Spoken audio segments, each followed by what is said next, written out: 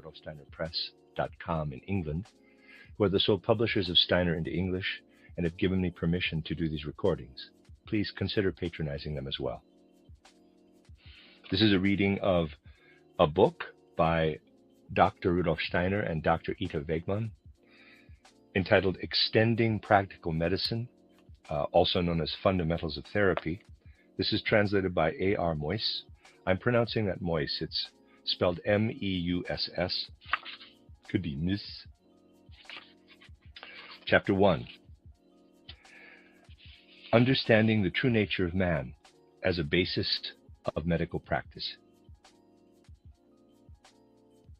This small book presents new approaches in medical knowledge and skills.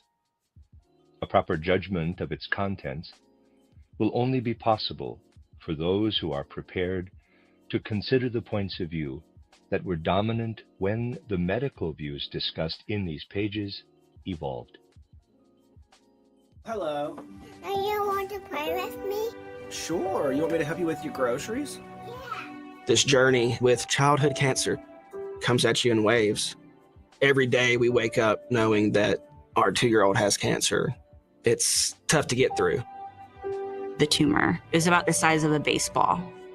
I believe in the power of hope.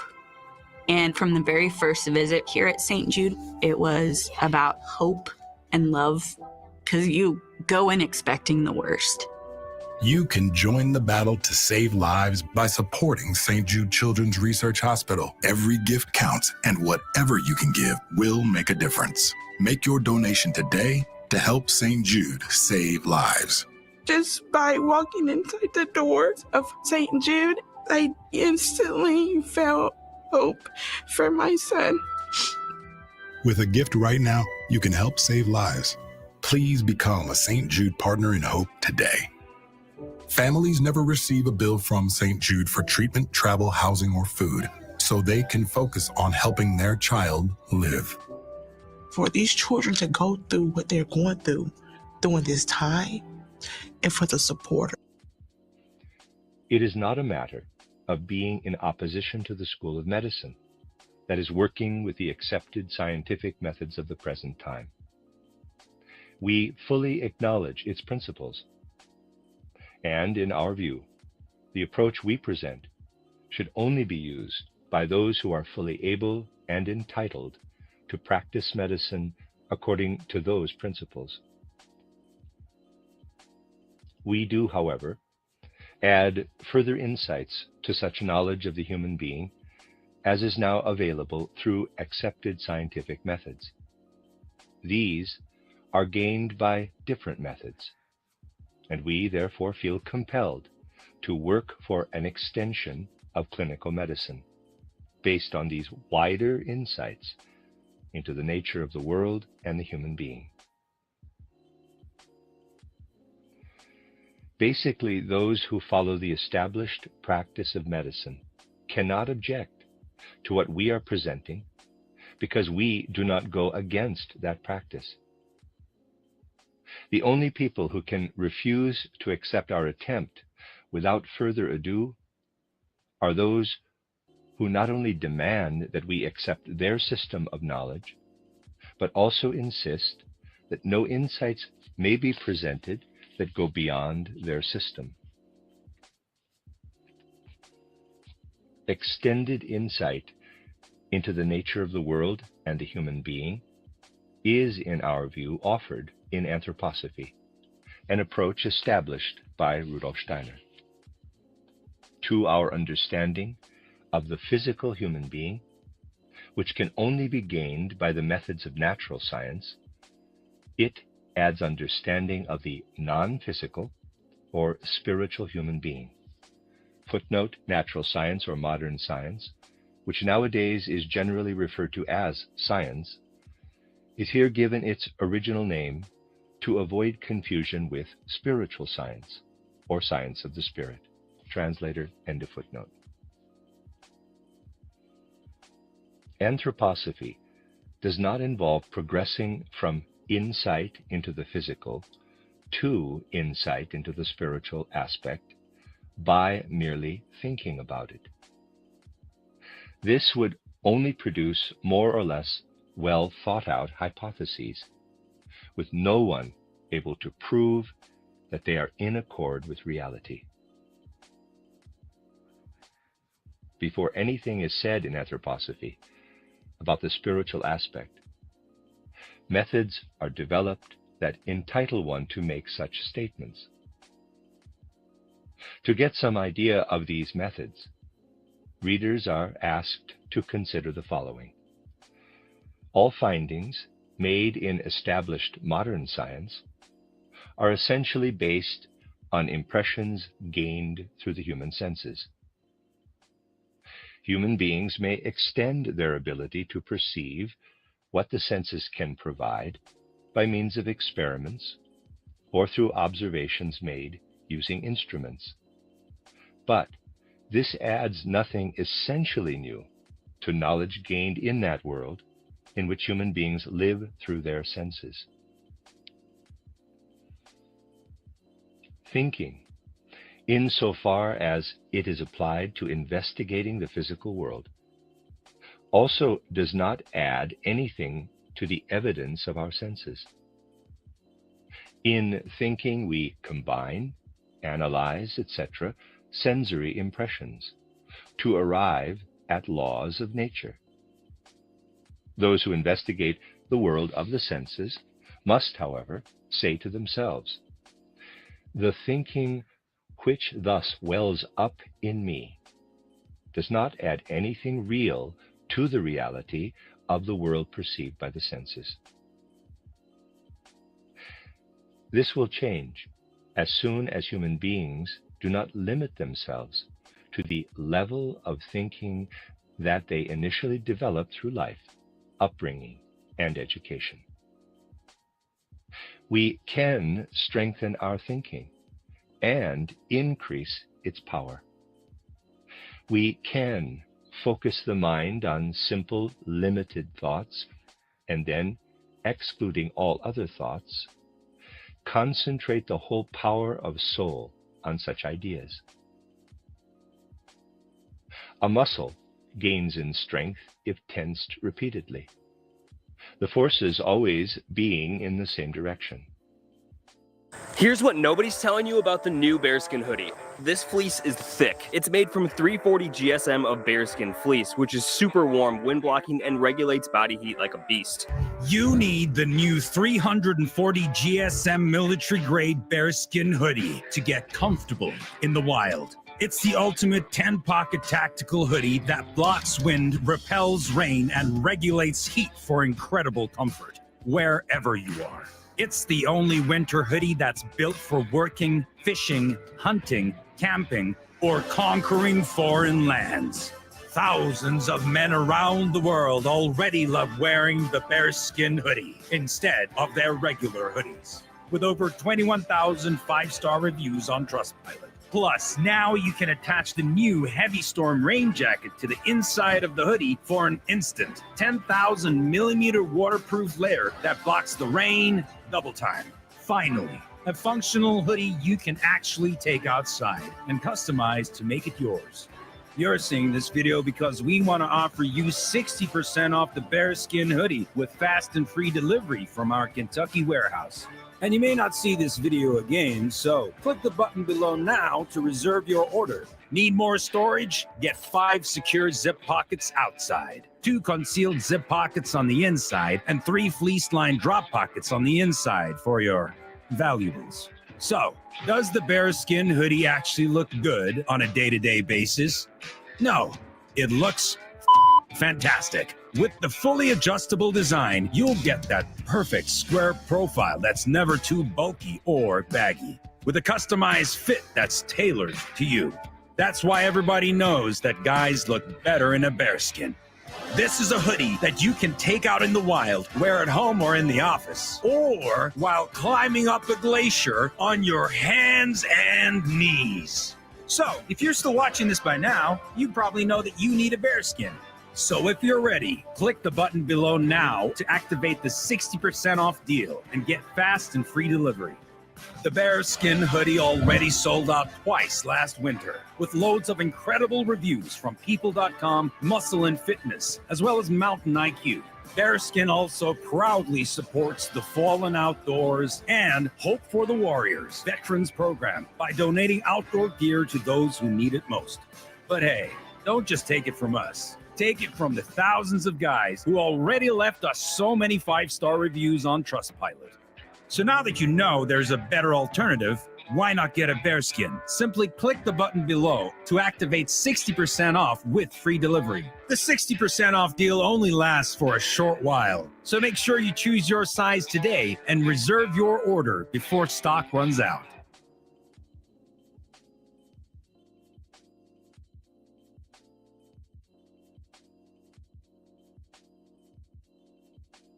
Philly kid comes to Bel Air. Fish out of water, but still thriving. These boys are about to go off to college. I'm taking the biggest swing of my life here. I used to feel so devastated. My GPA is top of the class. Princeton should be lucky to have me. Thinking long term, ownership, legacy. We're looking for more. What's your grit? I need a little bit more time to make something shake. Time isn't on your side, nephew. I used to feel so devastated. I worked so hard to get my life back on track. I just want to move on. For me or your history? What is going on with Jeffrey? You were supposed to sit beside me. We're done. Devastated. There's consequences for disloyalty. I'm the one who got snatched off the street, right? What happens when you want to walk away from this again? At times I thought we'd never make it. The thought of starting over terrifies me. I'm gonna be right by your side. I'm not trying to spend my high school years living in the shadow of Hillary and Carlton. Your whole future can be right in front of you. Sometimes letting go is braver than holding on out of fear. The only plan that matters right now is love. I used to feel so devastated. I used to feel so devastated. But now we on our way to greatness. Don't be afraid to let your life get flipped, turned upside down. And embrace the change ahead. But now we on our way to greatness.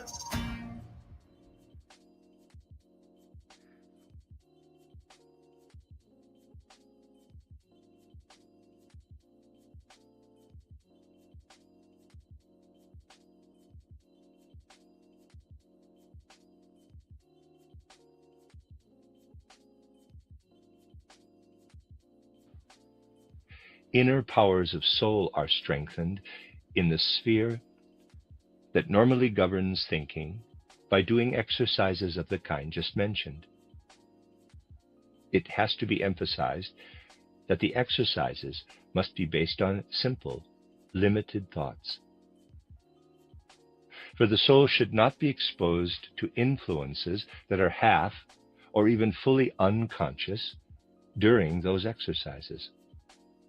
Parenthesis, only the principle of the exercises can be given here.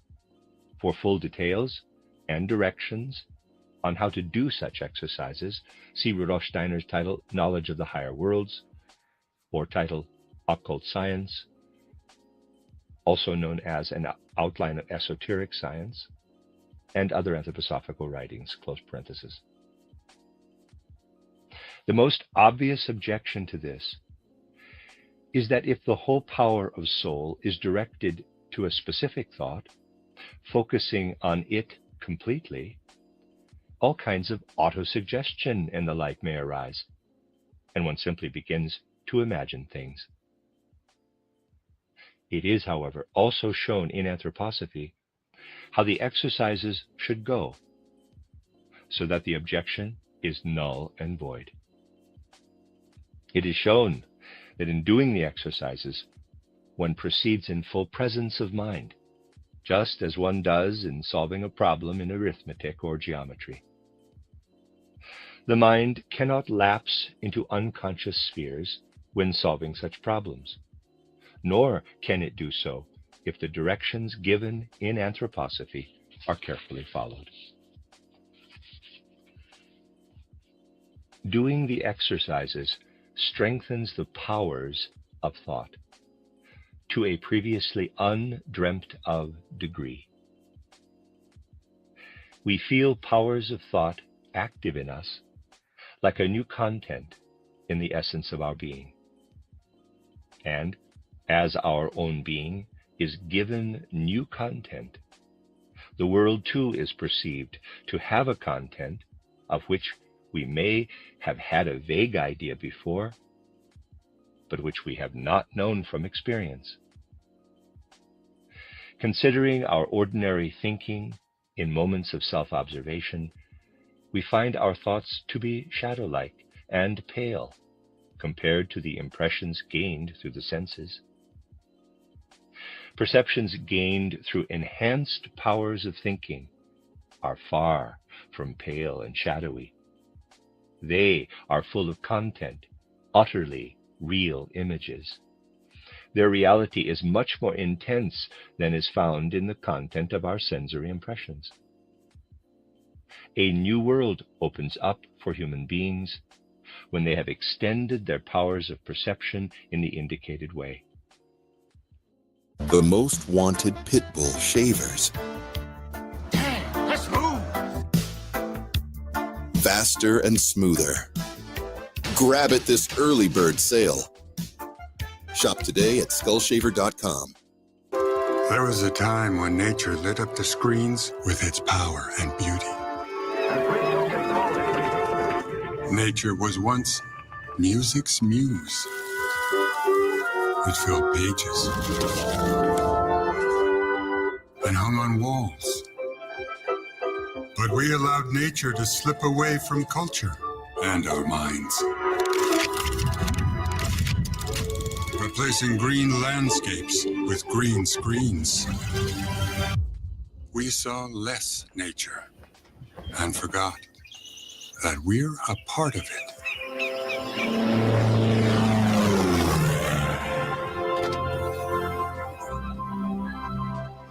But the real wonder of the real world hasn't gone anywhere. And when we rediscover our place in it, we remember its place in us.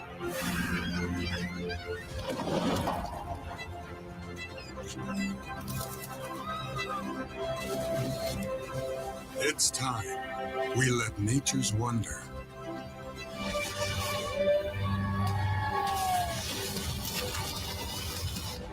back into our lives.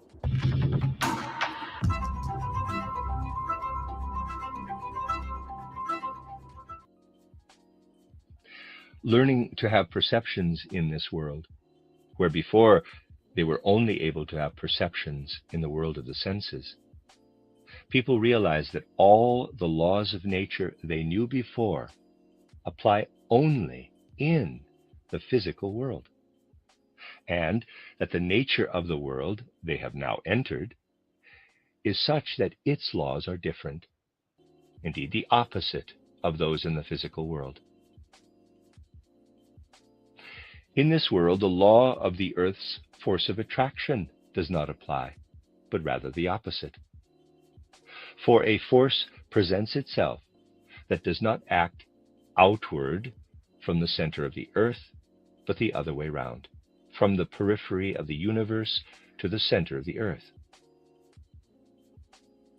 And the same holds true for the other forces of the physical world.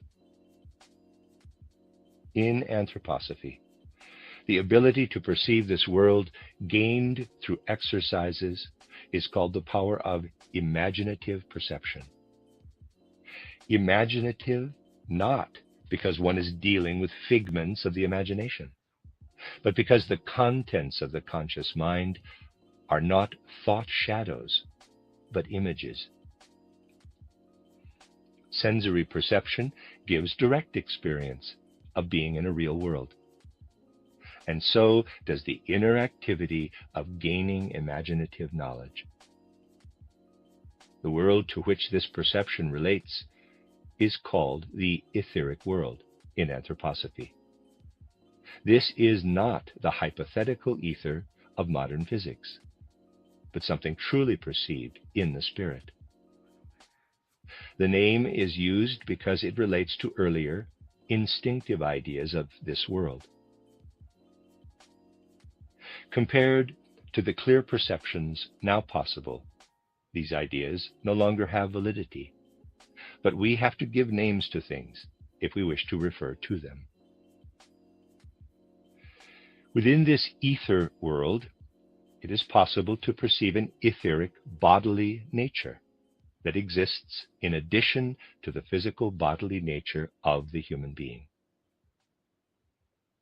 Our etheric bodily nature is something that in essence exists also in the plant world. Plants have an ether body. The laws of physics actually apply only in the world of lifeless minerals.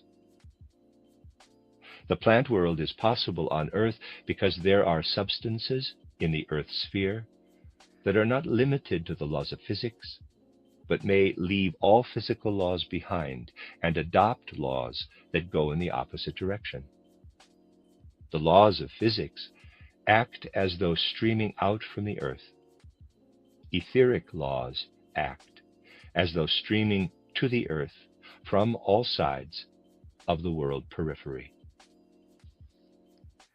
We can only understand the developing plant world if we see how in it earthly physical principles interact with etheric and cosmic principles. And that is how it is with regard to the human etheric body. Because of it, something happens in the human being that is not a continuation of forces of the physical body acting according to their laws, but happens because physical substances rid themselves of their physical forces as soon as they stream into the etheric. Organic and dairy-free. Woo! Here we go. At Sprouts, our shelves are filled with new, exciting, and delicious discoveries. This is that Sprouts feeling. Today, I'm introducing my mom to Roadrunner Sports VIP program, which gives us 10% off free shipping and rewards cash. Lately, my mom's been on a journey towards better health and staying active. Well, because I want to keep up with my 6 grandkids. Getting mom in the right shoes is hassle-free, and the best part is she can try them out for 90 days. And because her family, she can use our VIP benefits. Now that feels great.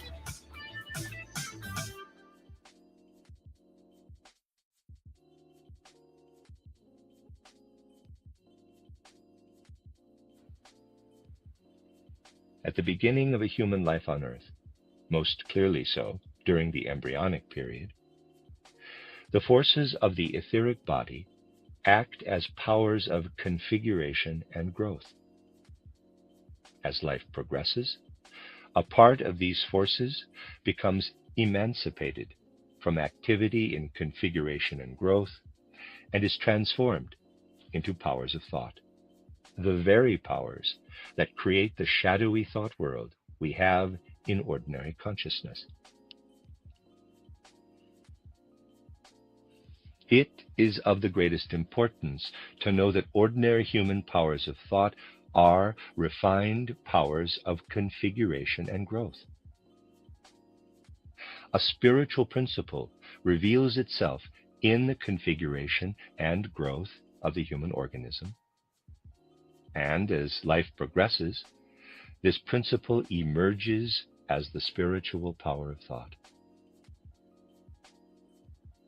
And this power of thought is only one part of the power of human configuration and growth that is at work in the etheric. The other part remains faithful to the function it had at the beginning of human life.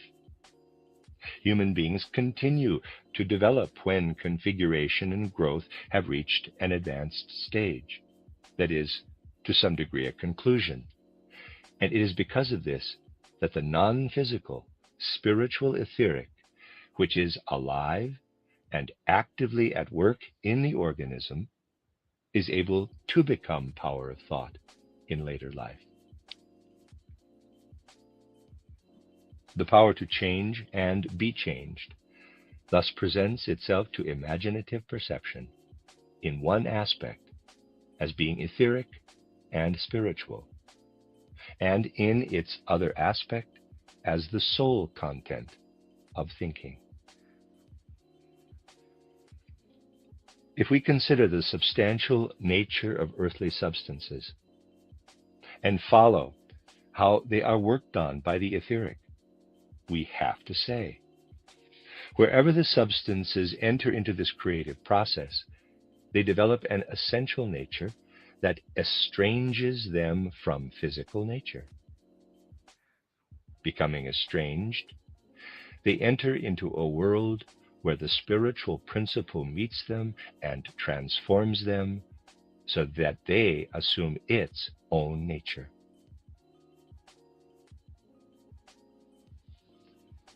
To rise to the living etheric nature of the human being, in the way described here, is something utterly different from the unscientific insistence on a, in quotes, vital force that was commonly used in the attempt to explain living bodies up to the middle of the 19th century.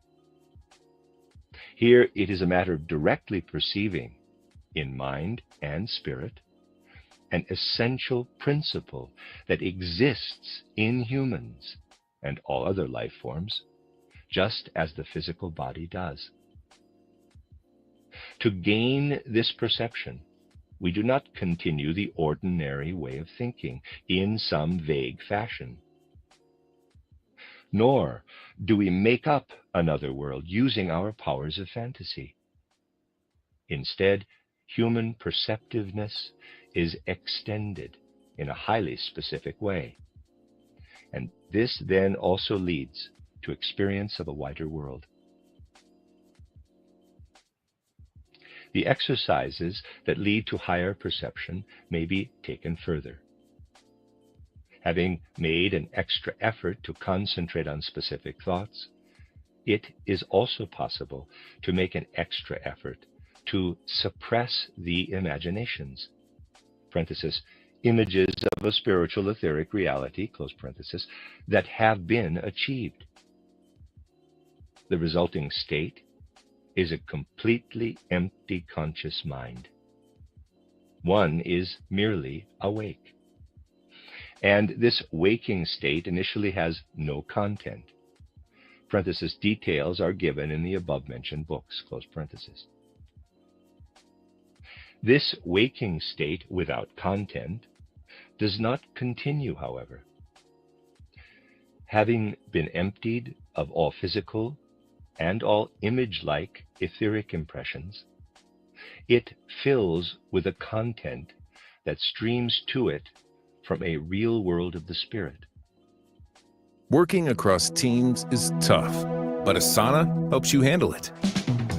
That's because Asana is where humans and AI coordinate work together.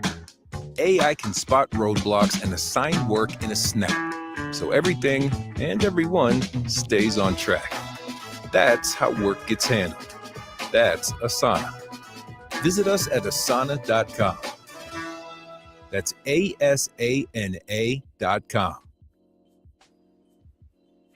Just as impressions gained of the physical world stream toward the physical senses.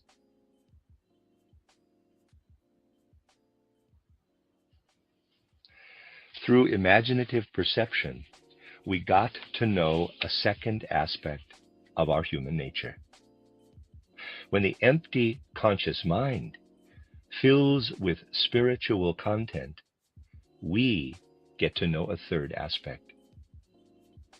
In anthroposophy, perceptive insight arrived at in this way is said to come through inspiration.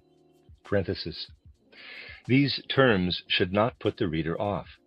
They have been taken from an instinctive way of seeing worlds of spirit that belongs to primitive times. Their meaning in the present context is exactly stated. Close parenthesis. The world to which we gain access through inspiration is called the astral world in anthroposophy. Speaking of an etheric world in the terms used in these pages, we refer to the influences that take effect from the world periphery in the direction of the earth.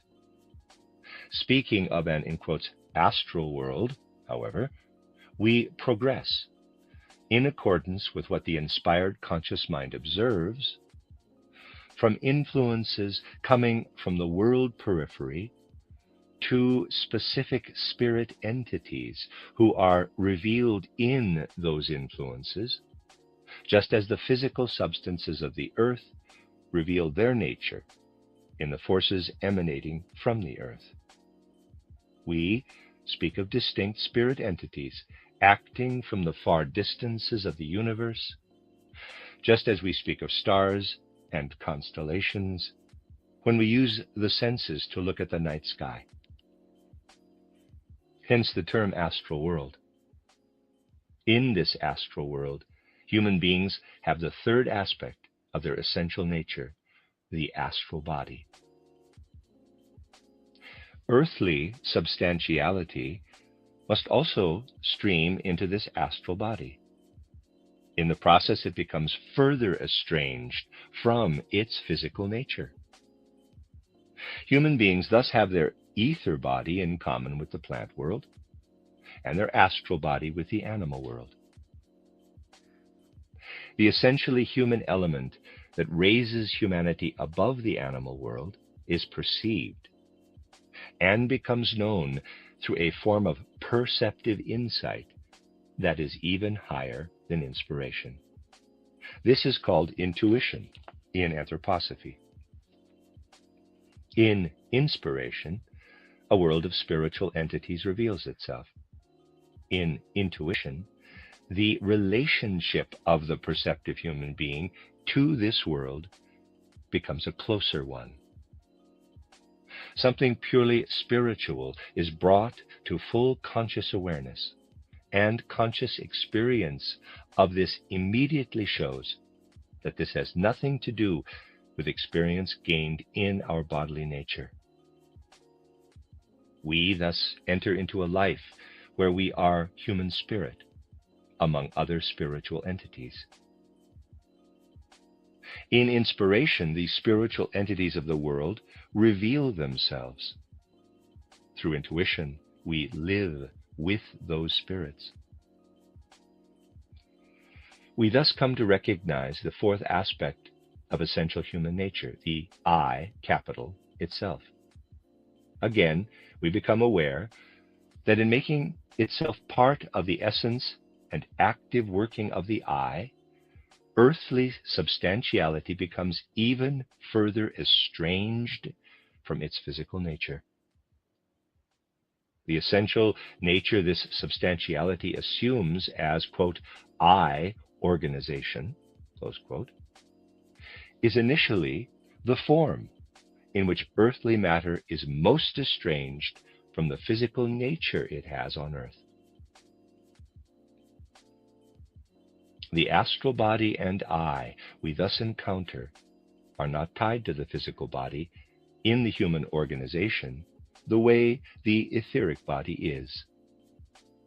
Inspiration and intuition show that astral body and I separate from physical and etheric body during sleep, and that complete interpenetration of the four aspects of human nature to create an integral human entity exists only in the waking state.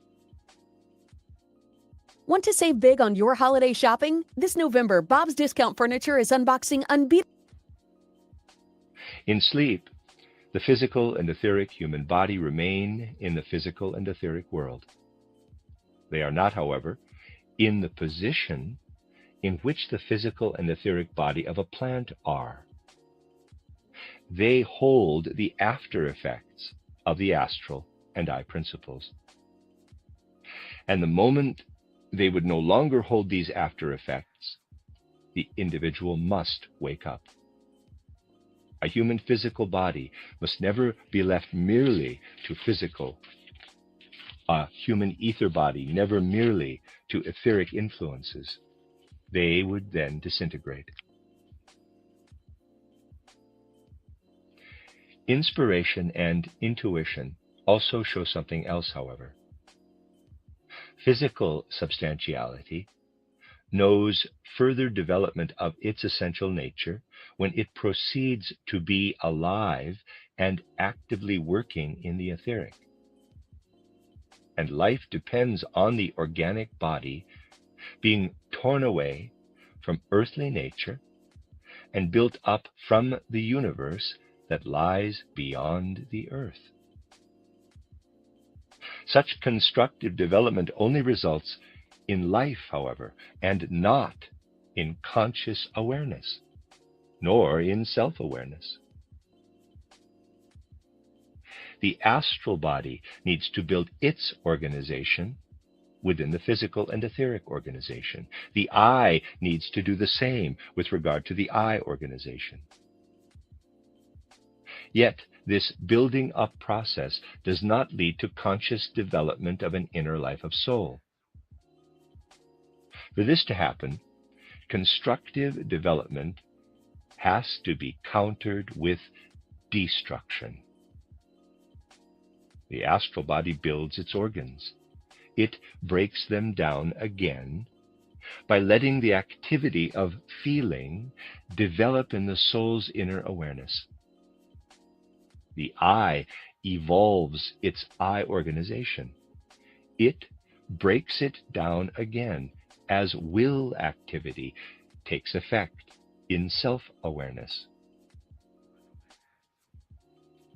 The spirit does not develop on the basis of constructive, but of destructive activity of matter in the essential human being.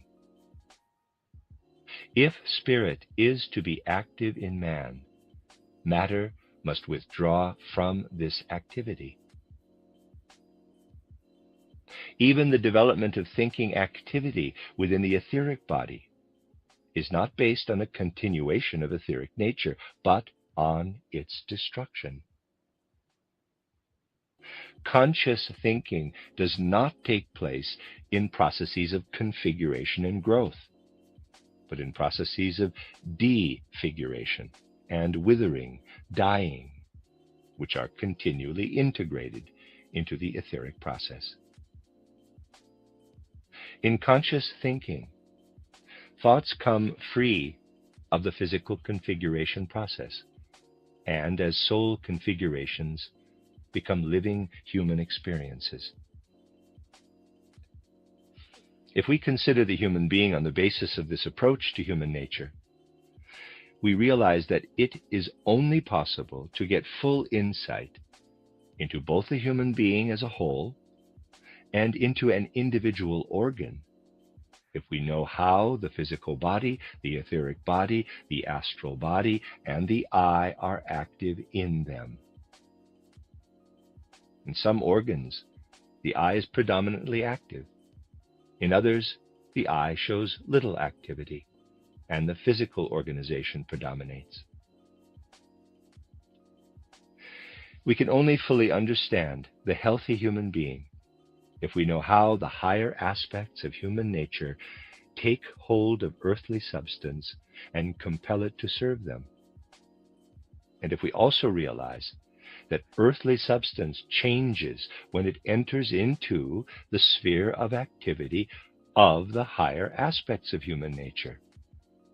In the same way, we can only understand the sick human being if we realize the situation which arises for the organism as a whole, for an organ or a sequence of organs, if the higher aspect's mode of action becomes irregular. We had a particularly tough year with a higher number than normal of students who had experienced trauma in their lives. Our school system wasn't working well for them, and they were having all sorts of big behaviors. What do those students do if they can't be successful in that class in that moment? We needed someone who could bridge the gap between some minor challenges and then also more extreme. And then we also needed someone here who the students can relate to. What the certified wellness coach does is and we shall only be able to think of medicines when we develop knowledge of how an earthly substance or earthly process relates to the etheric, to the astral, to the eye. Only then will it be possible to introduce an earthly substance into the human organism, or to treat the organism with an earthly activity to such effect that the higher aspects of the human being are able to develop unhindered. Or, of course, that earthly substantiality gains the support it needs from what has been added to it, so it may go in a direction where it becomes the foundation for the work of the Spirit on earth. Man is what he is through physical body, etheric body, soul or astral body, and I, spirit. In health, human beings must be considered in terms of these aspects.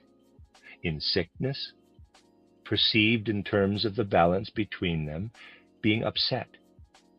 For health, it is necessary to find medicines that will restore the upset balance. An approach to medicine based on these foundations is outlined in this book. The end of chapter 1. You are listening to RudolfSteinerAudio.com. If you are listening to the podcast of this, it is located at RudolfSteiner.podbean.com. Please consider becoming a patron. As well, there are two publishing houses, SteinerBooks.org in America and RudolfSteinerPress.com in England, who are the sole publishers of Steiner into English and have given me permission to do these recordings. Please consider patronizing them as well. This is a reading of Extending Practical Medicine by Dr. Rudolf Steiner and Dr. Ita Wegman, translated by Anna Moyes. This is Chapter 2, Why Do People Fall Ill? Anyone taking the modern scientific approach gets caught up in contradiction when reflecting on the fact that people may be ill, and initially has to assume this contradiction to be due to the nature of existence as such. At first sight, a disease is a natural process. Yet the process that takes its place in health is equally natural. Natural processes are known primarily from observation of the world outside the human being, and from observation of the human being only insofar as this is done in exactly the same way as observation of nature outside. The human being is seen as a part of nature, which is such that the processes that can also be observed outside are highly complex in this part of nature, yet are nevertheless of the same kind as those in outside nature.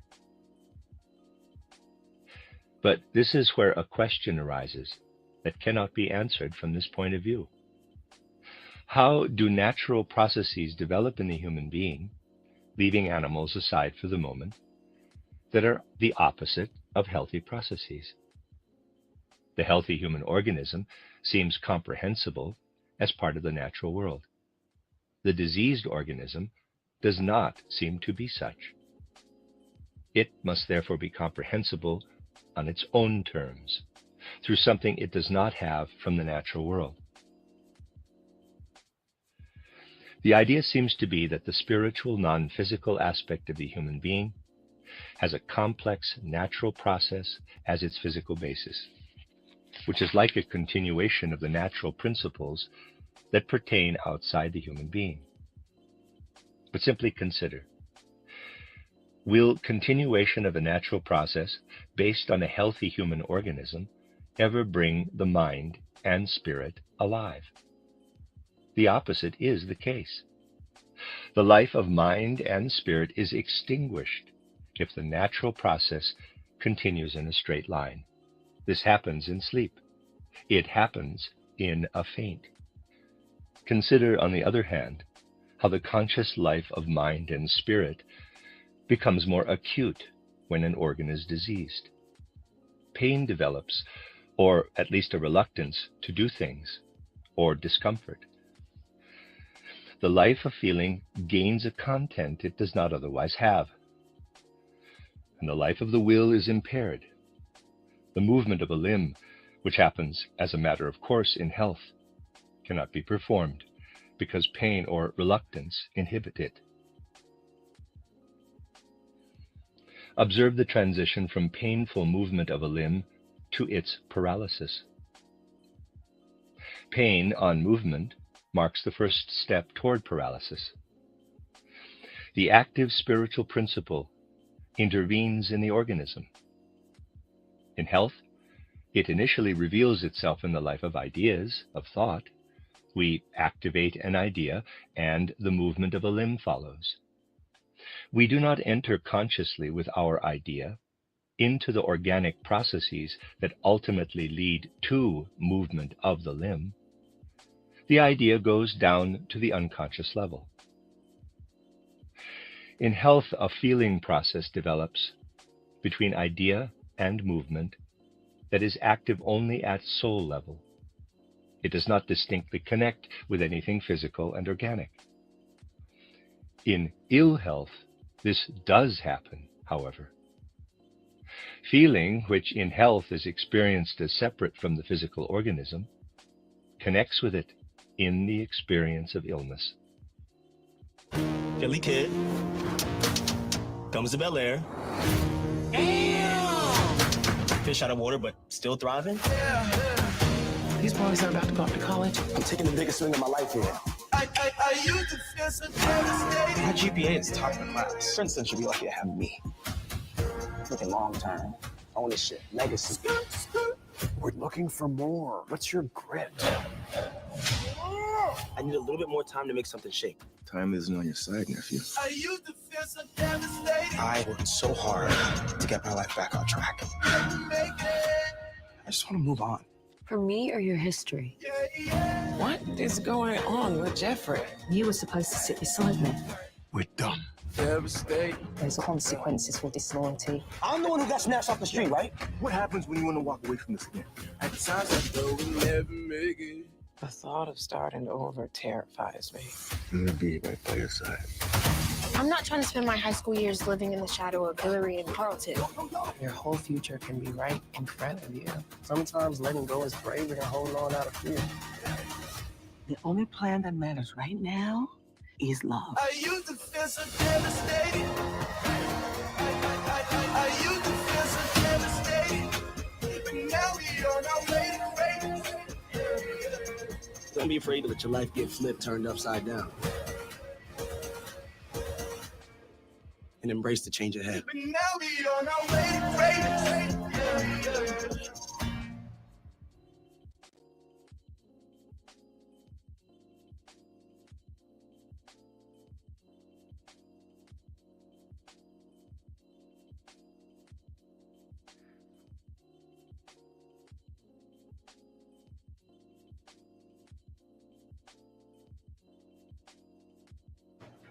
Organic and dairy-free?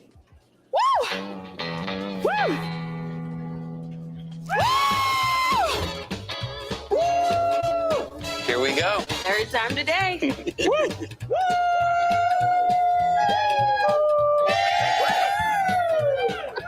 At Sprouts, our shelves are filled with new, exciting, and delicious discoveries.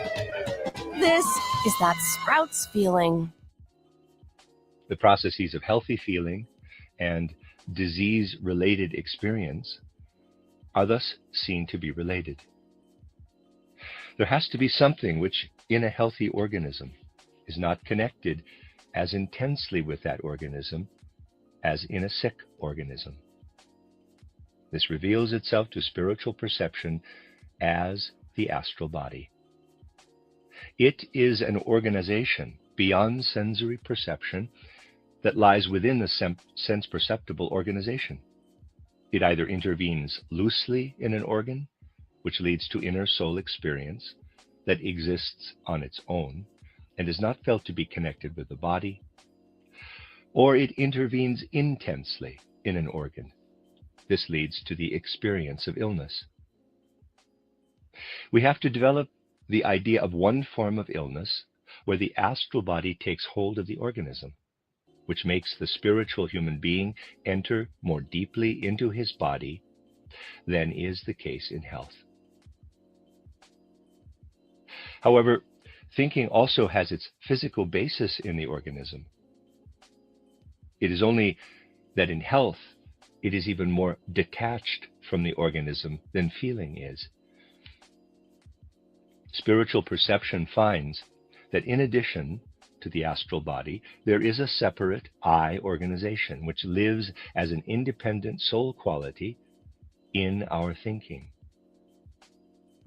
If the human being enters intensely into the bodily aspect with this I organization, a condition arises in which observation of one's own organism is similar to that of the outside world.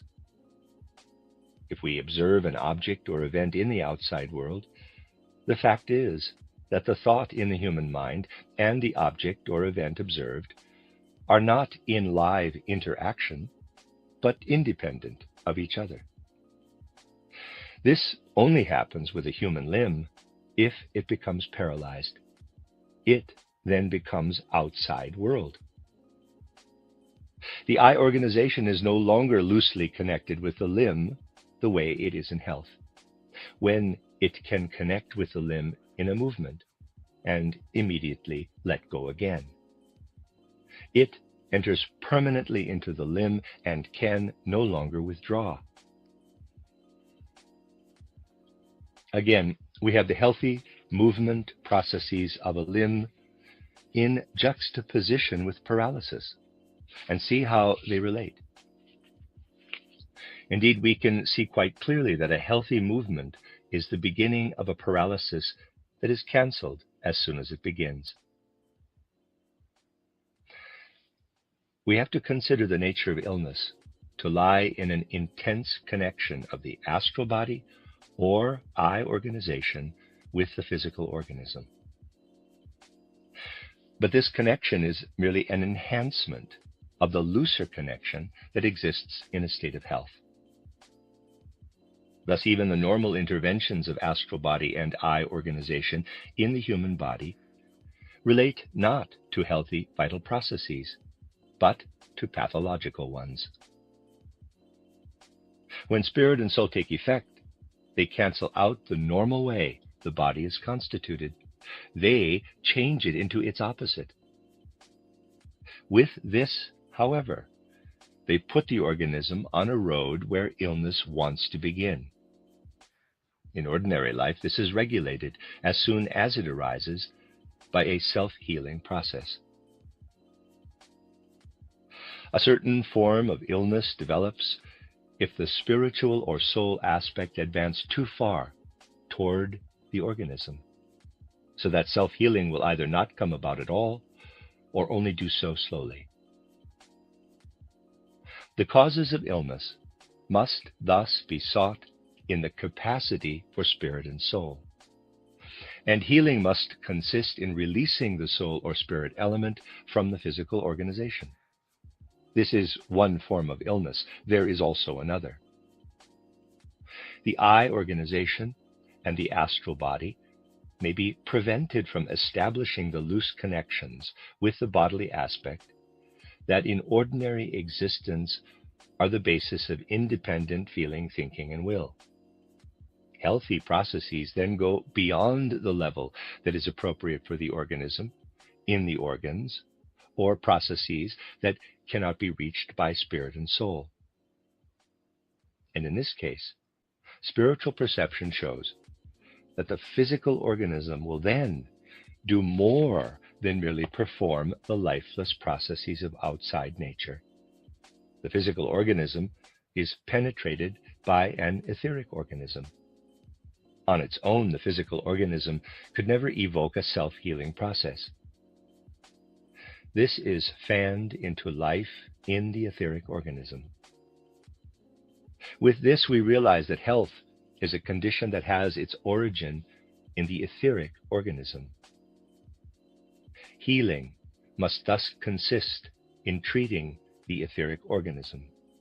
Footnote: a comparison of what has been said in the first chapter with the contents of the second chapter will specifically help the reader understand the point at issue. The end of chapter 2. The technology blew me away. the 3D foot scan, the treadmill, and they even molded me custom insoles. And just like that, no more back pain and no more arch pain. And now I'm... You are listening to RudolfSteinerAudio.com. If you are listening to the podcast of this, it is located at RudolfSteiner.podbean.com. Please consider becoming a patron. As well, there are two publishing houses, SteinerBooks.org in America and RudolfSteinerPress.com in England, who are the sole publishers of Steiner into English and have given me permission to do these recordings. Please consider patronizing them as well. This is a reading of Collected Works, volume number 27 by Rudolf Steiner and Dr. Ita Wegman, entitled Extending Practical Medicine, formerly known as Fundamentals of Therapy, translated by Anna Moyse. This is Chapter 3, The Phenomena of Life. Understanding of the healthy and sick human organism will not be gained if we imagine that the activity of some substance taken in with the food simply continues to act in the inner organism the way it did in outside nature. It is not a matter of the activity we observe the substance to have outside the human organism continuing on, but of it being overcome. The mistaken notion that substances from the outside world continue to act in their specific way inside the organism arises because that seems to be the case if one thinks in the way people usually do in chemistry. Having done their investigations, they believe that hydrogen, for instance, is the same in the organism as in outside nature, because it is found in the food and drink we take, and then again in our elimination products, air, sweat, urine, feces, and in secretions such as bile. People do not feel the need today to ask what happens to the substance presenting as hydrogen before it enters into the organism and once it has been eliminated. They do not ask, what does the substance presenting as hydrogen go through in the organism? In raising the question, one immediately feels the need to direct attention to the difference between the sleeping and the waking organism. The nature of a sleeping organism, in terms of matter or substance, does not provide a basis on which conscious and self-aware experiences can evolve. It does, however, provide a basis for life to evolve. In this respect, a sleeping organism differs from a dead one. In the latter, the material basis no longer provides for life. We shall be unable to gain further understanding as long as we consider the difference to lie merely in a different composition of substances in a dead and a living organism. Almost half a century ago, the distinguished physiologist Émile Dubois-Reymond pointed out that conscious awareness will never be explained in terms of how substances act. He said people would never understand why it should not be a matter of indifference to a specific number of carbon, oxygen, nitrogen, and hydrogen atoms, how they are, were, and will be positioned. And why, with their change in position, they cause a human being to feel. I see red, I smell the scent of roses. This being the case, Dubois-Reymond said, people using the natural scientific approach would never be able to explain the waking human being, who is full of feelings and sensations, but only the sleeping human being. He was under an illusion in taking this view. He believed that the actions of substances gave rise to the phenomena not of consciousness, but of life. In reality, however, we have to say the same for the phenomena of life as Dubois-Reymond did for those of conscious awareness.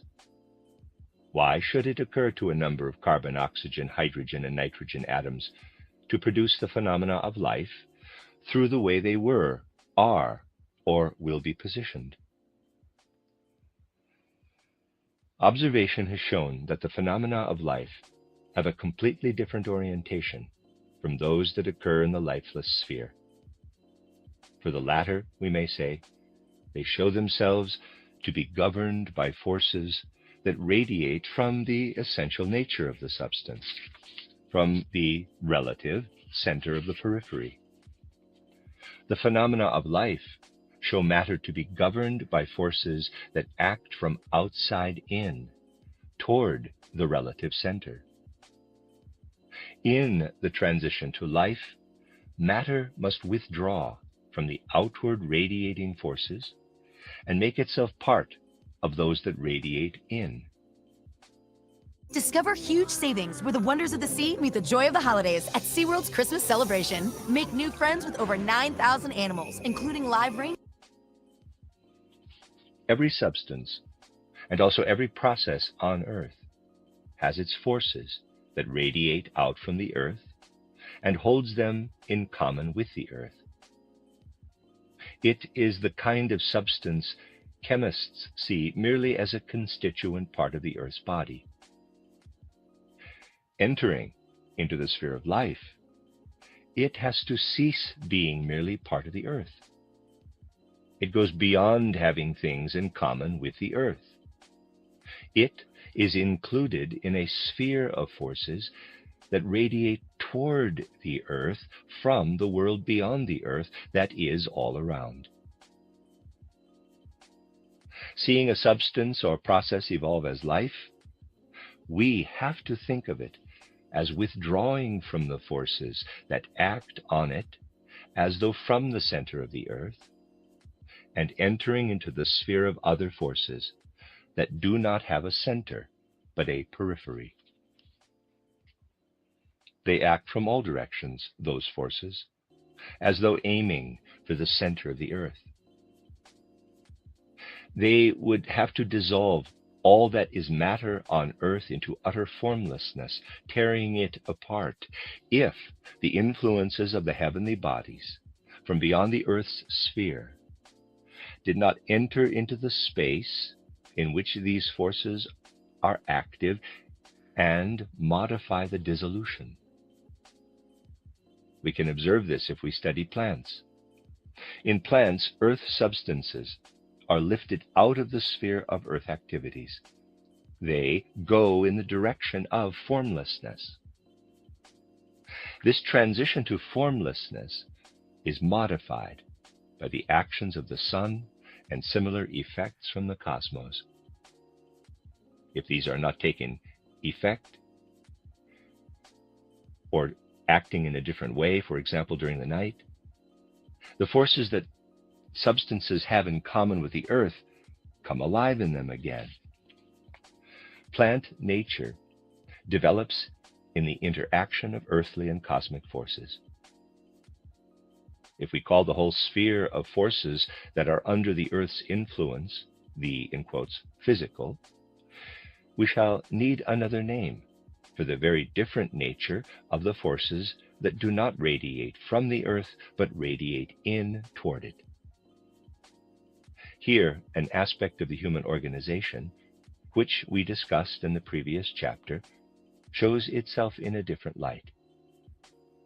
In accord with an earlier usage that has been thrown into confusion under the influence of more recent physics-oriented thinking, we called this part of the human organism the etheric. We shall have to say that the etheric is active in plant nature, that is, in the sphere that presents as life. Insofar as the human being is a living entity, this etheric is also active in him. Yet, even with regard to mere phenomena of life, there is a significant difference compared to plant nature.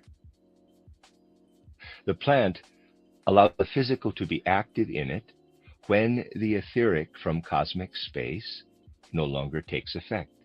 as is the case when the sun ether ceases to take effect during the night. Man only allows the physical to be active in his body in death. During sleep, the phenomena of conscious awareness and self-awareness vanish. The phenomena of life continue, however, even when the sun ether is not actively at work in cosmic space. The plant is, throughout its life, taking in the ether forces radiating down onto the earth. Man has them inside himself in an individualized form, even in his embryonic period. Thus, man takes out of himself what the plant receives from the world, because he received it for his further development when still in his mother's womb. A power that is truly cosmic in origin, designed to act by radiating down onto the earth, is acting out of lung or liver. It has metamorphosed its direction. We therefore have to say that human beings have the etheric in them, and that it is individualized. The physical has been individualized in the form of the physical body and of its organs, and so has the etheric. Human beings have a distinct ether body and a distinct physical body. During sleep, this ether body remains connected with the physical body, giving it life. It only separates from it in death. The end of chapter 3. I looked a lot different. I started my degree in 1986 and 30 years later decided. You are listening to RudolfSteinerAudio.com. If you are listening to the podcast of this, it is located at RudolfSteiner.podbean.com. Please consider becoming a patron.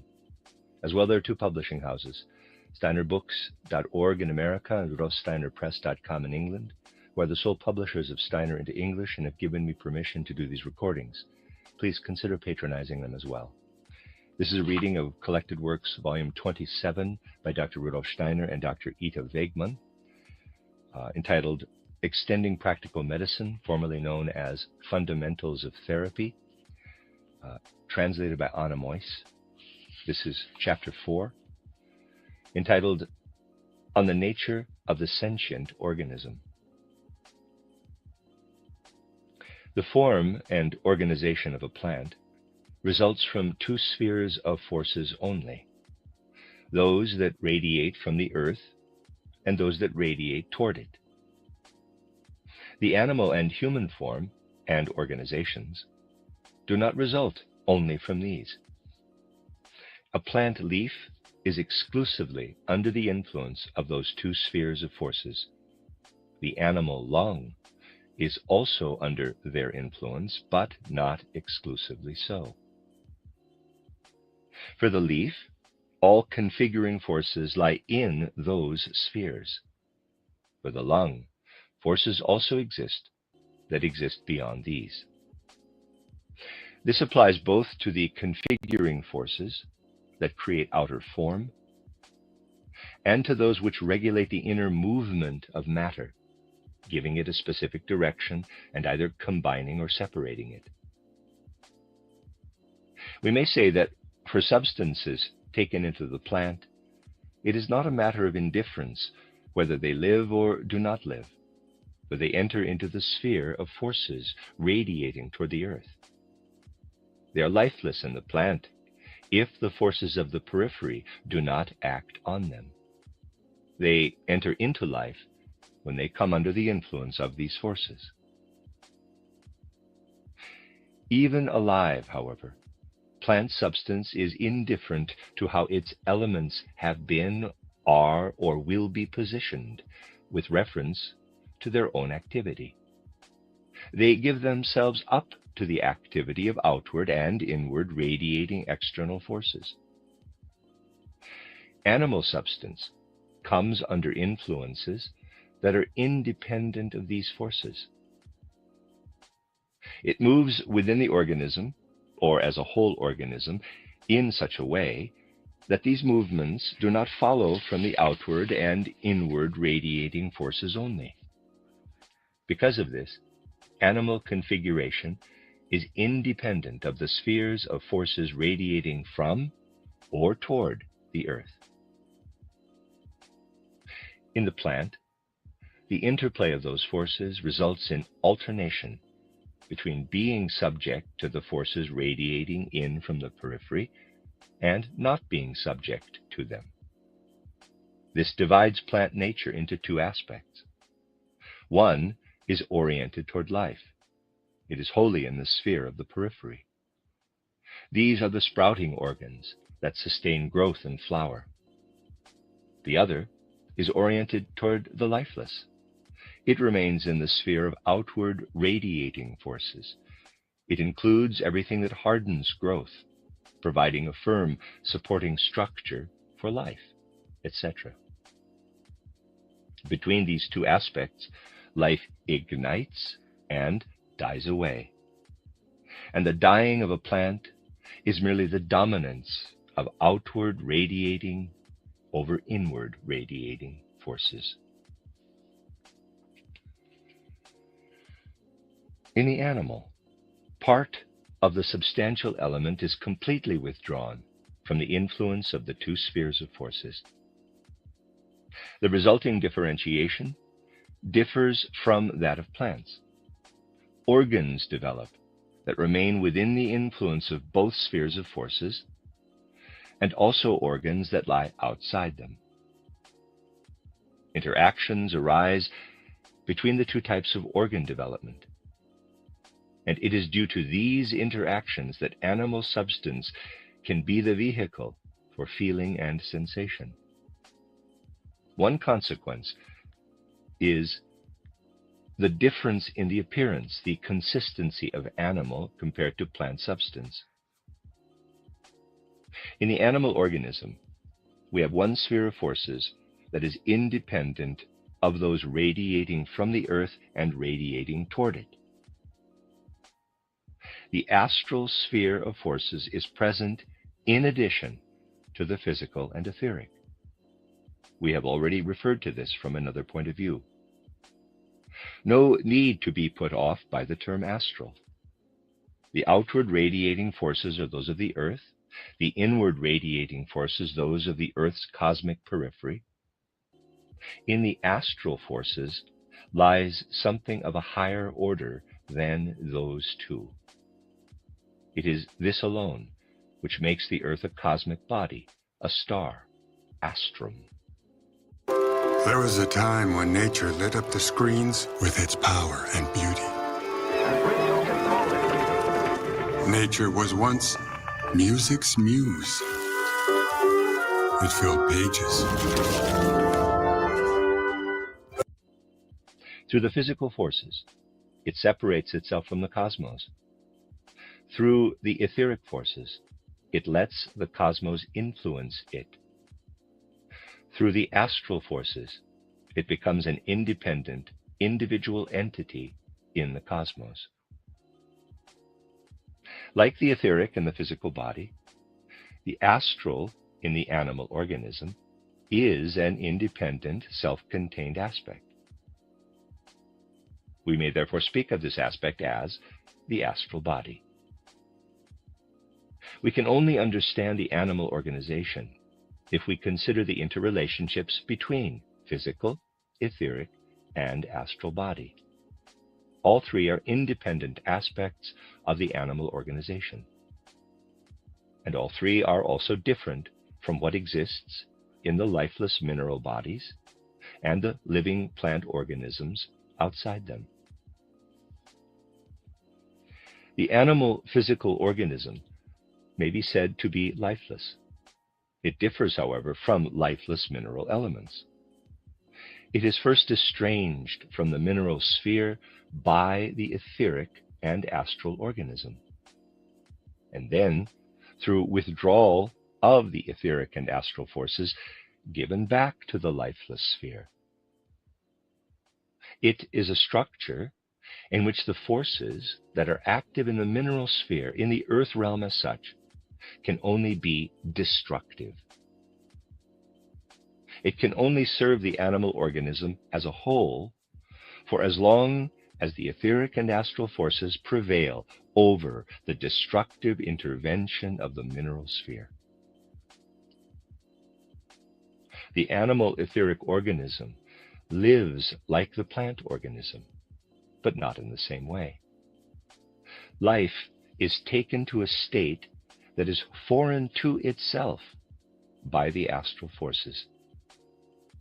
It has been torn away from the forces radiating inward to the earth and then placed in their sphere again.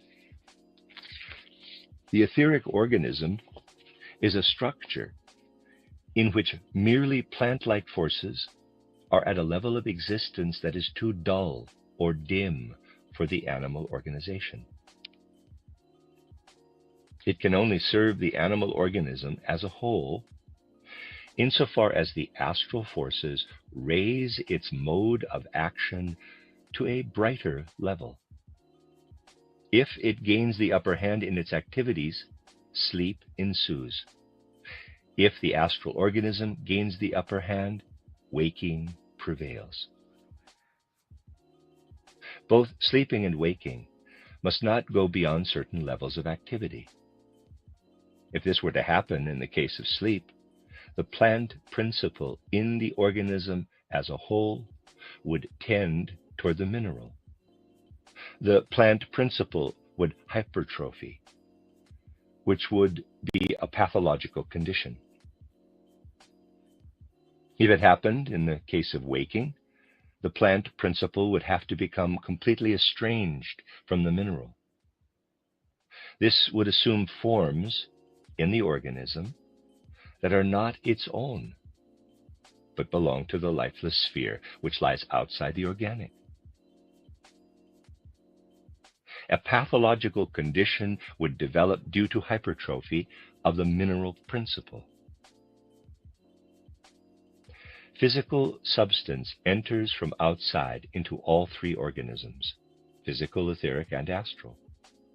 All three must overcome the inherent nature of the physical in their own way.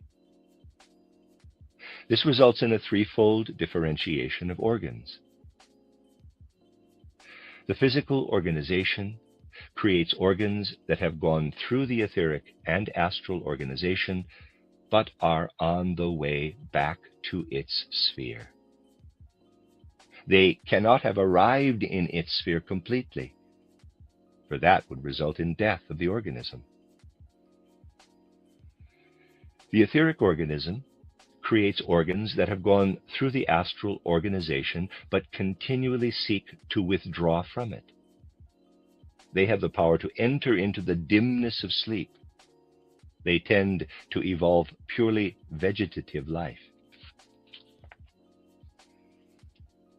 The astral organism creates organs that alienate themselves from vegetative life. They can only continue to exist if this vegetative life is continually taking hold of them again. Having no relationship with the forces that radiate from and toward the earth, they would have to drop out completely from the earthly sphere if this did not continually take hold of them again. There has to be rhythmic interaction between animal and plant principles in these organs. This determines the alternating states of sleeping and waking. In sleep, the organs of the astral forces are also in the dimness of vegetable life. There they have no influence on the etheric and physical spheres. These are then entirely left to the spheres of forces that radiate from and toward the earth. The end of chapter 4.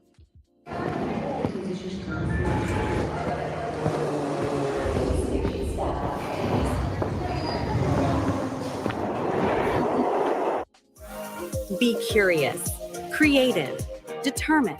Belong in a place that supports. You are listening to RudolfSteinerAudio.com. If you're listening to the podcast of this, it is located at rudolfsteiner.podbean.com. Please consider becoming a patron.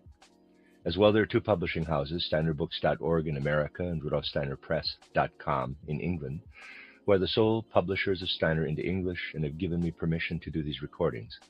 Please consider patronizing them as well.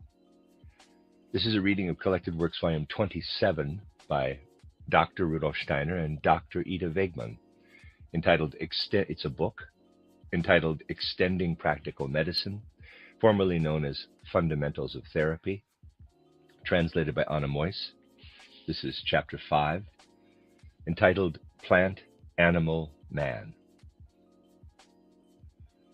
In the astral body, animal configuration arises as a whole form on the outside, and inwardly as the configuration of the organs. And sentient animal substance is one result of this configuring astral body. If this configuration is taken to its conclusion, the animal principle is created. In man, it is not taken to its conclusion. It is brought to a halt, inhibited, at a certain point along the road. In the plant, we have substance, which is transformed by the forces that radiate inward onto the earth. This is living substance. It is in interaction with lifeless substance. We have to see that in plant nature, this living substance is continually separated out from lifeless substance. In it, the plant form appears as the outcome of the forces that radiate toward the earth. This results in a stream of substance. Lifeless principles are transformed into live. Live principles become lifeless. Within this stream, plant organs arise. In the animal, sentient substance arises from live substance, just as in the plant, live substance arises from the lifeless. A twofold substance stream exists. Life is not taken to be fully configured life within the etheric. It remains in a state of flux, and the configuring process enters into this flowing life through the astral organization. In man, this process, too, is kept in a state of flux. Sentient substance is drawn into the sphere of yet another organization. We may call this the I organization. Sentient substance changes once again. A threefold substance stream results. In this arises the inner and outer human form. This makes it the vehicle of a self-aware life in mind and spirit. In his configuration, man is the outcome of this I organization down to the smallest particles of his substance. It is possible to study the substance aspect of this configuration. When substance is transformed from one level to the next, it presents as the higher level separated off from the lower, with the configuration created from the substance that has been separated off. In the plant, living substance is separated off from lifeless substance. In this secreted substance, the etheric forces that radiate in toward the earth are at work as configuring forces. Initially, there is no actual separating off, but complete transformation of the physical substance by the etheric forces. This, however, is only the case in seed development. Here, the transformation can be complete because the seed is protected from the influences of physical forces by the enveloping maternal organization. When seed development frees itself from the maternal organization, the activity of forces in the plant is differentiated into one where substance creation goes in the direction of the etheric sphere, and one where it goes in the direction of physical development. Parts of plant nature develop which are on the path of life, and others that go in the direction of death. These present as excreted parts of the plant organism. The excretion process can be seen in bark production in trees, which is a highly characteristic example. In the animal, twofold separation is in progress and also twofold excretion. Plant secretion is not taken to its conclusion, but kept in a state of flux. And added to this is the transformation of living into sentient substance. This separates off from merely living substance. We have substance that goes in the direction of sentient nature and substance that goes away from this and in the direction of mere life. There is, however, interaction of all parts in the organism. Because of this, excretion in the direction of the lifeless sphere, which in the plant approaches to the external mineral lifeless sphere, is still far removed from this mineral sphere. In bark production, substance is created in plants that is on the way to being mineral and separates off the more mineral it becomes.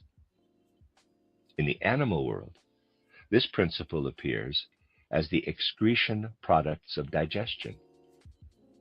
It is further removed from the mineral sphere than the plant secretion.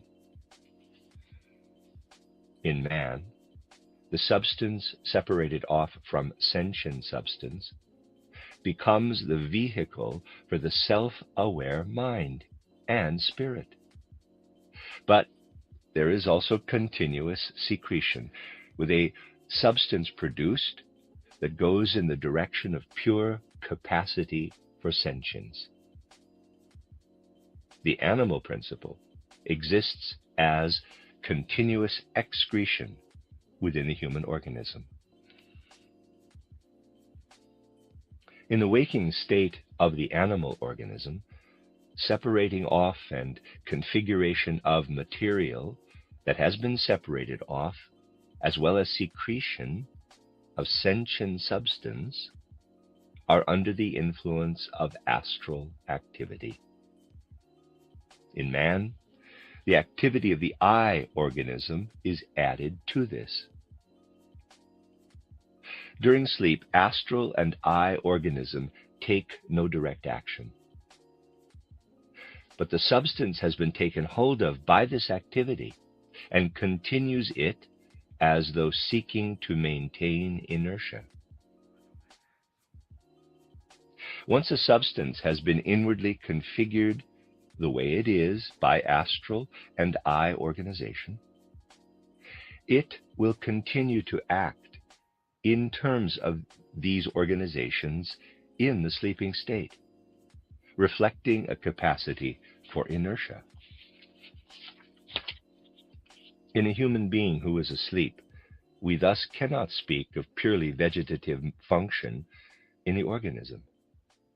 The astral and the eye organization continue to be active in the substance they have configured even in this state. The difference between sleeping and waking is not one of alternation between human animalic and vegetative physical function. The situation is entirely different. Sentient substance and substance capable of supporting the self-aware mind and spirit are lifted out of the total organism on waking and put at the service of the astral body and eye organization.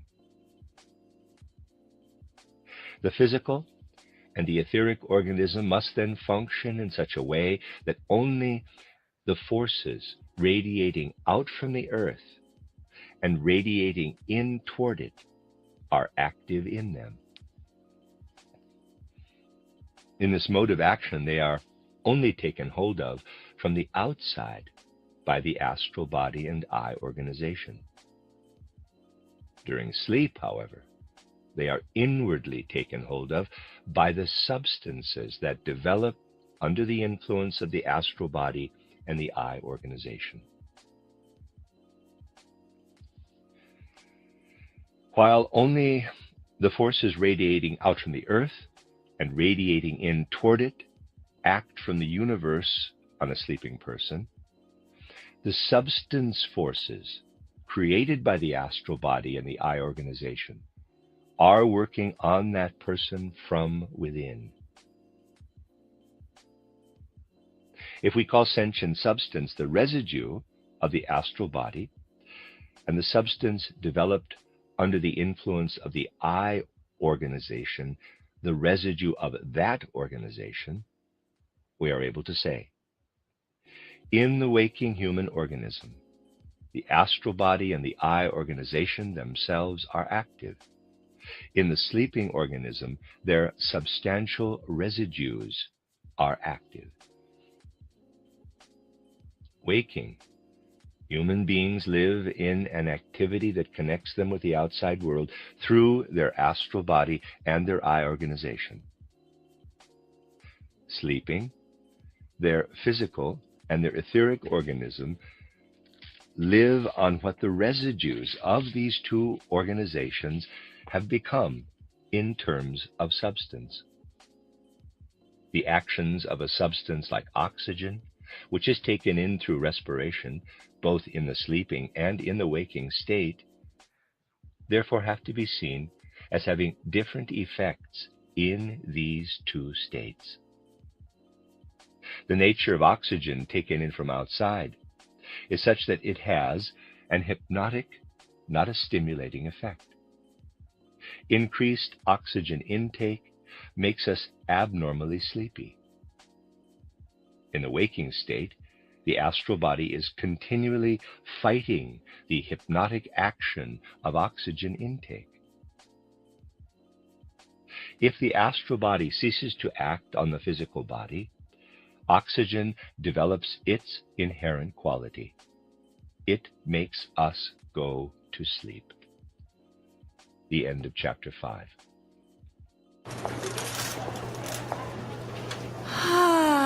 At Sprouts, our wide open layout invites you in. I know that all. With healthy around every corner and tasty on every shelf. This is that Sprouts feeling. A friend recommended Roadrunner Sports. A fit expert guided me through the perfect fit zone. The 3D foot scan, the treadmill analysis, the whole process was an amazing experience. They even set me up with the right shoes and custom insoles. Now I'm back. And after everything I've been through, this is my fresh start.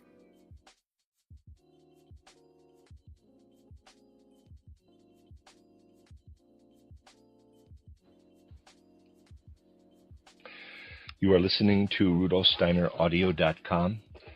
If you are listening to the podcast of this, it is located at RudolfSteiner.podbean.com. Please consider becoming a patron. As well, there are two publishing houses, SteinerBooks.org in America and RudolfSteinerPress.com in England, who are the sole publishers of Steiner into English and have given me permission to do these recordings. Please consider patronizing them as well. This is a reading of Collected Works, Volume 27, by Dr. Rudolf Steiner and Dr. Ita Wegman, entitled Extending Practical Medicine, formerly known as Fundamentals of Therapy. Translation is by Anna Moyse. This is Chapter 6, entitled Blood and Nerve. The functions of individual human organisms with reference to the total organism are particularly well demonstrated in blood and nerve development. Blood production consists in further configuration of the foods that have been taken in, with the whole process under the influence of the eye organization. The eye organization influences functions ranging from those that accompany conscious sensation in the tongue, in the palate, to those occurring at an unconscious or subconscious level, the actions of pepsin, pancreas, bile, etc. The activity of the eye organization then lessens, and the astral body is predominantly active in further transforming food substance into blood substance. This continues until the blood encounters the air, the oxygen, in the respiratory process. This is where the ether body plays its main role. Carbon dioxide that is in the process of exhalation is essentially live substance, not sentient and not dead, before it leaves the body. Everything that has ether body activity in it is live. The main part of this live carbon dioxide leaves the organism. A small part continues to be active in the organism, influencing processes that have their focus in the head organization. This part shows a marked tendency to become lifeless, inorganic, though it does not become completely lifeless. The opposite is the case in the nervous system. The etheric body is predominantly active in the sympathetic nervous system, which is present throughout the digestive organs. The nerve organs concerned are essentially organs that are live by nature. The astral and the eye organization do not organize them from inside, but from outside. This means that the influence of the eye and astral organization active in these nerve organs is powerful. Affects and passions have a continuous significant effect on the sympathetic system. Worry and cares will gradually destroy it. The astral organization is predominantly active in the nervous system, in the spinal marrow, with all its branches. This makes it the vehicle for the soul aspect of the human being, of reflex processes, but not for anything that happens in the I, capital, in the self-aware mind and spirit. The actual cerebral nerves are the ones that are subject to the eye organization. In them, the activities of the etheric and astral organization are less marked. We see that this results in 3 regions within the sphere of the total organism. We have a lower region where the nerves, which are inwardly predominantly organized by the etheric organism, act together with the blood substance, which is essentially subject to the activity of the eye organization. In the embryonic and post-embryonic stages of development, this region is where the development begins of all organs connected with inner quickening of the human organism. As the embryo develops, this region, which is still weak at the time, is supplied with quickening and creative influences from the maternal organism that surrounds it. Then there is a middle region where nerve organs influenced by the astral organization act together with blood processes, which are also dependent on this astral organization, and in their upper part, on the etheric organization. During the human development period, this is where the genesis of organs begins that mediate external and internal mobility. For example, for all muscle development and also all organs that, whilst not actual muscles, nevertheless bring about mobility. An upper region exists where the nerves subject to inner organization by the eye act together with the blood processes that have a powerful tendency to become lifeless, mineral. During the human development period, this is where the development of bone and everything else begins that serves the human body by way of structural supportive organs. We shall only be able to understand the human brain if we see in it a bone-developing tendency that is interrupted in its earliest incipient stage. And we shall only be able to understand bone development if we perceive in it a brain impulse activity that has completely come to an end and is penetrated from outside by the impulses of the middle organism, where astrally determined nerve organs are active together with etherically determined blood substance. In bone ash, which retains its own inherent configuration when bones are put through a combustion process, we have the products of the uppermost region in the human organization.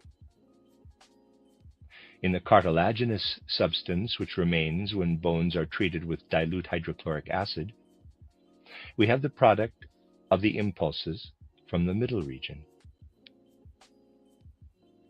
The skeleton is the physical image of the eye organization. Human organic substance that seeks to become lifeless and mineral is completely subject to the eye organization in bone development. In the brain, the eye is active as a spiritual entity. There, however, its form-generating power, which influences the physical, is completely overcome by etheric organizing processes, and indeed by the inherent forces of the physical. The organizing power of the eye is minimal in the brain. It is swamped by life processes and by physical processes, following their inherent laws. This is the true reason why the brain is the vehicle for mental and spiritual eye activity, that in it, organic physical activity is not subject to the eye organization, which is therefore able to act in complete freedom. The bony skeleton, on the other hand, is the complete physical image of the eye organization. This, however, exhausts itself in its physical organizing activities, so that nothing remains of it by way of mental or spiritual activity. The processes in our bones are therefore the most unconscious. The carbon dioxide, which is pushed out in the respiratory process, is still live substance when within the organism. It is taken hold of by the astral activity, which is anchored in the middle nervous system and eliminated to the outside. The part of the carbon dioxide that goes with the metabolism to the head is there combined with calcium, and thus given the inclination to enter into the activities of the eye organization. In this way, calcium carbonate is pushed in the direction of bone development under the influence of head nerves, given their inner impulses by the eye organization. Two substances produced from our food, myosin and myogen, have a tendency to become deposited in the blood. They are initially astrally determined and in interaction with the sympathetic nervous system, which is inwardly organized by the etheric body. These two proteins are, however, also partly taken hold of by the activity of the middle nervous system, which is under the influence of the astral body. Because of this, they enter into relationship with protein decomposition products, with fats, with sugars, and sugar-like substances. This enables them to go in the direction of muscle development under the influence of the middle nervous system. The end of chapter 6. Childhood cancer it's a long road. It's hard, but St. Jude has gotten us through it. St. Jude is hope that you have a chance at life. And it goes such a long way for every child diagnosed with cancer because the research is being shared all over the world. It's awesome.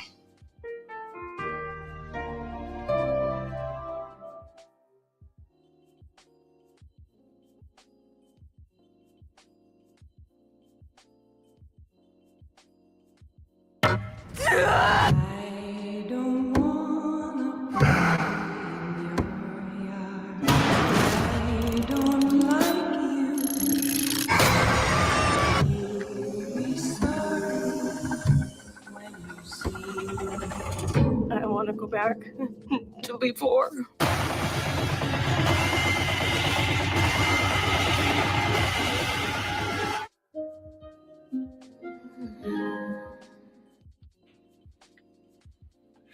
You are listening to RudolfSteinerAudio.com.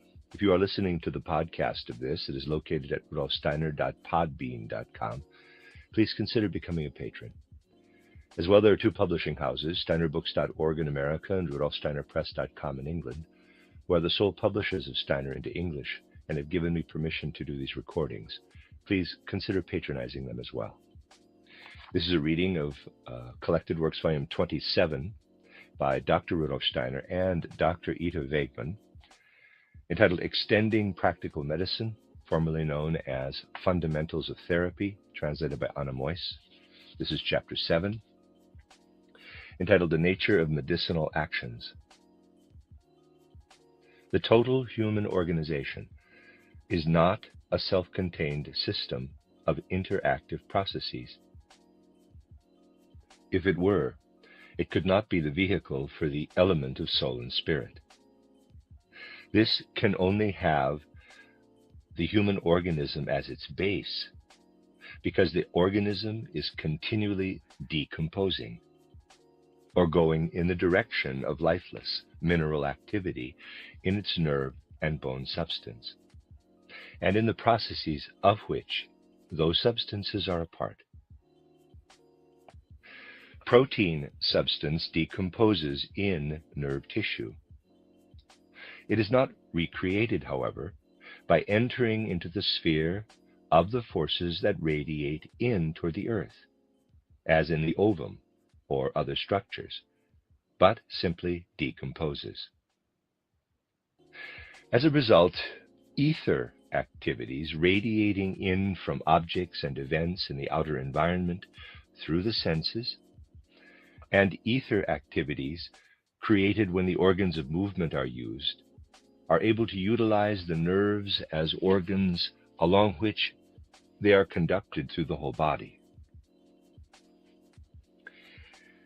These are two kinds of processes in nerves: the decomposition of proteins and the flow of ether substance through the decomposing substance. A flow fanned to life by acids, salts, phosphorus, and sulfurous principles. The balance between the two processes is mediated by fats and water. By nature, these processes are pathological processes, continually present throughout the organism. They have to be balanced out by equally continuous healing processes. Balance is achieved because the blood contains not only processes of growth and metabolism, but also a continual healing activity that counterbalances the pathological processes in the nerves. In the plasma substance and fibrous material of the blood lie the forces that serve growth and metabolism in the narrower sense. In the iron content, which is found when we examine red blood cells, lie the origins of the blood's healing activity. Because of this, iron is also found in gastric juice and as iron oxide in chyle. There, sources are created everywhere for processes that have a balancing effect on the processes in the nerves. If we examine the blood, iron is found to be the only metal which has the tendency to be crystallizable within the human organism. The forces it thus brings to bear are external physical and mineral forces of nature. Within the human organism, these represent a system of forces oriented in terms of outer physical nature. This, however, is continually overcome by the I organization. We are dealing with two systems of forces. One has its origin in the processes that occur in nerves, the other in blood production. The processes in the nerves give rise to pathological processes which go so far that they can be continually healed by the blood processes that act in the opposite direction. The processes in the nerves are such as are brought about by the astral body in nerve substance and hence in the whole organism. The blood processes are such that in them the I organization inside the human organism confronts physical outside nature, which continues on into the organism, but is forced into the configuration imposed by the I organization. This interrelationship provides direct insight into the processes of disease and healing. If processes, the normal level of which is determined by what is excited by the nerve type process, are enhanced, it is a case of disease. If we are able to oppose these processes with others that represent an enhancement of external natural activities in the organism, healing can be achieved if these external natural activities are under the control of the I organism and serve to balance out the processes that have the opposite orientation. Milk contains only small amounts of iron. It is the substance which, as such, is the least likely to cause pathological changes. The blood must constantly submit to everything potentially pathological.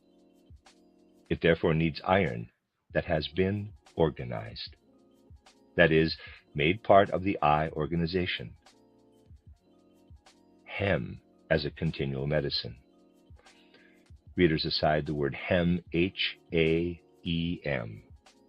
End of readers aside. When a medicine is to influence a pathological condition developing in the inner organization, even if this is due to external causes, though it develops in the inner organism, it is first of all important to see in how far the astral organization is acting to the effect that protein decomposition occurs somewhere in the organism in such a way that it is initiated in the normal way by the nerve organization. Let us assume we are dealing with stasis in the lower abdomen. The pain which develops may be noted to be excessive activity of the astral body. We are thus dealing with the characterized situation in the intestinal organism. The next important question is, how can the increased astral activity be balanced out? This may be done by introducing substances into the blood that may be taken hold of by the part of the I organization that is active in the intestinal organization. these are potassium and sodium. If these are introduced into the organism in the form of a preparation, or in a plant organization such as Anagallis arvensis, the astral body is relieved of its excessive nerve activity, with the excess astral activity transferred to the activity of the above-mentioned substances, which have been taken hold of from the eye, an activity that arises out of the blood.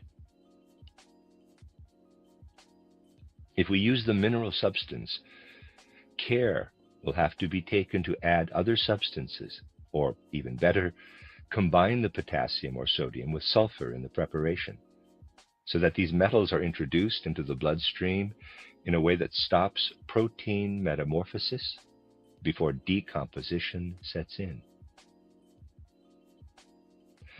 Sulfur has the property of serving to stop protein decomposition.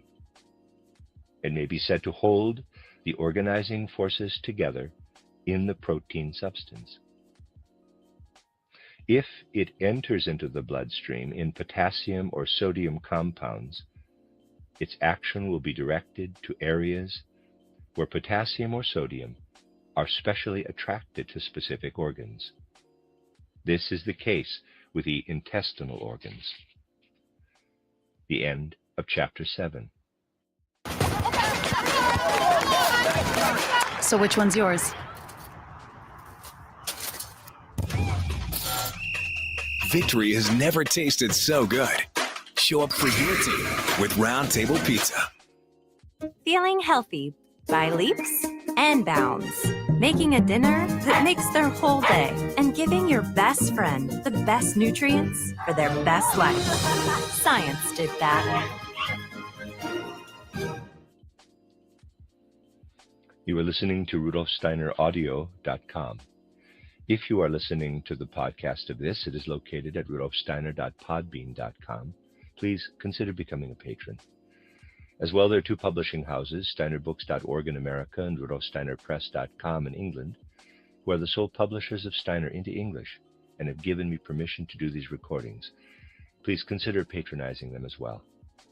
This is a reading of Collected Works, Volume 27, by Dr. Rudolf Steiner and Dr. Ita Wegman, entitled Extending Practical Medicine, also known as Fundamentals of Therapy, translated by Anna Moyse. This is Chapter 8, entitled Activities in the Human Organism, Diabetes Mellitus. The human organism evolves activities through all its constituent parts that can only have their impulses within the organism as such. Anything taken in from outside must either merely be something that enables it to develop its own activity, or it has to act in such a way in the body that the foreign activity does not differ from one of the body's own inner activities once it has entered into the body. The food human beings need contains carbohydrates, for instance. These are partly starch-like. As such, they are substances that develop their activity in the plant. They enter into the human body in the state they are able to achieve in the plant. In this state, starch is a foreign body. The human organism does not evolve any activity that goes in the direction of what starch is able to evolve as an activity when it enters into the body. Thus, the starch-like material developed in the human liver, glycogen, is different from vegetable starch. Glucose, on the other hand, is a substance that stimulates activities which are of the same kind as activities of the human organism. Starch, therefore, must not continue as starch in the human organism. If it is to evolve an activity that plays a role in the body, it must first be transformed. Mixed with ptyalin in the oral cavity, it is converted to sugar. Protein and fat are not changed by ptyalin. Reader's aside, spelled P-T-Y-A-L-I-N. End of reader's aside. They are initially foreign matter as they enter the stomach. Here, the protein is transformed by the pepsin secreted in the stomach, producing cleavage products that go as far as the peptones. These are substances, the activity impulses of which coincide with those of the body. Fat, however, remains unchanged, even in the stomach. It is finally transformed by the product separated off by the pancreas, and substances are obtained that result from the dead organism as glycerin and fatty acids. The conversion of starch into sugars occurs throughout the digestive process. Starch that has not been converted by ptyalin will also be converted by the gastric juice. If starch is converted by ptyalin, the process is on the borderline for anything that occurs in the sphere of the eye organization, as we called it in Chapter 2. The first conversion of what has been taken in from outside takes place in its sphere. Glucose is a substance able to be active in the sphere of the eye organization. It relates to the taste of sweetness, which has its being in the eye organization. If starch flour is converted to sugar by the gastric juice, this signifies that the eye organization penetrates into the sphere of the digestive system. The taste of sweetness does not become conscious in that case.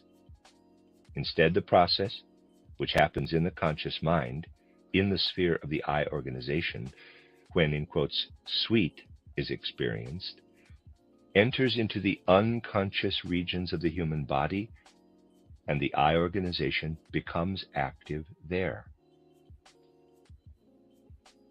In the terms established in Chapter 2, it is first of all the astral body which is active in the unconscious regions. It is active where starch is converted to sugars in the stomach. We can only have conscious awareness through a process in our eye organization, which is such that the organization is not drowned out or disturbed by anything else, and is able to come fully into its own. This is the case in the sphere where ptyalin activities occur. In the sphere of pepsin activities, the astral body drowns out the eye organization. Eye activity becomes immersed in astral activity. It is thus possible to trace the eye organization in the material sphere by the presence of sugar. Where you have sugar, you have eye organization. Where sugar is produced, the eye organization comes on the scene and gives subhuman, parenthesis, vegetative, animalic, close parenthesis, bodily nature and orientation toward humanity. Sugar occurs as an elimination product in diabetes mellitus. This is a case of the eye organization coming on the scene in the human organism in such a form that its actions are destructive. If we consider any other region of eye organization activity, we find that it becomes immersed in the astral organization. Consumed as it is, sugar is in the eye organization. It causes the sweet taste to develop. Starch, which is ingested and converted to sugar by ptyalin or the gastric juice, indicates that the astral body is working together with the eye organization in the oral cavity or stomach and drowning it out. Sugar is also found in the blood. Because the blood contains sugar, as it circulates throughout the whole body, it carries the eye organization to all parts of it. Yet, wherever it goes, this eye organization is kept in balance by the activity of the human organism. We've seen in Chapter 2 that in addition to the eye organization and the astral body, the essential human being also contains the etheric and the physical body. These two take the eye organization into themselves and hold it there. For as long as this is the case, the urine does not separate off sugar. The sugar-related processes in the organism show us how the eye organization, as the vehicle for sugar, is able to live. In a healthy individual, sugar will only appear in the urine if too much has been taken, or if too much alcohol has been taken. This enters directly into our bodily processes, not going through intermediary product stages first. In either case, the sugar process is independent of other processes in the human being. With diabetes mellitus, the situation is that the eye organization is weakened to such a degree as it enters into the astral and etheric sphere that it is no longer able to apply its activity to the sugar substance. What should have happened to the sugar through the eye organization then happens to it through the astral and etheric regions. Anything which tears the eye organization away from its activities that intervene in bodily functions will encourage diabetes. Upsets that are not single but repeated events, intellectual overexertion, an hereditary trait that prevents normal incorporation of the eye organization in the total organism. All this is also connected with the fact that processes take place in the head organization that should really run parallel to activity in soul and spirit. But because this activity is too fast or too slow, the processes cease to be parallel. The nervous system is, as it were, thinking independently alongside the thinking human being. This, however, is an activity the nervous system should perform only in sleep. In diabetics, a kind of sleep deep down in the organism runs parallel to the waking state. As a result, degeneration of nerve substance occurs with diabetes. It is the consequence of inadequate intervention from the eye organization. Another symptom diabetics have is that they develop boils. Boils develop through excess in the region of etheric activity. The eye organization fails to act where it should. Astral activity cannot evolve because in such a site, in particular, it can only take effect in harmony with the eye organization. The consequence is the excess of etheric activity that comes to expression in boils. It is evident from all this that a healing process can only be initiated in diabetes if we are able to strengthen the eye organization of the diabetic. The end of Chapter 8. Organic and dairy-free? Woo! Here we go. At Sprouts, our shelves are filled with new, exciting, and delicious discoveries. This is that Sprouts feeling. For years, I've been inactive due to knee pain. At my last checkup, I was told I need to get moving again. To help me prepare for my first 5K, my run club suggested I check out Roadrunner Sports. A fit expert took me to the perfect fit zone. Wow, the technology they used. The 3D foot scan, the treadmill analysis, it was awesome. With new shoes and custom insoles, I'm walking on clouds. No more knee pain. Now I'm back, living an active lifestyle and doing it pain-free.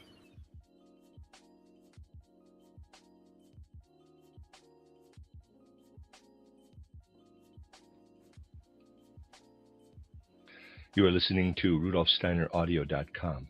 If you are listening to the podcast of this, it is located at RudolfSteiner.podbean.com. Please consider becoming a patron. As well, there are two publishing houses, SteinerBooks.org in America and RudolfSteinerPress.com in England, who are the sole publishers of Steiner into English and have given me permission to do these recordings. Please consider patronizing them as well. This is a reading of Collected Works number 27 by Dr. Rudolf Steiner and Dr. Ida Wegman, entitled Extending Practical Medicine, formerly known as Fundamentals of Therapy, translated by Anna Moyes. This is Chapter 9, entitled The Role of Protein in the Human Body and Proteinuria.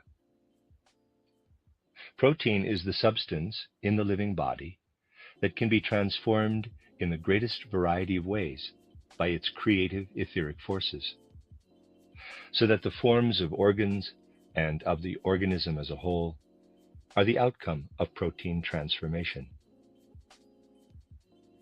To be used in such a way, protein must have the ability to lose any form resulting from the nature of its material parts the moment it is called upon to serve a form that is demanded of it in the organism. It is evident from this that the forces deriving from the nature of the hydrogen, oxygen, nitrogen, and carbon, and their interrelations, collapse within protein. Inorganic bonds cease to exist, and forces creating organic forms begin to be active in protein decomposition. These creative forces are bound to the etheric body. Protein is always on the point of either being taken up into the activity of the etheric body or of dropping out of it. Protein taken out of the organism to which it belonged assumes the tendency to become a composite, subject to the inorganic forces of hydrogen, oxygen, nitrogen, and carbon. Protein that remains part of the living organism suppresses this tendency and submits to the creative powers of the etheric body. We take in protein with our food. Gastric pepsin converts protein taken in from outside into peptones, initially soluble proteins. Conversion then continues with the aid of pancreatic juice. Initially, the protein taken in as food is a foreign body in the human organism. It contains the after effects of the ether processes of the life form from which it has been taken. These must be completely removed. The protein has to be taken into the ether activities of the human organism. We thus have two kinds of protein within the human digestive process.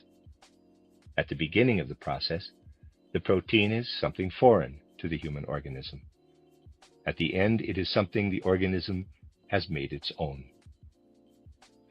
In between lies a state where the food protein has not yet entirely let go of those earlier ether activities and has not yet entirely taken in the new ones. It has become almost inorganic in this state. It is the point where it is solely under the influence of the human physical body. This, which in its form is a product of the human eye organization, has in it the powers to act inorganically. It thus acts to kill anything that lives. Everything that comes within the sphere of the eye organization dies off The eye organization thus incorporates purely inorganic substances into itself in the physical body. These do not act in the human physical organism the way they do in lifeless nature outside the human being. But their action is inorganic. That is, they kill.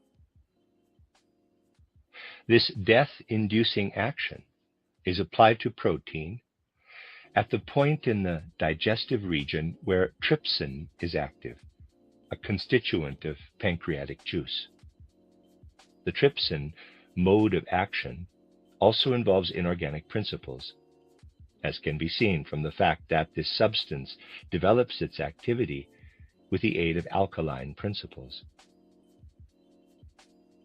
Food protein lives in a foreign manner until it encounters the trypsin of the pancreas. It lives in the mode of the organism from which it has been taken. On encountering trypsin, the protein becomes lifeless. One might say that it only becomes lifeless for a moment in the human organism. There it is taken up into the physical body in accord with the principles of the eye organization. This must have the power to transfer the converted protein into the sphere of the human ether body.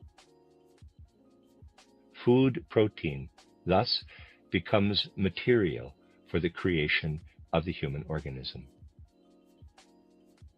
The foreign etheric activities formerly attached to it leave the human being. To digest protein in a healthy way, human beings need an eye organization which is so strong that all the protein needed for the human organism can be transferred to the sphere of the human ether body. If this is not the case, this ether body develops excessive activity. It does not receive enough protein prepared by the eye organization for its activity. The consequence is that the activity oriented toward enlivening protein taken in by the eye organization takes hold of protein that still contains foreign ether activities. The human being receives a number of activities in the ether body that do not belong there. These have to be eliminated in an irregular way. The result is pathological elimination. This pathological elimination takes the form of proteinuria. Protein is eliminated that should be taken up into the sphere of the ether body. It is protein which, because of weakness in the eye organization, has not been able to assume the transitional state of being almost lifeless. The forces that effect elimination in the human being are bound to the sphere of the astral body. With proteinuria, the astral body is forced to perform a function for which it is not prepared, and this causes its function to diminish in the areas where it should develop in the human organism. This is in the renal epithelium. Damage to the renal epithelium is a symptom indicating that the astral activity designed for it has been deflected.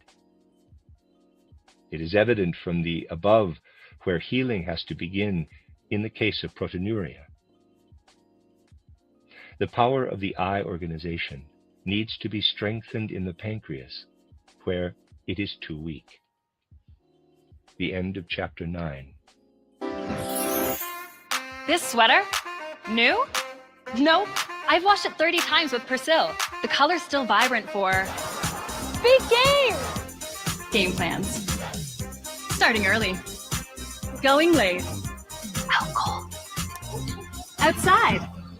It always looks vibrant, thanks to Persil's fabric care ingredients, which help protect colors against fading over time. Wash after wash, clothes look newer for longer with Persil. When the world gave them setbacks, science gave them bounce backs. And when your vet delivered life-altering news, Science delivered life-changing nutrition. Hill's Prescription Diet. Science did that. You are listening to RudolfSteinerAudio.com. If you are listening to the podcast of this, it is located at RudolfSteiner.podbean.com. Please consider becoming a patron. As well, there are two publishing houses, SteinerBooks.org in America and RudolfSteinerPress.com in England, who are the sole publishers of Steiner into English and have given me permission to do these recordings. Please consider patronizing them as well. This is a reading of Collected Works Volume 27 by Dr. Rudolf Steiner and Dr. Ita Wegman, entitled Extending Practical Medicine, formerly known as Fundamentals of Therapy, or also known as Fundamentals of Therapy, translated by Anna Moyes. This is Chapter 10, entitled The Role of Fat in the Human Organism and Deceptive Local Symptom Complexes. Fat proves least of a foreign substance when taken into the organism. Fat will most easily change from the nature it has when taken in as food to the nature of the human organism. The 80% of fat contained in butter, for instance, goes unchanged through the tyalin and pepsin regions and is only changed by pancreatic juice, converting to glycerin and fatty acids. Fat is able to behave like this because it takes as little as possible of a foreign organism's nature, its etheric forces, etc., into the human organism. The human organism can easily make it part of its own sphere of activity. The reason is that fat plays a special role in producing inner warmth. This warmth is the element in which the I organization predominantly lives, that is, as a physical organism. With every substance in the human body, relevance to the I organization is limited to as much of it as develops heat in its activity. In the whole way it behaves, fat proves to be a substance that merely fills the body, being merely carried by it, being of relevance to the active organization only because of the processes in which heat evolves. Fat taken for food from an animal organism, for instance, will take nothing but its ability to evolve heat into the human organism. The evolution of heat is, however, one of the processes that come last in metabolism. Fat taken in as food therefore stays as it is in the early and the middle metabolic processes, and is only taken up into the sphere of inner bodily activity at the earliest by pancreatic juice. The presence of fat in human milk points to a highly remarkable activity in the organism. The body does not inwardly consume this fat. It lets it become a product that is separated off. This means, however, that the I organization also becomes part of this fat. The power to be open to creative impulses that is found in mother's milk depends on this.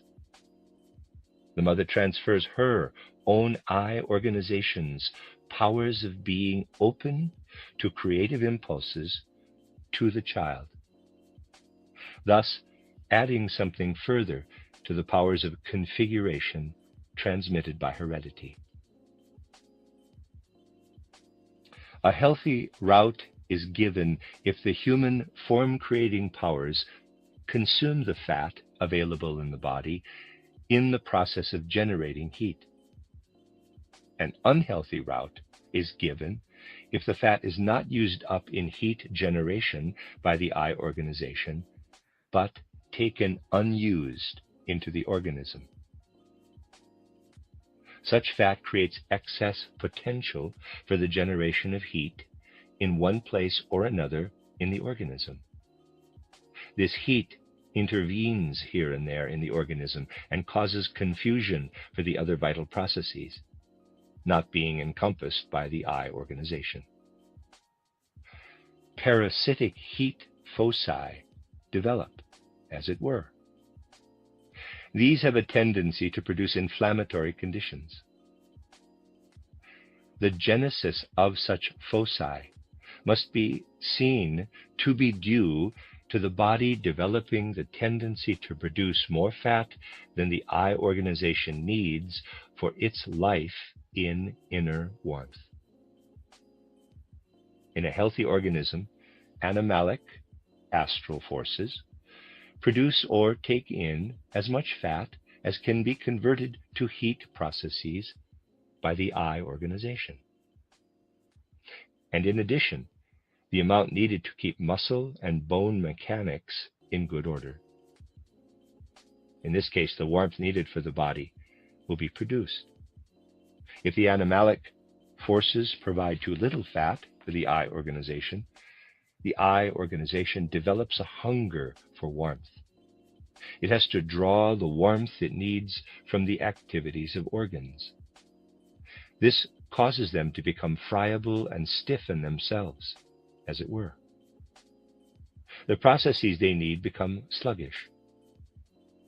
One then sees pathological processes developing here and there, and we have to discern if they are due to a general fat deficiency.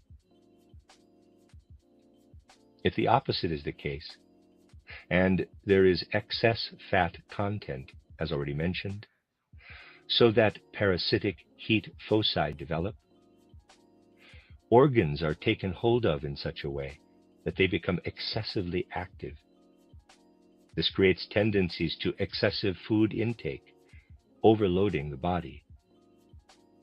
It is not at all necessary for this development to take the form of the individual concerned becoming an overeater. It may be, for instance, that too much substance is taken to a head organ as part of metabolic activity in the organism, being therefore withdrawn from the abdominal organs and separating off processes. As a result, the activity of those badly supplied organs is reduced. Material separated off by the glands may be deficient. The fluid constituents of the organism fall into unhealthy relative proportions. Thus, separated off bile may be excessive relative to material separated off by the pancreas. Again, it will be a question of discerning how a local symptom complex should be judged concerning its origin in unhealthy fat activity. The end of chapter 10.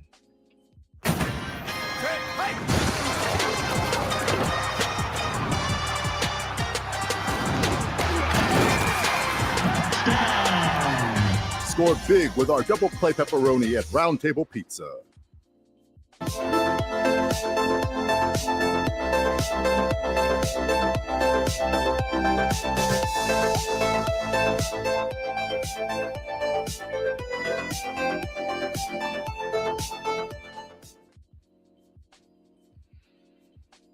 You are listening to RudolfSteinerAudio.com. If you are listening to the podcast of this, it is located at RudolfSteiner.podbean.com. Please consider becoming a patron. As well, there are two publishing houses, SteinerBooks.org in America and RudolfSteinerPress.com in England, who are the sole publishers of Steiner into English and have given me permission to do these recordings. Please consider patronizing them as well. This is a reading of Collected Works, Volume 27, by Dr. Rudolf Steiner and Dr. Ita Wegman, entitled Extending Practical Medicine, formerly known as Fundamentals of Therapy, translated by Anna Moyse. This is Chapter 11, entitled The Configuration of the Human Body and Gout. Protein uptake is a process connected with one aspect of the inner activities in the human organism. It is the aspect that arises on the basis of assimilation of matter. Any activity of this kind results in the development of form, in growth, new development of substantial content. Everything connected with the unconscious functions of the organism belongs to this. These processes are in contrast to processes involving elimination. Eliminations may go outside the body, but there are also processes where the elimination product is processed further inside, in giving the body form or substance. These processes are the material basis for conscious experiences. Processes of the first kind reduce the power of consciousness if they go beyond the level that can be held in balance by the processes of the second kind. A particularly remarkable elimination process is that of uric acid. The astral body is active in this elimination. The process has to happen throughout the whole organism. It happens to a particular degree via the urine, in a subtly dispersed form in the brain, for instance. The astral body is mainly involved when uric acid is eliminated via the urine. The eye organization plays a lesser role. When uric acid is separated off in the brain, the eye organization is the main determiner, the astral body taking a less active role. In the organism, the astral body mediates eye organization activity for the etheric and physical body. The eye organization has to transport the lifeless substances and forces to the organs. It is only by thus impregnating the organs with inorganic principles that human beings can be the conscious life form they are. Organic substance and organic energy would reduce human consciousness to the animal level. The astral body is active in a way that makes the organs inclined to accept the inorganic deposits of the eye organization. It prepares the way for this, as it were. We see that astral body activity has the upper hand in the lower parts of the human organism. There, the uric acid substances must not be taken up by the organism. They must be abundantly eliminated. There, impregnation with inorganic principles must be prevented under the influence of this elimination process. The more uric acid is eliminated, the more lively is the function of the astral body, the less is eye organization activity and hence impregnation with inorganic principles. In the brain, astral body activity is minimal. Little uric acid is eliminated. But all the more inorganic principles are deposited in accord with the nature of the eye organization. The eye organization cannot deal with large amounts of uric acid.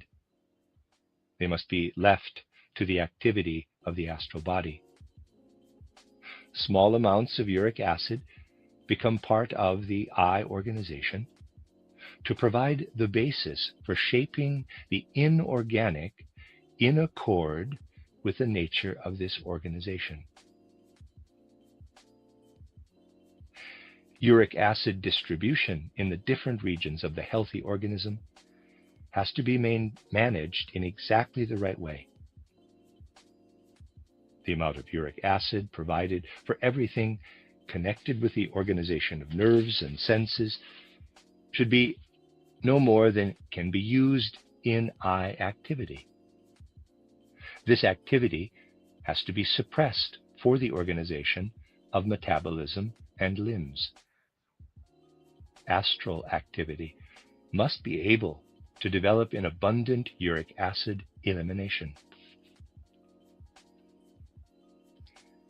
Since the astral body prepares the way for I activity in the organs, the proper distribution of uric acid deposits must be considered to be a highly important aspect of human health. It is an expression indicating if the right relationship exists between I organization and astral body in any organ or organ system. Let us assume astral activity is gaining the upper hand in an organ where the I organization should predominate over it. This can only be an organ designed in such a way that uric acid elimination cannot go beyond a certain limit. Now, the organ is overloaded with uric acid that has not been dealt with by the I organization. The astral body then starts to bring about elimination after all. And as efferent organs are not available at the relevant points, the uric acid does not go outside, but is deposited in the organism itself. If it reaches sites in the organism where the I organization is not able to intervene sufficiently, something inorganic will be there. That is, principles that belong to the I organization only, but are left to astral activity by that organization. Foci arise where subhuman, that is animal, processes are introduced into the human organism. That is the situation we have with gout. When people say it frequently develops on the basis of heredity, this is because the astral animal principle becomes particularly active if hereditary forces are dominant, and the I organization is pushed into the background. We shall get a clearer picture, however, if we look for the true cause in the fact that substances are taken into the human organism with the food which cannot lose their foreign nature within the organism through its activities. They are not transferred to the ether body if the I organization is weak, and remain in the region of astral activity. An articular cartilage or connective tissue structure can only be overloaded with uric acid, which causes an excess of inorganic principles in them, if I activity lags behind astral activity in those parts of the body. As the whole form of the human organism is a product of the I organization, the irregularity which has been described must cause deformation of the organs. The human organism seeks to abandon its form. The end of chapter 11. Having Cox Home Internet and mobile service means you get more without paying more.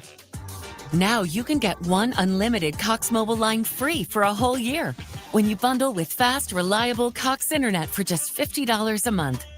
So you can use more devices all over your home without relying on your phone as a hotspot. And with a connection you can count on, everyone can work, stream, or game at any time of day. Switch to Cox Internet today. You are listening to RudolfSteinerAudio.com. If you are listening to the podcast of this, it is located at RudolfSteiner.podbean.com. Please consider becoming a patron. As well, there are two publishing houses, SteinerBooks.org in America and RudolfSteinerPress.com in England, who are the sole publishers of Steiner into English and have given me permission to do these recordings. Please consider patronizing them as well. This is a reading of a Collected Works, Volume 27, by Dr. Rudolf Steiner and Dr. Ita Wegman, entitled Extending Practical Medicine, formerly known as Fundamentals of Therapy, translated by Anna Moyse. This is chapter 12, entitled Development and Separating Off Processes of the Human Organism. Like other organisms, the human body develops from a semi-fluid state. Development always requires a supply of gaseous substances, however. The most important of these is oxygen, which is provided via the breathing process. Let us, first of all, consider a solid part, for example, a bone structure. It is secreted from the semi-fluid element. The capital I organization is active in this process of secretion. Anyone can see this if they follow the development of the skeletal system. It evolves to the degree to which the individual gains his human form as an expression of the I organization in the embryonic and childhood periods. The conversion of protein, which is the basis of this, initially involves removal of the astral and etheric foreign forces from the protein. The protein goes through an inorganic state. It has to become fluid in the process. In this state, it is taken hold of by the I organization, which is active in warmth, and made part of the specifically human ether body. It becomes human protein. There is a long way to go yet before it becomes bone substance. Following conversion into human protein, it has to mature so that it can take in and give new form to calcium carbonate, phosphate, etc. This requires an intermediary stage. It has to come under the influence of the process in which gaseous matter is taken in. This brings the carbohydrate transformation products into the protein. Substances result that can provide the basis for the development of individual organs. These are not ready-made, organ-specific substances, such as liver or bone substance, but a more general substance from which all the individual organs of the body can be developed. The I organization is active in creating the final configuration of organs.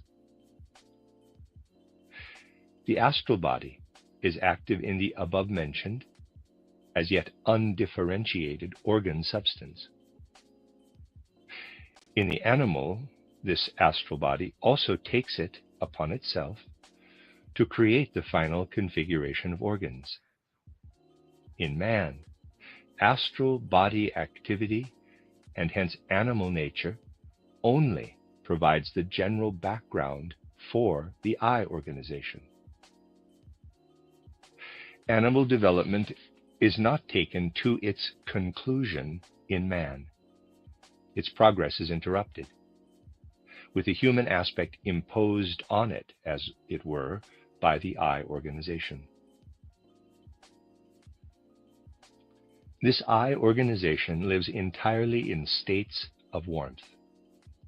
It evolves the individual organs out of the general astrality.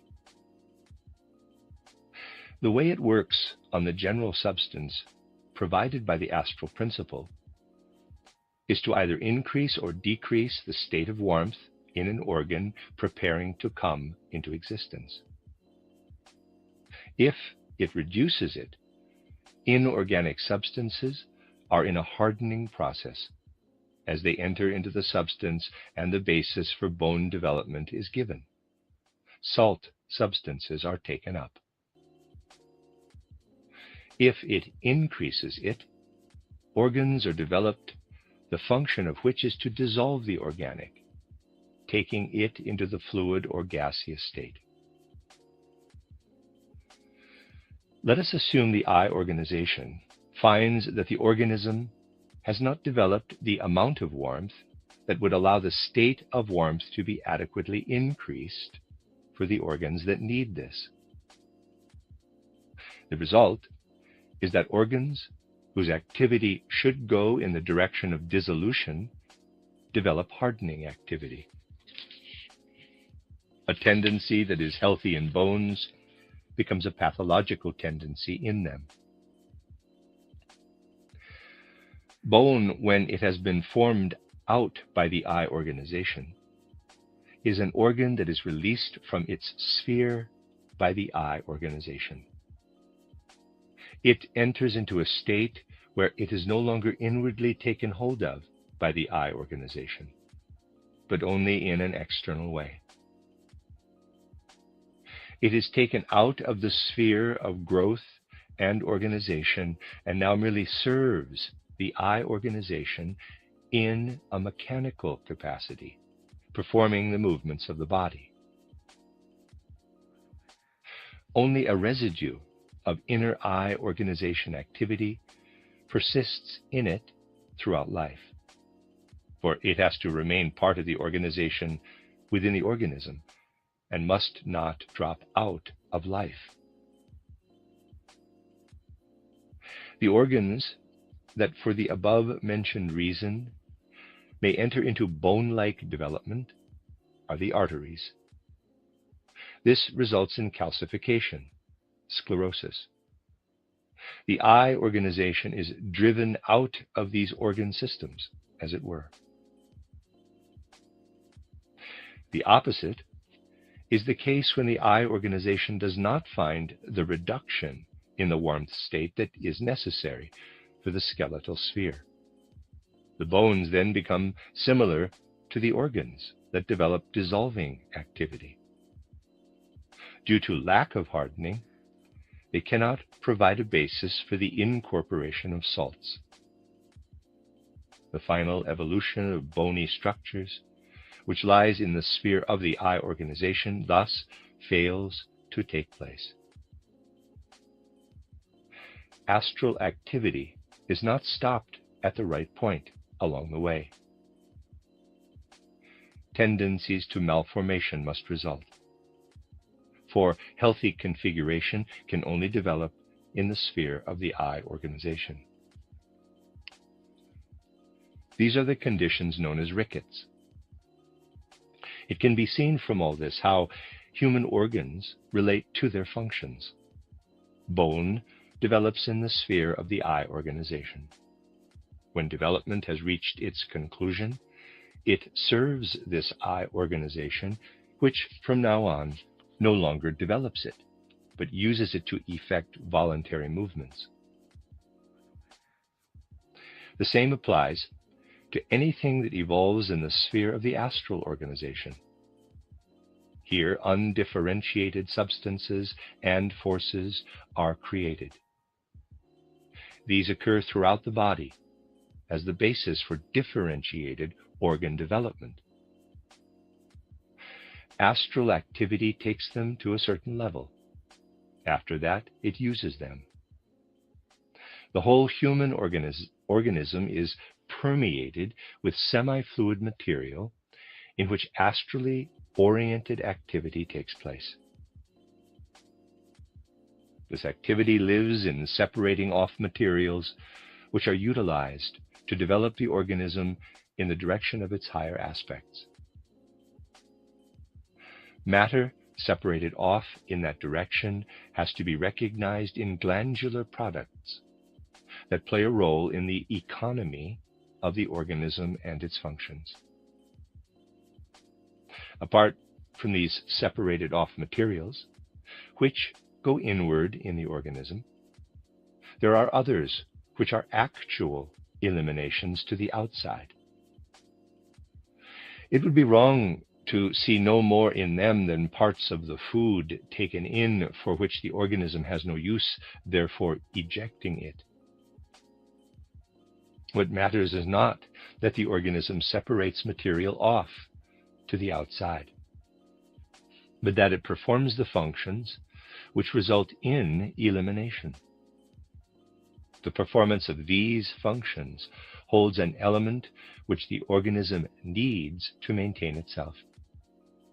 This activity is just as necessary as the one which consists in taking matter into the organism or depositing it within it. The essential nature of organic function lies in a healthy relationship between these two activities. In the eliminations to the outside, we thus see the outcome of astrally oriented activity. And when materials incorporated in the elimination have been taken to the inorganic level, the I organization also lives in them. And this life of the I organization does in fact have very special significance. For the energy used to effect such eliminations creates a counter pressure going inward, as it were. And this is essential for the healthy existence of the organism. Uric acid separated off in the urine creates the right inclination for sleep in the organism as such, an inward counter pressure.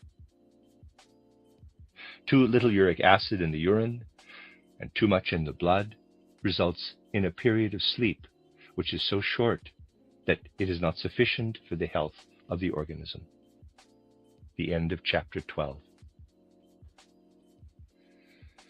You are listening to RudolfSteinerAudio.com. If you are listening to the podcast of this, it is located at RudolfSteiner.podbean.com. Please consider becoming a patron.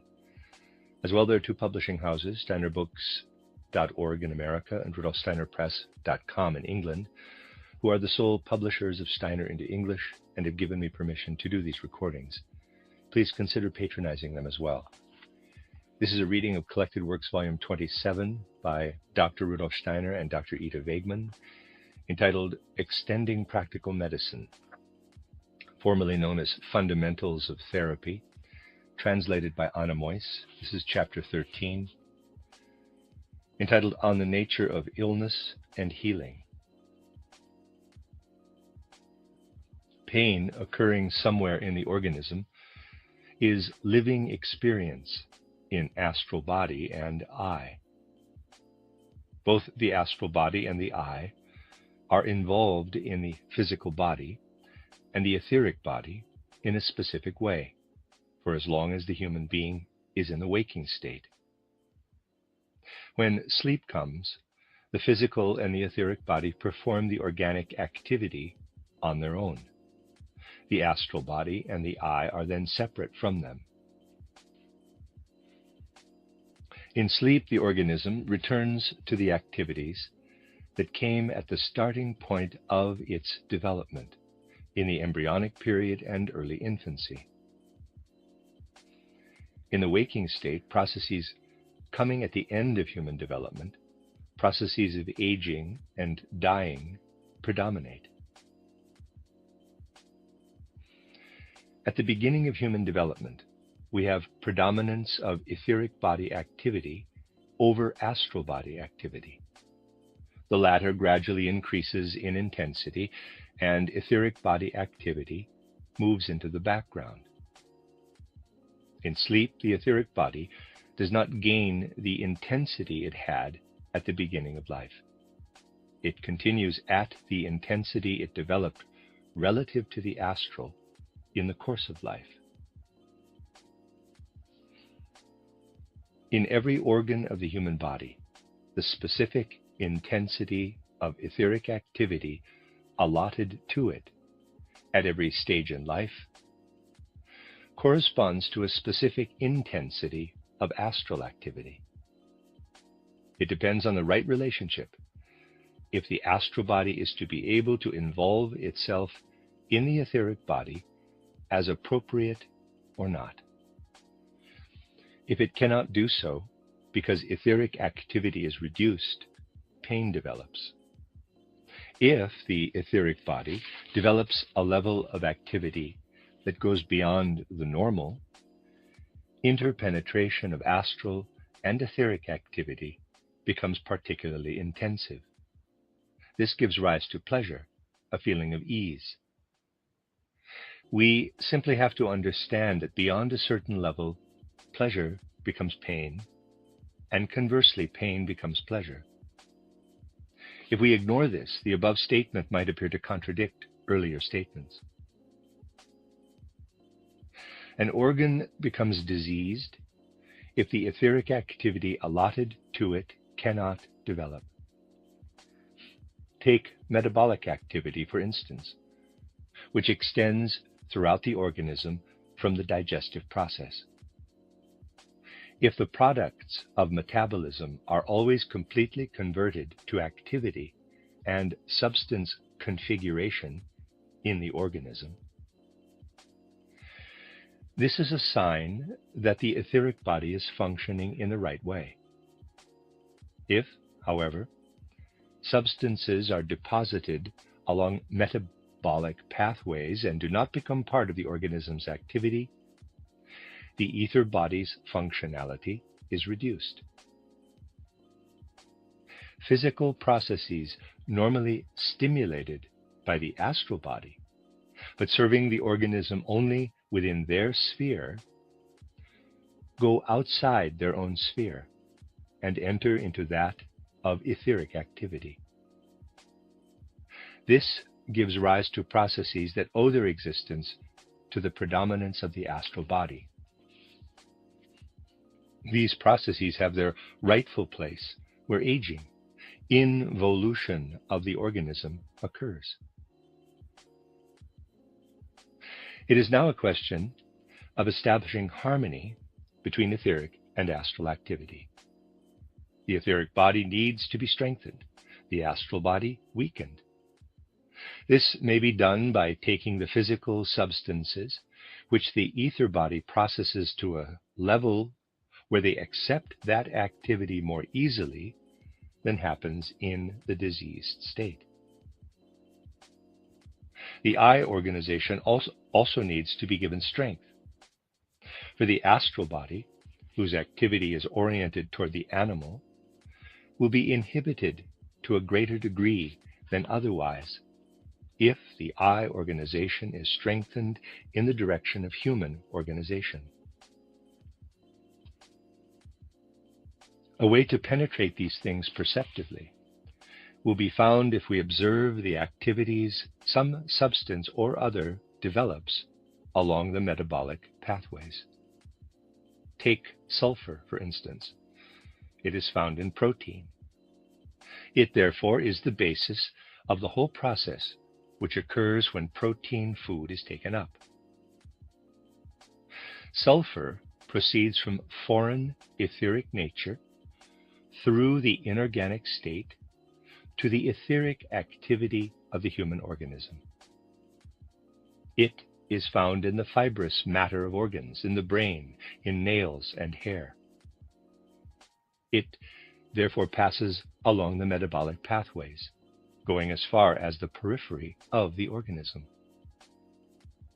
It proves to be a substance that plays a role in taking proteins into the sphere of the human ether body.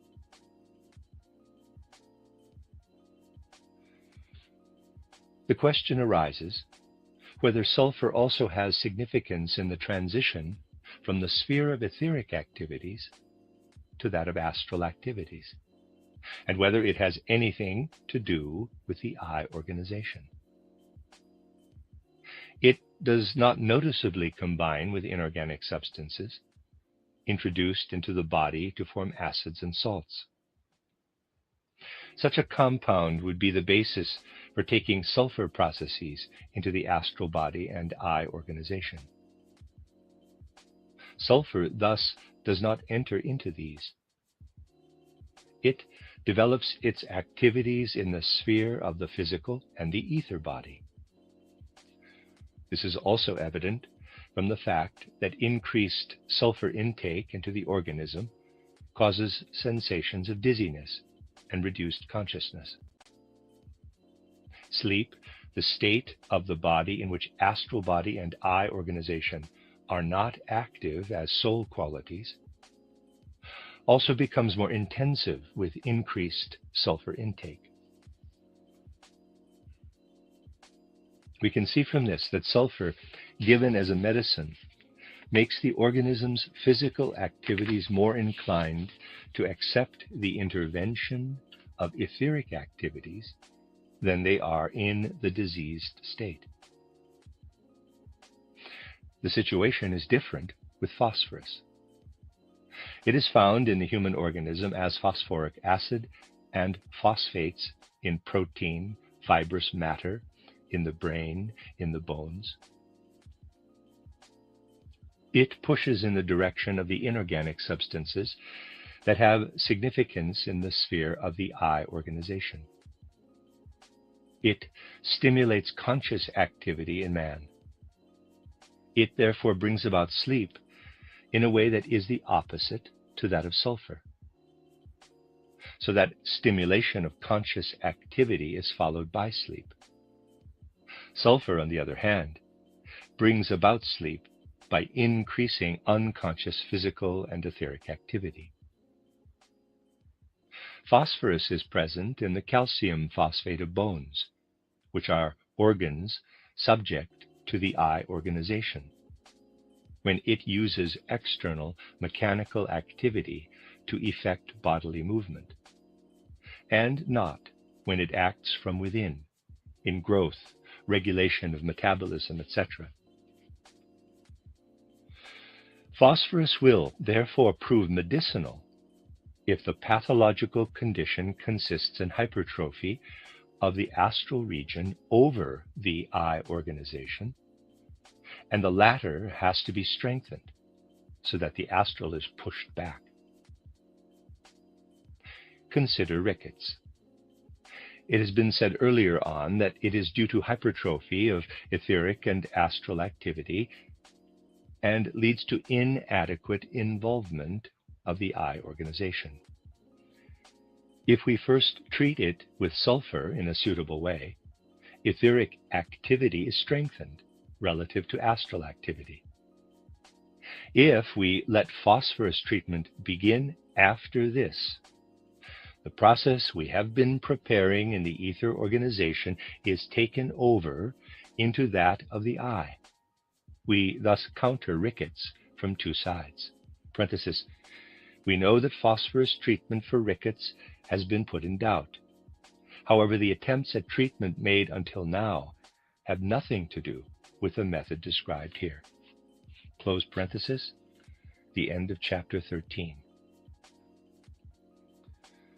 You are listening to RudolfSteinerAudio.com.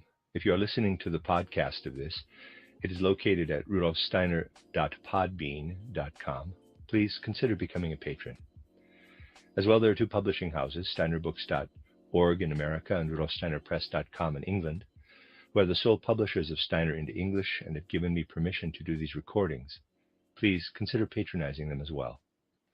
This is a reading of Collected Works, Volume 27, by Dr. Rudolf Steiner and Dr. Ita Wegman, entitled Extending Practical Medicine, formerly known as Fundamentals of Therapy, translated by Anna Moyse.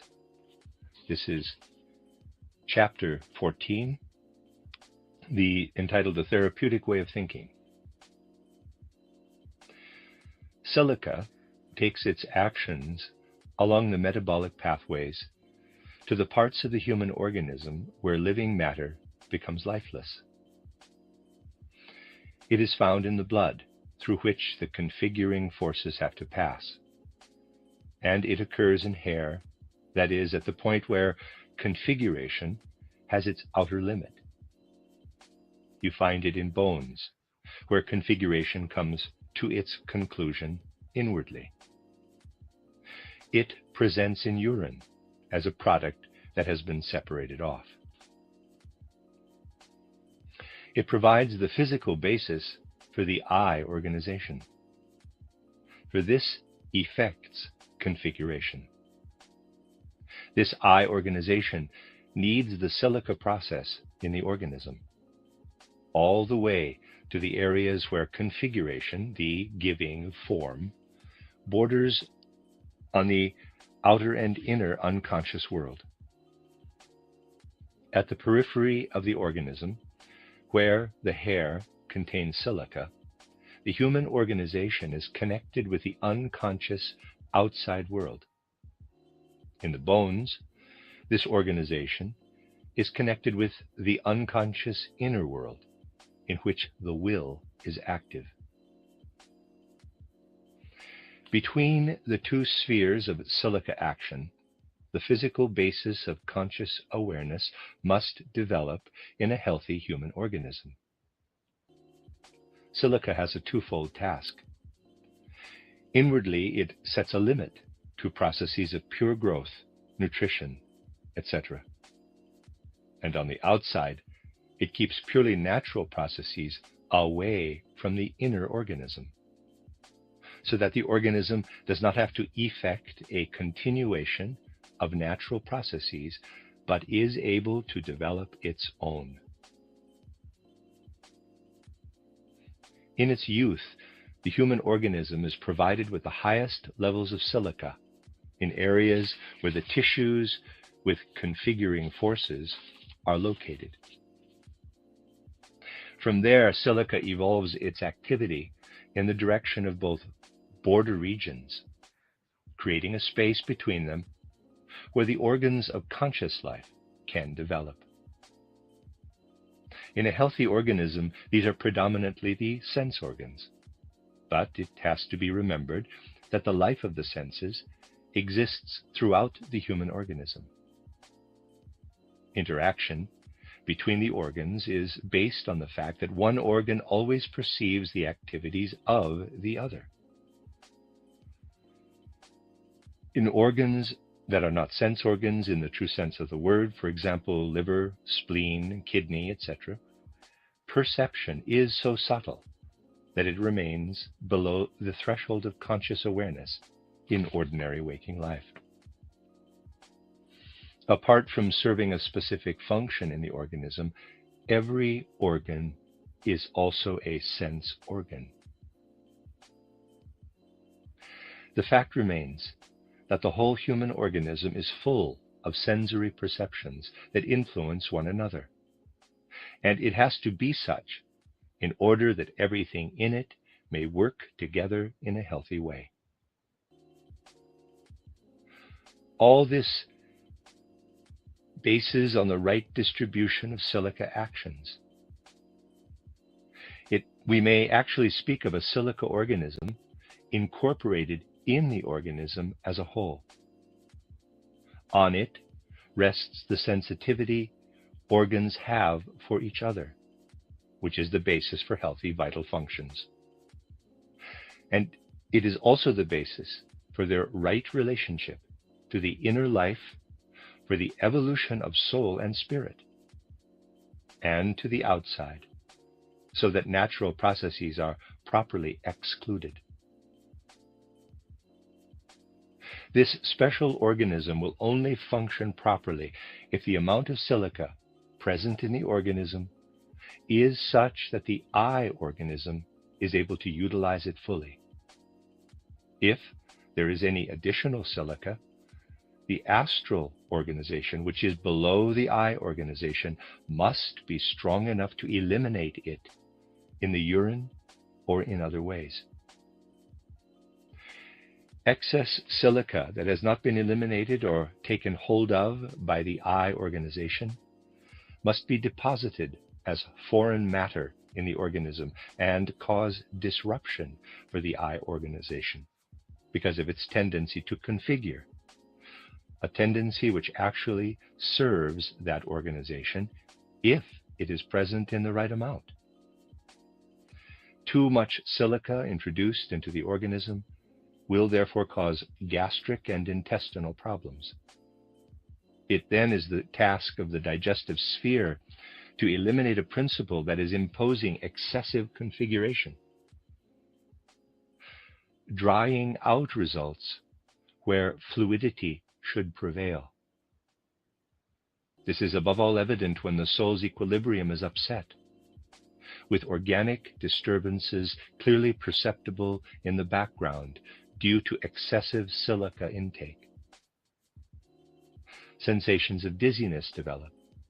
The individual cannot prevent himself from falling into the sleep state, and finds that hearing and visual perception cannot be directed in the normal way. Indeed, one may get the feeling that activities of the senses are being dammed up and unable to continue into the inner nervous system. All this shows that silica pushes toward the periphery of the body. But if too much of it gets there, normal configuration is upset because there is a tendency to foreign configuration. The inner border of configuration is also upset. Problems are experienced in directing the locomotor system, joint pain. The whole may develop into inflammatory processes, which develop in areas where the foreign configuration tendency of silica comes in too strongly. This indicates the medicinal powers silica is able to evolve in the human organism. Let us assume an organ that is not an actual sense organ becomes hypersensitive in its unconscious powers of perceiving parts of the organism that lie outside itself. You will note that the functions of this organ become abnormal. If you are in a position to give silica and correct the hypersensitivity, this would be a way of dealing with a pathological condition. It will merely be a matter of influencing the organic bodily action to such effect that the silica, which is introduced, acts specifically around the diseased organ and does not have a systemic effect on the whole body in the sense described above. By combining silica with other agents, it is possible to arrange that the silica introduced into the body reaches exactly the organ where it is required and can be taken out of the body again from there as an elimination without causing harm to other organs. A different situation occurs when the sensitivity of an organ for other organs is reduced. In that case, silica activity has accumulated in the periphery of the organ. It is then necessary to achieve such an influence on silica activity in the whole organism that the local activity loses its power, or one can use eliminators to encourage removal of the silica. The first method is preferable, as accumulation of silica in one site usually causes a deficit elsewhere. Distribution of localized silica activity over the whole organism can be achieved with a course of sulfur treatment, for example. You will realize why this is so if you read up on the sulfur actions in the organism elsewhere in this book. The end of chapter 14. You are listening to RudolfSteinerAudio.com. If you are listening to the podcast of this, it is located at rudolfsteiner.pod. Imagine a phone plan that finally makes sense, saving you money while giving you more freedom. At Tello Mobile, that's exactly what you get. Tello's unlimited phone plan now includes 50 gigabytes of high-speed data, 10 gigabytes of hotspot, and unlimited talk and text, all for just $25 a month. Awesome. Smart, fair, and simple. That's Tello Mobile. Dive into better wireless at Tello.com. Bean.com. Please consider becoming a patron. As well, there are two publishing houses, SteinerBooks.org in America and RudolfSteinerPress.com in England, who are the sole publishers of Steiner into English and have given me permission to do these recordings. Please consider patronizing them as well. This is a reading of Collected Works Volume 27 by Dr. Rudolf Steiner and Dr. Ida Wegman, entitled Extending Practical Medicine, formerly known as Fundamentals of Therapy, translated by Anna Moyse. This is Chapter 15, entitled The Method of Treatment. Insight into medicinal actions is based on gaining a full picture of the forces that evolve in the world outside man. For to initiate a healing process, we must introduce substances into the organism that will spread in it in such a way that the pathological process gradually becomes a normal one. The nature of the pathological process is such, of course, that something occurs in the organism which does not become part of its total activity. This is something which such a process has in common with a process in the natural world outside. We may say that disease develops when a process developing in the inner organism is similar to one in outside nature. Such a process may involve the physical or the etheric organism. Either the astral body or the eye must then perform a function it does not usually perform.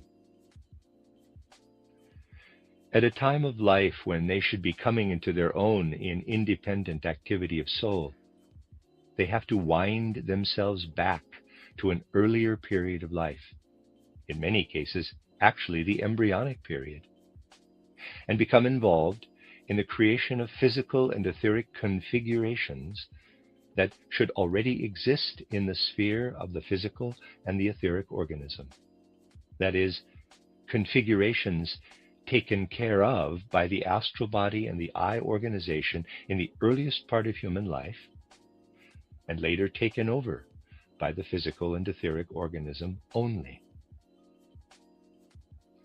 For all development in the human organism depends on the principle that the total configuration of the physical and etheric body results originally from the activity of the astral and of the eye organization, and that as life progresses, astral and eye activity continue in the physical and etheric organization. If they do not, the astral body and the eye organization have to intervene in a way for which they are no longer suitable at this stage of their development. Let us assume there is stasis in the lower abdomen. The physical and etheric organizations have failed to perform the functions they were given to perform in this part of the body in the preceding stage of life. Astral and eye activity have to intervene. This weakens them for other functions in the organism. They are not where they should be, for example, in the configuration of the nerves that go into the muscles. The result are signs of paralysis in some parts of the organism. It is now a matter of introducing substances into the human organism that are able to relieve the astral and the eye organization of activities that have not been allotted to them. You may find that the processes involved in creating powerful volatile oils in the plant organism, and specifically in the development of flowers, can thus relieve. Substances that contain phosphorus can also do it. All we have to do is take care to add other substances to the phosphorus so that its action develops in the intestine and not in metabolism that lies outside the intestine. If there are inflammatory changes in the skin, astral body and eye organization are developing abnormal activity in that part. They then withdraw from the functions they should perform in more internal organs. They reduce the sensitivity of internal organs. With their sensitivity reduced, these, in turn, cease to perform the processes assigned to them. The result may be abnormal conditions in liver function, for instance, and this may influence the digestion in the wrong way. If silica is introduced into the organism, the activities of the astral and the eye organism on the skin are relieved. The inward directed activity of these organisms is made available again, and a healing process sets in. When we have pathological states that show themselves in palpitations, this is a case of irregular activity of the astral organism acting on the blood circulation process. This activity is then weakened with regard to brain processes. Epileptic states develop because reduced astral activity in the head organism puts too much of a strain on the etheric activity belonging to that area. If we introduce the gum-like substance that may be obtained from levaciticum, lovage, in form of a tea, or even better, processed to some degree to obtain a medicinal preparation, into the organism, the astral body activity that is wrongly applied to the blood circulation is released and made stronger in the brain organization. In all these cases, suitable diagnostic methods must determine the direction of the pathological actions. Take the last case.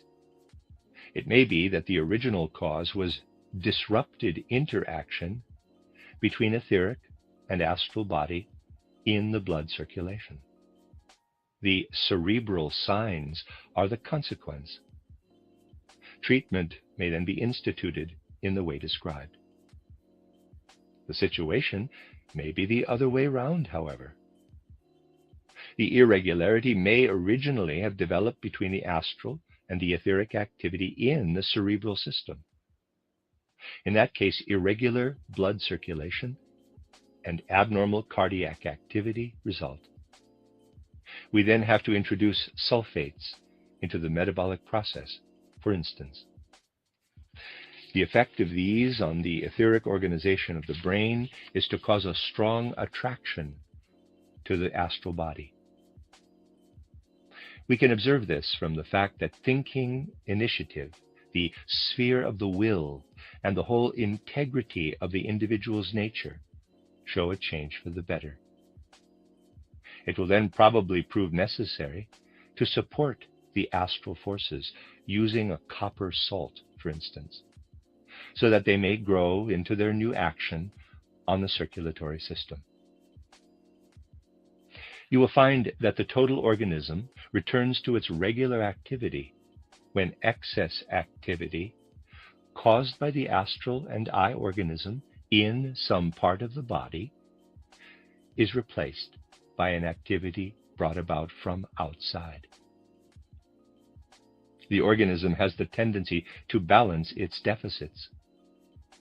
It will therefore restore itself if an irregularity is artificially regulated for a time to such effect that the process that has been provoked inside and which has to stop is fought with a similar process that is set in scene from without.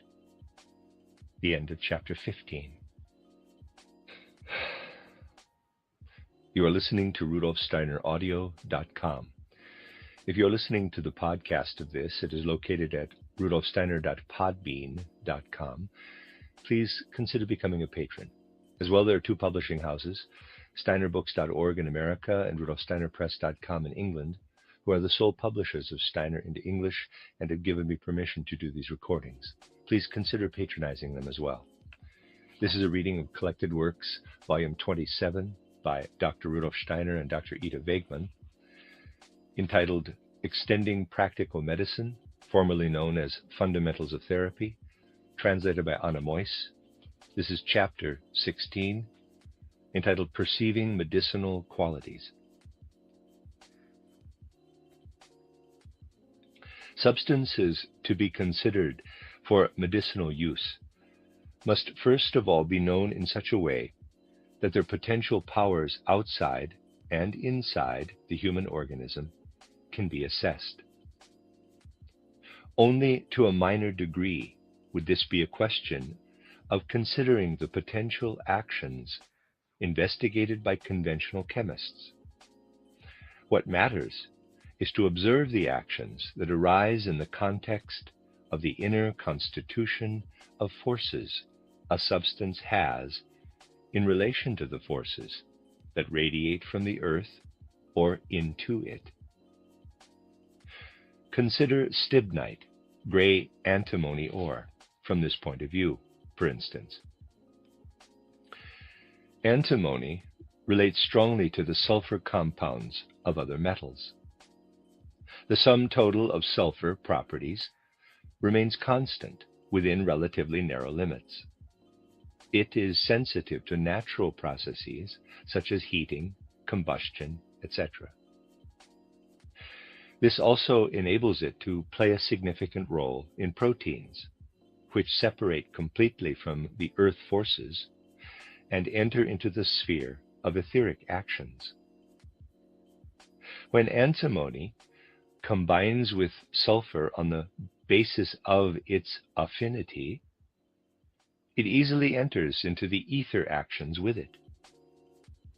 It is thus easily introduced into protein activity in the human body, helping it to an ether action, when, due to some pathological condition, the body is not itself able to transform a protein taken in from outside and make it part of its own activity. But antimony also has other characteristics. Wherever possible, it seeks to assume a configuration of radiating masses. It organizes itself along lines that go away from the earth and towards the forces active in the etheric. With antimony, we therefore introduce something into the human organism that meets the action of the ether body halfway. The process involved in antimony liquation also points to the relationship the substance has to the ether. It becomes finely fibrous in the process. Liquation is a process that may be said to start below as something physical and becomes etheric up above. Antimony makes itself part of this transition. Antimony, which oxidizes on roasting, produces a white vapor on combustion that deposits on cold bodies to produce antimony bloom, valentinite. Antimony also has some power to resist electrical actions. If treated in a certain way by electrolysis and made to precipitate at the cathode, the precipitate will explode if touched with a mental pointer. All this shows that antimony has a tendency to enter easily into the ether element, the moment conditions are even the least bit suitable. Seen with the eye EYE of the spirit, all these details are mere pointers, for it has direct perception of the relationship between capital I activity and antimony actions, showing that antimony processes act like the eye organization if introduced into the human organism. In the human organism, the blood shows a tendency to coagulate in its flow. This is the tendency which is under the influence of the eye organization and has to be regulated under that influence. Blood is an intermediary organic product. Anything produced in the blood has gone through processes that are on the way to becoming processes of the full human organism, that is, the eye organization. It still has to go through processes that fit in with the configuration of this organism. The nature of these will be apparent from the following. By coagulating on removal from the body, blood shows that it has an inherent tendency to coagulation and has to be continually prevented from coagulating in the human organism. The principle which prevents blood from coagulating is the one through which the organism makes it part of itself. It becomes part of the body's configuration through the form-giving forces that come immediately prior to coagulation. If coagulation were to occur, life would be put at risk. If we then have a pathological condition in the organism, which consists in a deficit of the forces that go in the direction of blood coagulation, antimony, in one form or another, will prove medicinal. The configuration of the organism is essentially a transformation of protein, which causes it to work together with mineralizing forces. Such forces are found in calcareous matter, for instance. The point is beautifully illustrated in the development of the oyster shell. The oyster has to get rid of the shell-producing process in order to maintain the inherent nature of its protein. The situation is similar for the development of an eggshell. In the oyster, calcareous matter is separated off so that it may not be incorporated in protein synthesis. In the human organism, this incorporation has to take place. Mere protein activity has to be transformed into an activity involving the configuring forces evoked in calcareous matter by the eye organization. This has to happen within blood production. Antimony counteracts the force that eliminates calcareous matter, and because of its affinity with the ether element, takes protein that wants to preserve its form into the state of formlessness that is receptive to the influences of calcareous and similar matter. In the case of typhoid fever, it is evident that the pathological condition consists in protein being insufficiently converted to blood substance, capable of being configured. The type of diarrhea which develops shows that inability to make this conversion actually begins in the intestine. The severe clouding of the conscious mind, which develops, shows that the eye organization is driven out of the body and cannot take effect. The reason for this is that the protein cannot reach the mineralizing forces in which the eye organization is able to be active. This view is also supported by the fact that evacuations are infectious. The tendency to destroy the configuring forces is enhanced in them. Suitable compound antimony preparations used to treat typhoid symptoms prove medicinal. They strip the protein of its inherent forces and make it inclined to adapt to the configuring powers of the eye organization. People taking the widely held points of view of today will say that views like those outlined here for antimony are not exact. They will refer instead to the exact nature of accepted chemical methods.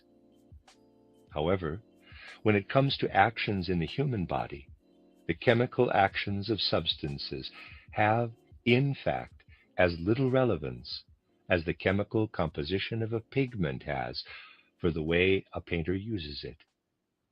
Yes, it would be a good idea for a painter to know something about the chemical point of origin. But the way he uses pigments when he is painting is based on another methodology. The same applies to the medical practitioner. He may take chemistry as a basis that has some significance, but the mode of action substances have in the human organism no longer has anything to do with this chemical aspect. Anyone who holds the view that only data established in chemistry, and that includes pharmaceutics, are exact, destroys the possibility of developing views on what happens when healing processes occur in the organism. The end of chapter 16. You are listening to RudolfSteinerAudio.com. If you are listening to the podcast of this, it is located at RudolfSteiner.podbean.com. Please consider becoming a patron. As well, there are two publishing houses, SteinerBooks.org in America and RudolfSteinerPress.com in England, who are the sole publishers of Steiner into English and have given me permission to do these recordings. Please consider patronizing them as well. This is a reading of Collected Works, volume number 27 by Dr. Rudolf Steiner and Dr. Ita Wegman, entitled Extending Practical Medicine, formerly known as Fundamentals of Therapy, translated by Anna Moyes. This is chapter 17, entitled Perceiving the Nature of Substances as a Basis of Pharmacognosy. Anyone wishing to assess medicinal actions has to have an eye for the actions of forces that develop in the human organism when a substance, which has specific actions outside the human organism, is in some way or other introduced into it. A classical example is given in the case of formic acid. It is a corrosive substance developed in the ant's body which causes inflammation. There it presents as a product that has been separated off.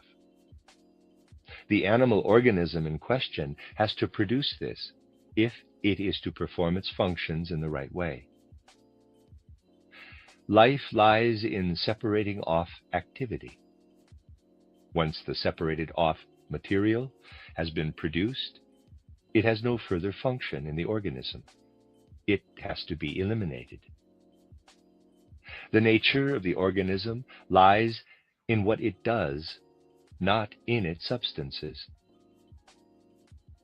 The organization is not a complex of physical matter, but an activity. Matter holds the stimulus for action within it.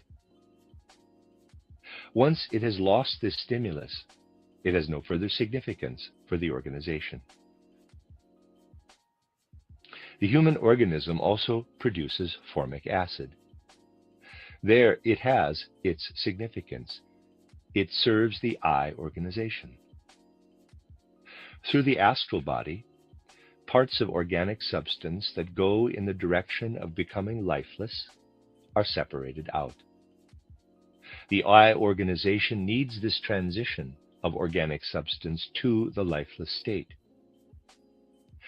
But it is the process of transition it needs, not the product of the transition. Once matter going in the direction of becoming lifeless has been created, it is a burden inside the organism.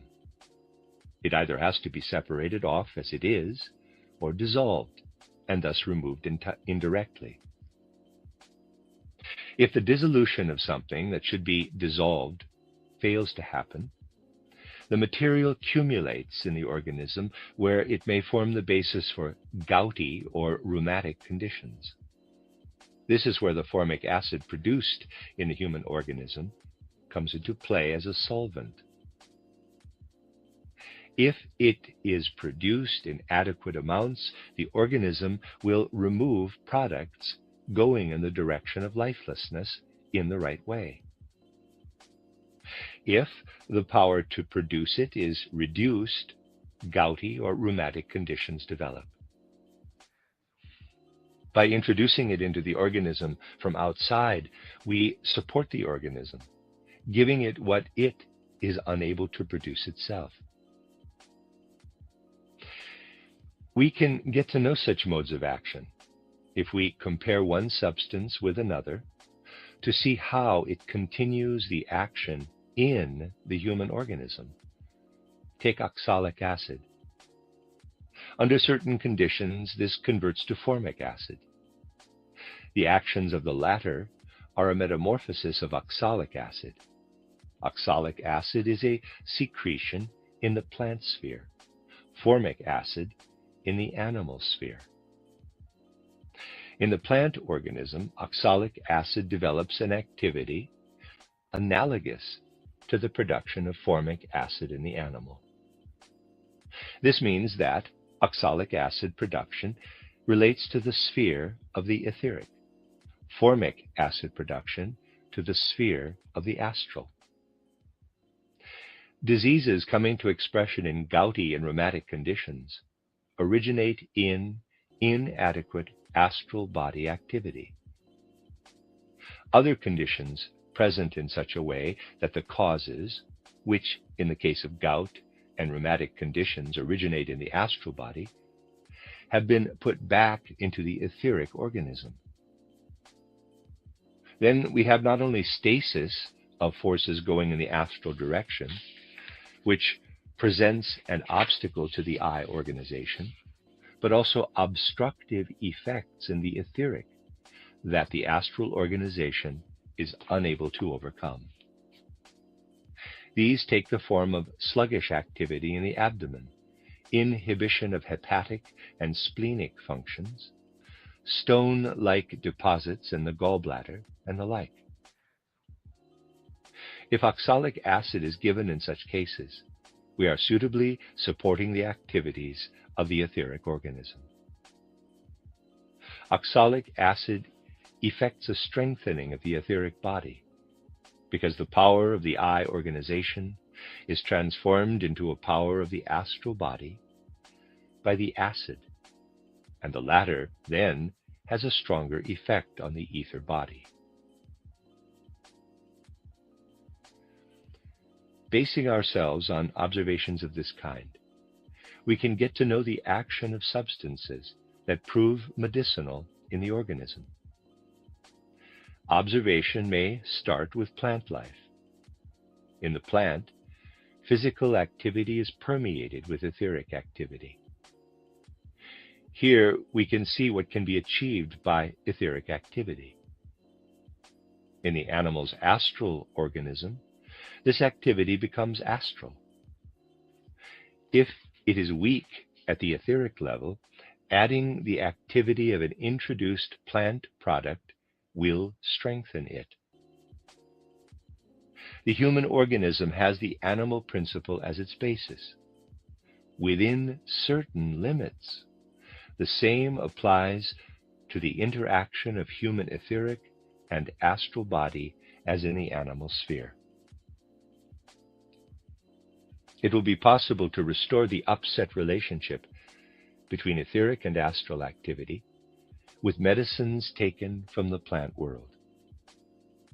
Such medicines will not serve our purpose, however, if some disorder exists in the way the physical, etheric, and astral human organization interacts with the eye organization.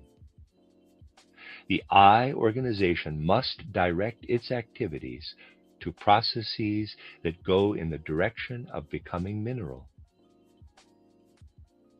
Only mineral principles will therefore prove medicinal for pathological conditions in this area. To get to know the medicinal actions of a mineral principle, we have to investigate a substance to see how it can be degraded.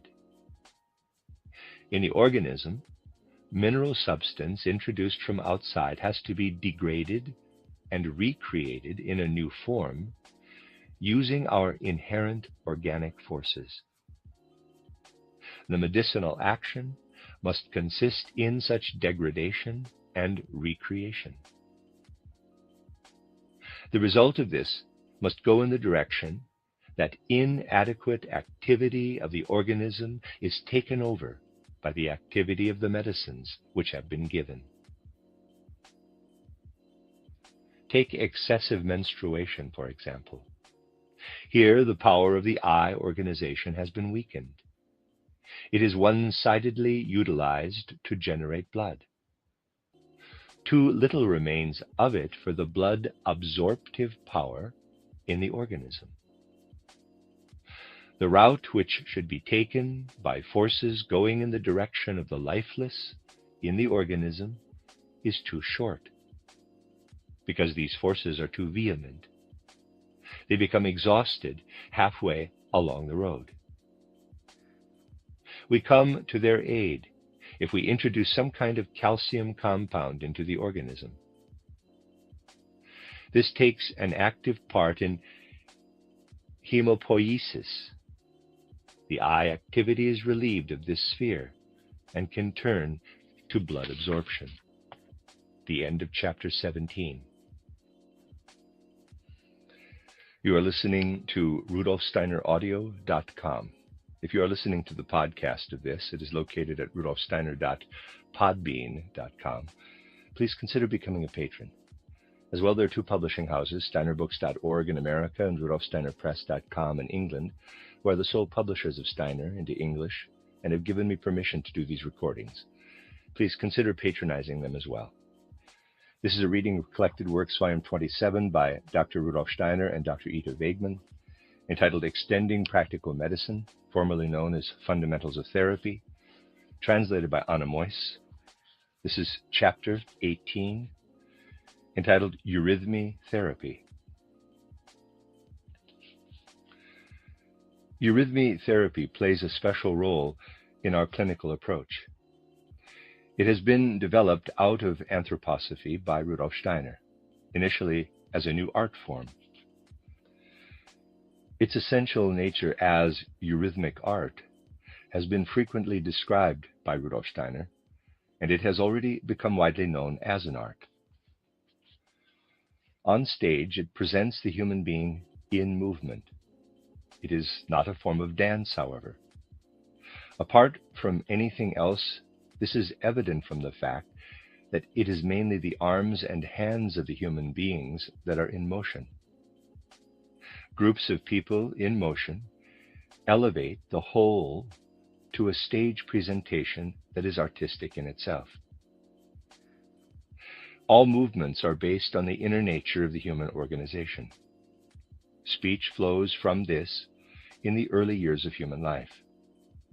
As speech sound wrests itself from the human constitution, so genuine insight into this constitution makes it possible to evolve movements from a single individual or a group of people that are genuine visible speech or visible song.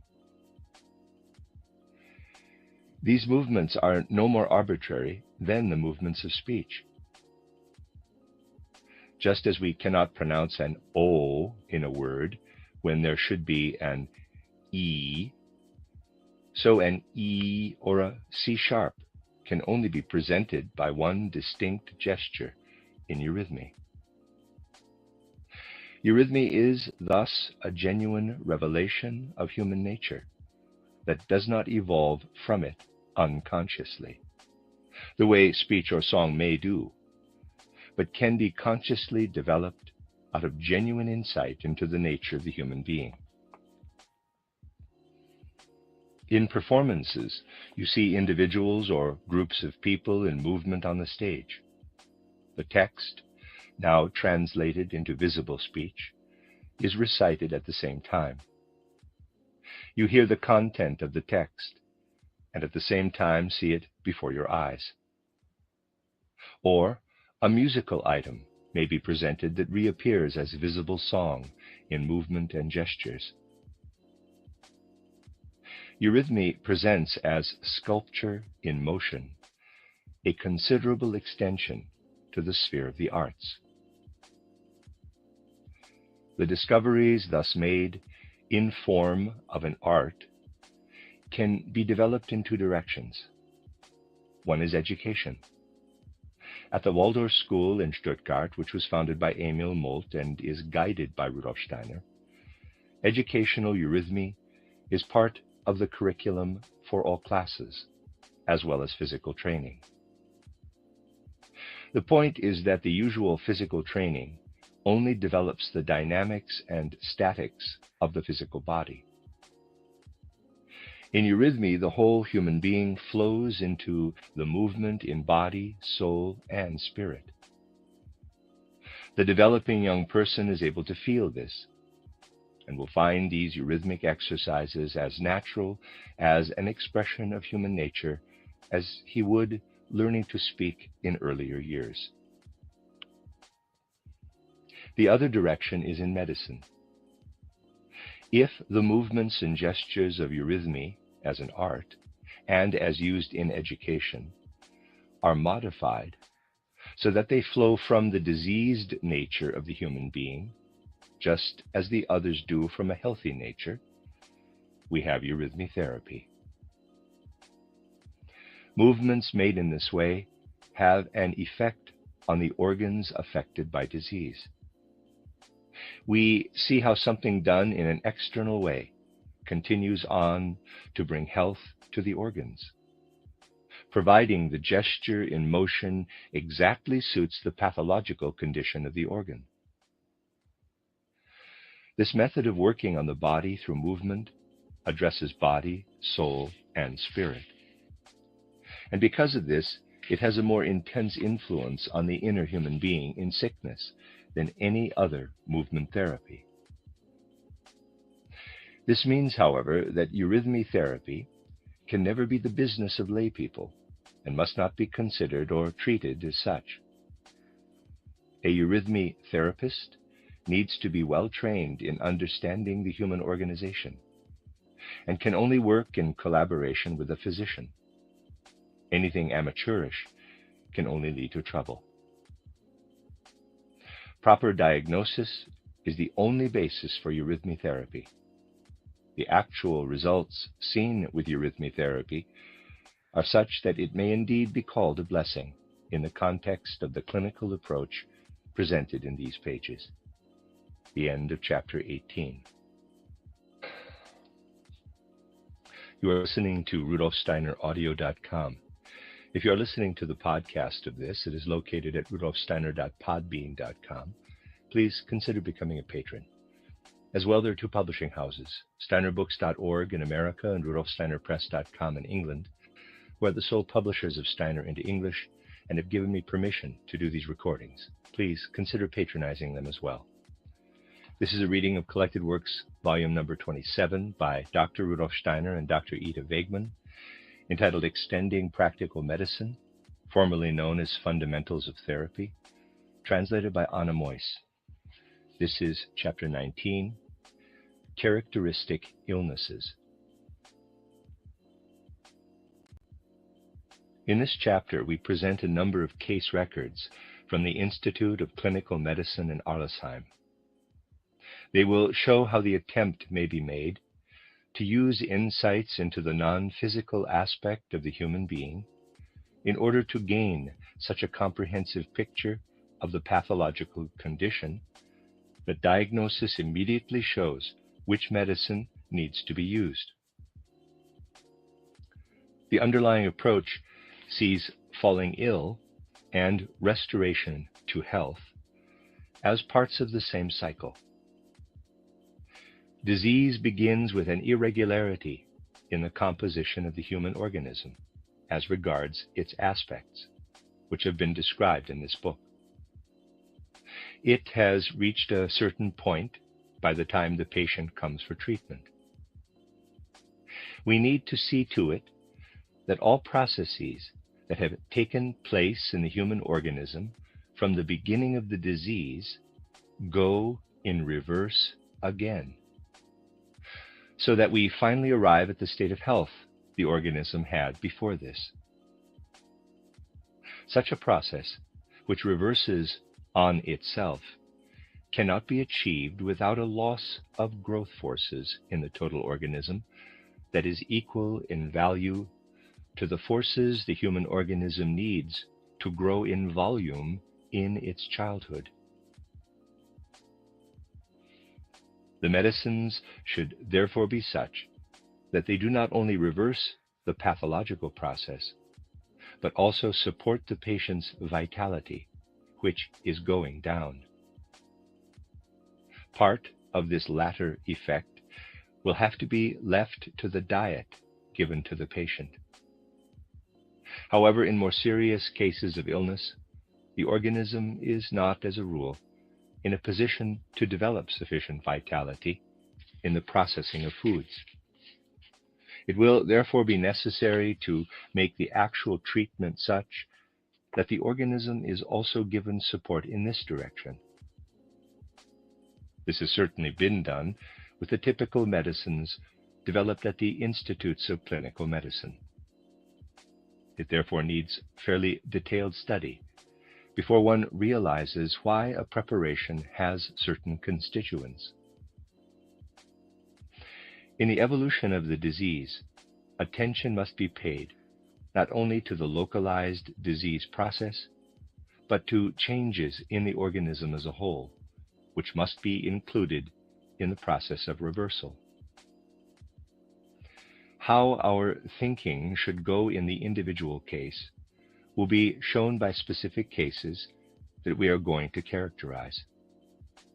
Having described them, we shall continue with general considerations. Case number 1.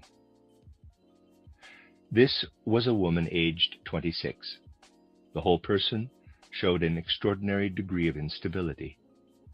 The patient showed quite clearly that part of her organism, which we have called the astral body in this book, was in a state of excessive activity. One saw that this astral body could not be adequately controlled by the eye organization.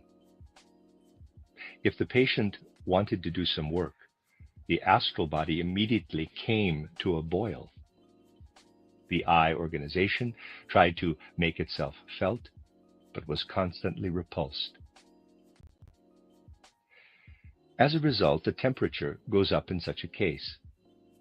In a healthy individual, regular digestive activity depends on the eye organization functioning normally. Impotence of this eye organization came to expression in persistent constipation in the patient. One consequence of this problem in the digestive system were the migraine-type conditions and vomiting she presented with. In sleep, it is evident that the impotent eye organization causes the organic activity that goes from below upward to be inadequate, damaging exhalation. The result of this is excessive accumulation of carbon dioxide in the organism during sleep, which shows itself at the organic level as palpitations on waking, and on the psychological level in feelings of anxiety and shouting. Physical examination showed nothing but a deficit of the forces that effect a regular relationship between astral body, ether body, and physical body. Excessive independent astral activity means that too few forces flow from the astral body to the physical and etheric body. The latter, therefore, continue to be delicate in development during the growth period. On examination, this was evident from the fact that the patient had a gracefully slender, weak body and complained of frequent back pain. Back pain develops because spinal marrow activity is exactly the site where the eye organization must make itself felt most strongly. The patient also spoke of many dreams. This was due to the astral body evolving excessive independent activity when separated from the physical and ether body during sleep. As a first step, we had to strengthen the eye organization and reduce astral activity. The first is achieved by selecting a medicine able to support the eye organization where it is getting weak in the digestive tract. Copper may be recognized to be such a medicine. Used in form of a copper ointment dressing placed over the lumbar region, copper has a strengthening effect on inadequate warmth development, which comes from the eye organization. We shall see that abnormal cardiac activity is reduced and the feelings of anxiety disappear. Excessive independent activity of the astral body can be combated with minimal doses of lead taken by mouth. Lead pulls the astral body together and wakes the forces in it through which it combines more strongly with the physical body and the ether body. Parenthesis, lead poisoning consists in the astral body being too strongly connected with the ether and physical body, so that the latter are subject to an excessive process of destruction. Close parenthesis. The patient showed distinct improvement with this treatment. Her instability gave way to a certain inner firmness and certainty. Her state of mind changed from being torn apart to being inwardly contented. The symptoms of constipation and back pain disappeared, and so did the migraine-like conditions and headaches. The patient had her ability to work restored to her. The end of case number 1. Case number 2. Male patient, aged 48. Had been robust as a boy, psychologically sound. Stated that he was treated for nephritis for 5 months during the war and discharged fit. Married at age 35, 5 healthy children, a 6th died at birth. At age 33, mental overexertion was followed by depression, tiredness, apathy. These continued to get worse. Parallel to this, he felt he had lost his bearings. He faced questions that revealed the negative sides of his work to him. He was a teacher, and he had nothing positive to set against this. The pathological condition showed an astral body with too little affinity to the ether and physical body, and immobile in itself. Because of this, the physical and ether body brought their own inherent qualities into play. The inner feeling of not being properly connected with the astral body caused depression. Not being properly connected with the physical body, tiredness and apathy. The way that the patient felt lost in spirit was due to the fact that the astral body was unable to utilize the physical and ether body. In connection with all this, sleep was good, because the astral body had little connection with the etheric and physical body. For the same reason, however, waking up was difficult. The astral body did not want to enter into the physical. A normal connection with the physical and ether body would only come in the evening when they were tired. The patient therefore only really came awake in the evenings. The whole situation indicated that one had, first of all, to strengthen astral body activity. This can always be achieved by giving arsenic by mouth in form of a natural mineral water. You will find that after some time, the individual has more control of his body. The connection between astral body and ether body grows stronger. Depression, apathy, and tiredness come to an end. Now, it was also necessary to assist the physical body, which had grown sluggish in terms of movement, because its connection with the astral body had been poor for a prolonged period, by giving phosphorus in minimal doses. Phosphorus supports the eye organization, enabling it to overcome the resistance of the physical body. Rosemary baths open up a channel for the removal of deposited metabolic products. Eurythmy therapy will restore harmony between the different parts, parenthesis, system of nerves and senses, rhythmic system, motor and metabolic system, close parenthesis, of the human organism when it has been upset by inactivity on the part of the astral body. If the patient is also given elderflower tea, the sluggish metabolism, which has gradually developed because of that inactivity on the part of the astral body, will return to normal. We recorded a complete cure in the case of this patient. End of case number 2.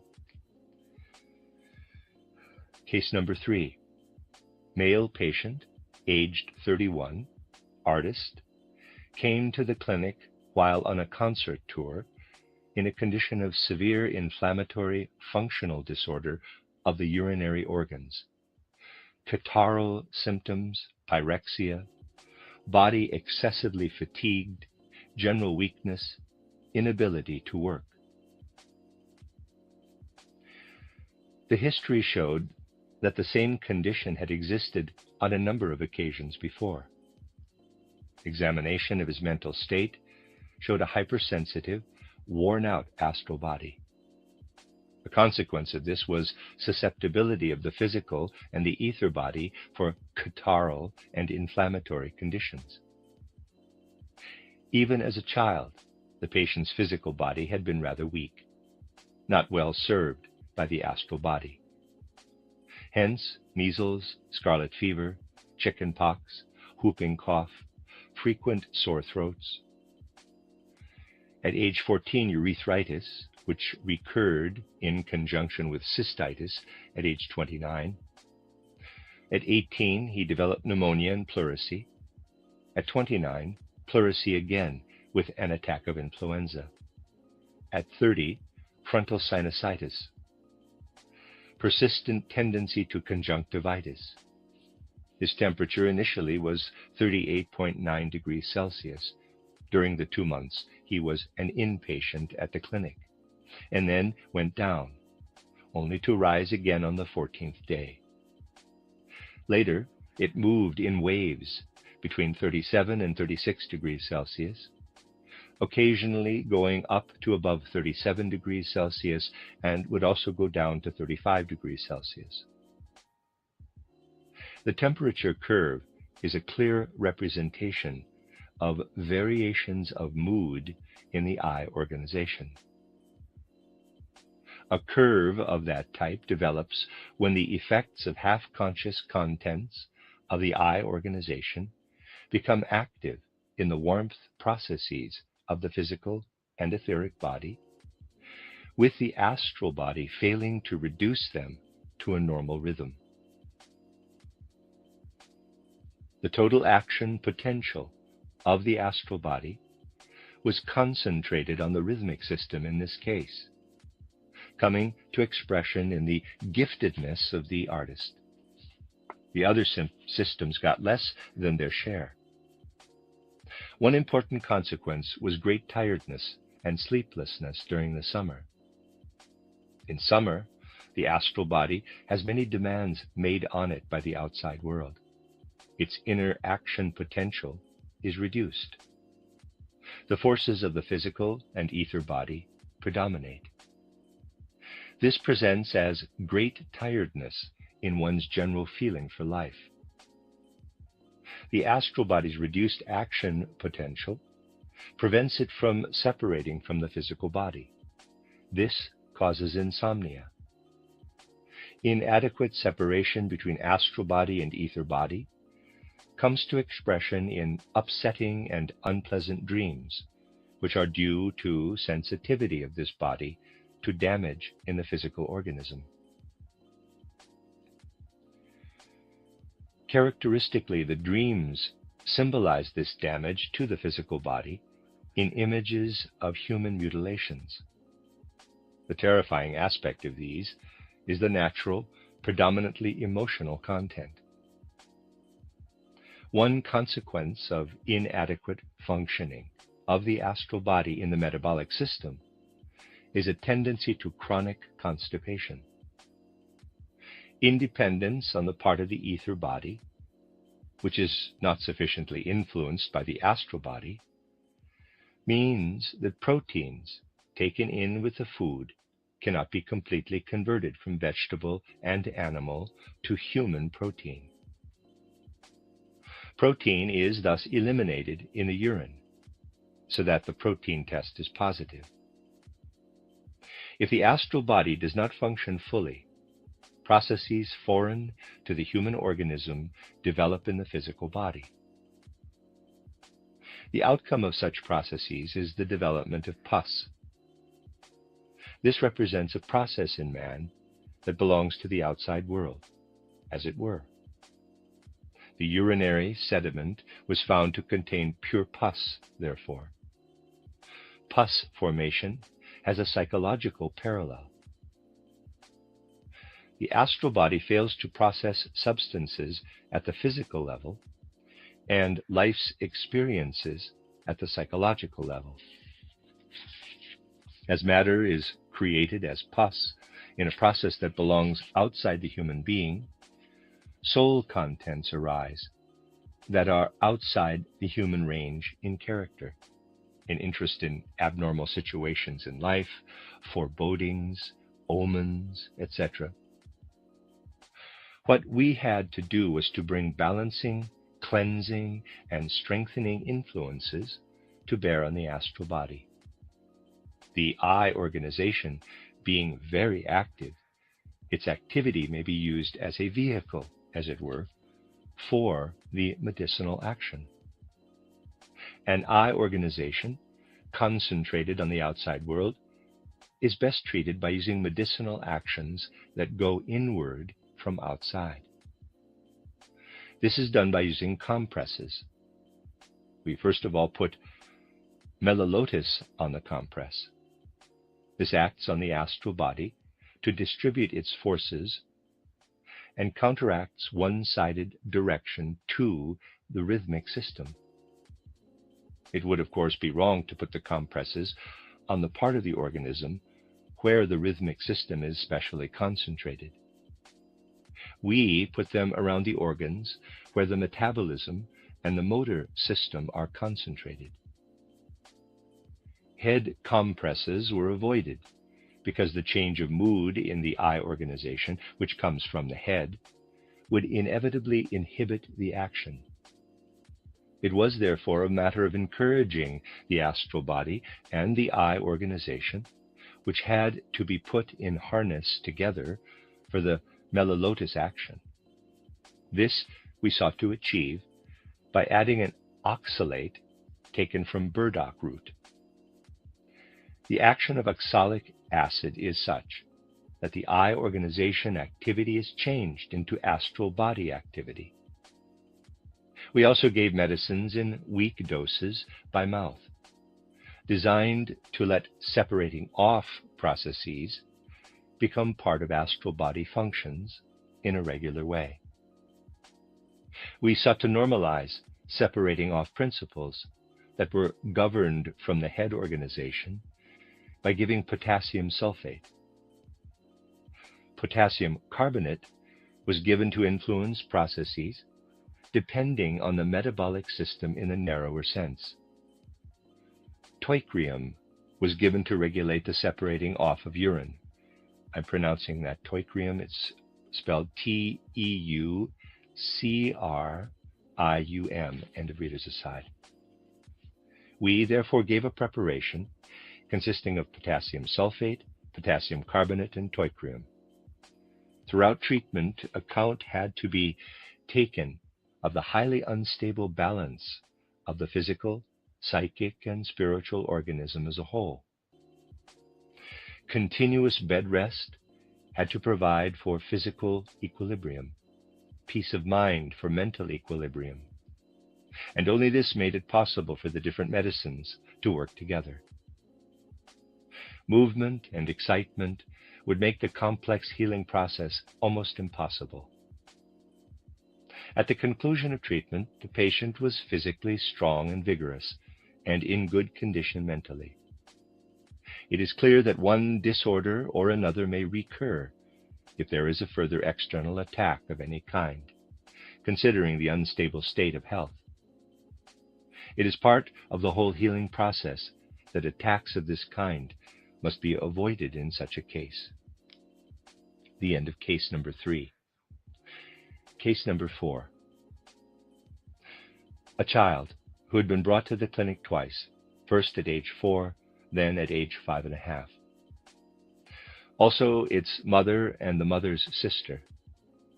The process of diagnosis led from the child's illness to the mother's, and also that of her sister. With the child we found the following.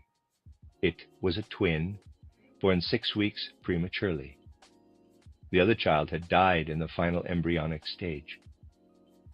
At the age of 6 weeks, the child fell ill, crying a great deal, and was taken to hospital. Pylorospasm was diagnosed. The child was fed partly by a wet nurse, partly artificially. It was discharged from hospital at 8 months. Arrived at home, it had a seizure the first day, and this recurred daily for the first 2 months. The child would stiffen in an attack, turning up its eyes. Attacks were preceded by timidity and crying. The child also had a squint in the right eye and would vomit before an attack. At age 2.5, another attack occurred, lasting 5 hours. The child went stiff again and lay there as if dead. At age 4, it had an attack lasting 30 minutes. This was the first attack, reported to be accompanied by pyrexia. The parents noted that the convulsions that happened after the child came back from the hospital were followed by paralysis of the right arm and leg. The child made its first attempts at walking at age 2.5. It was only able to step out with the left leg, dragging the right leg after it. The right arm also remained without will impulses. The condition still persisted when the child was brought to see us. What we had to do was establish the situation with regard to the aspects of the child's organization. This was done independent of the syndrome.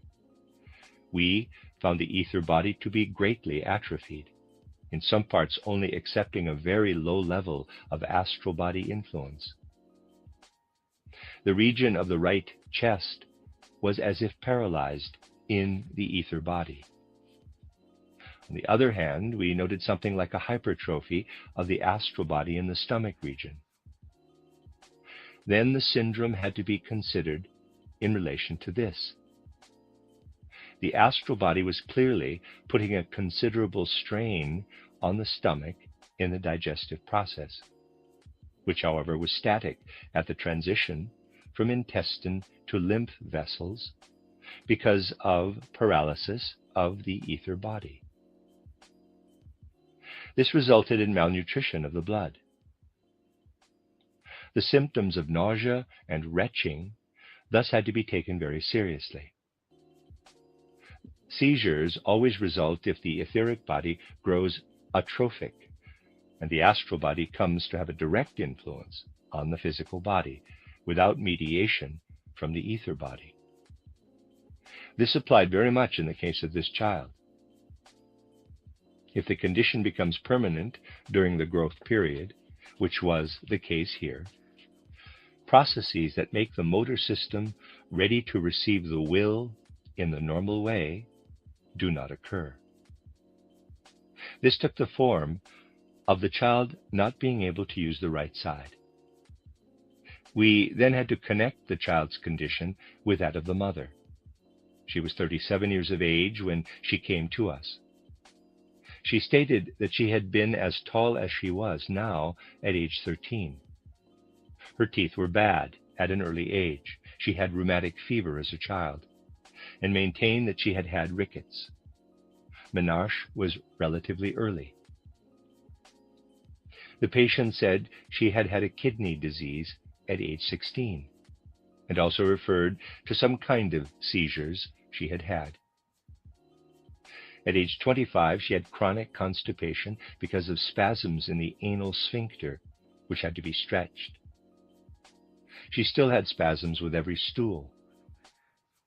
Diagnosis of her condition, based on direct observation with no conclusions drawn from her symptom complex, showed remarkable similarity with that of the child. Only everything was much milder in form. It had to be considered that the human ether body develops especially between the changing of the teeth and puberty.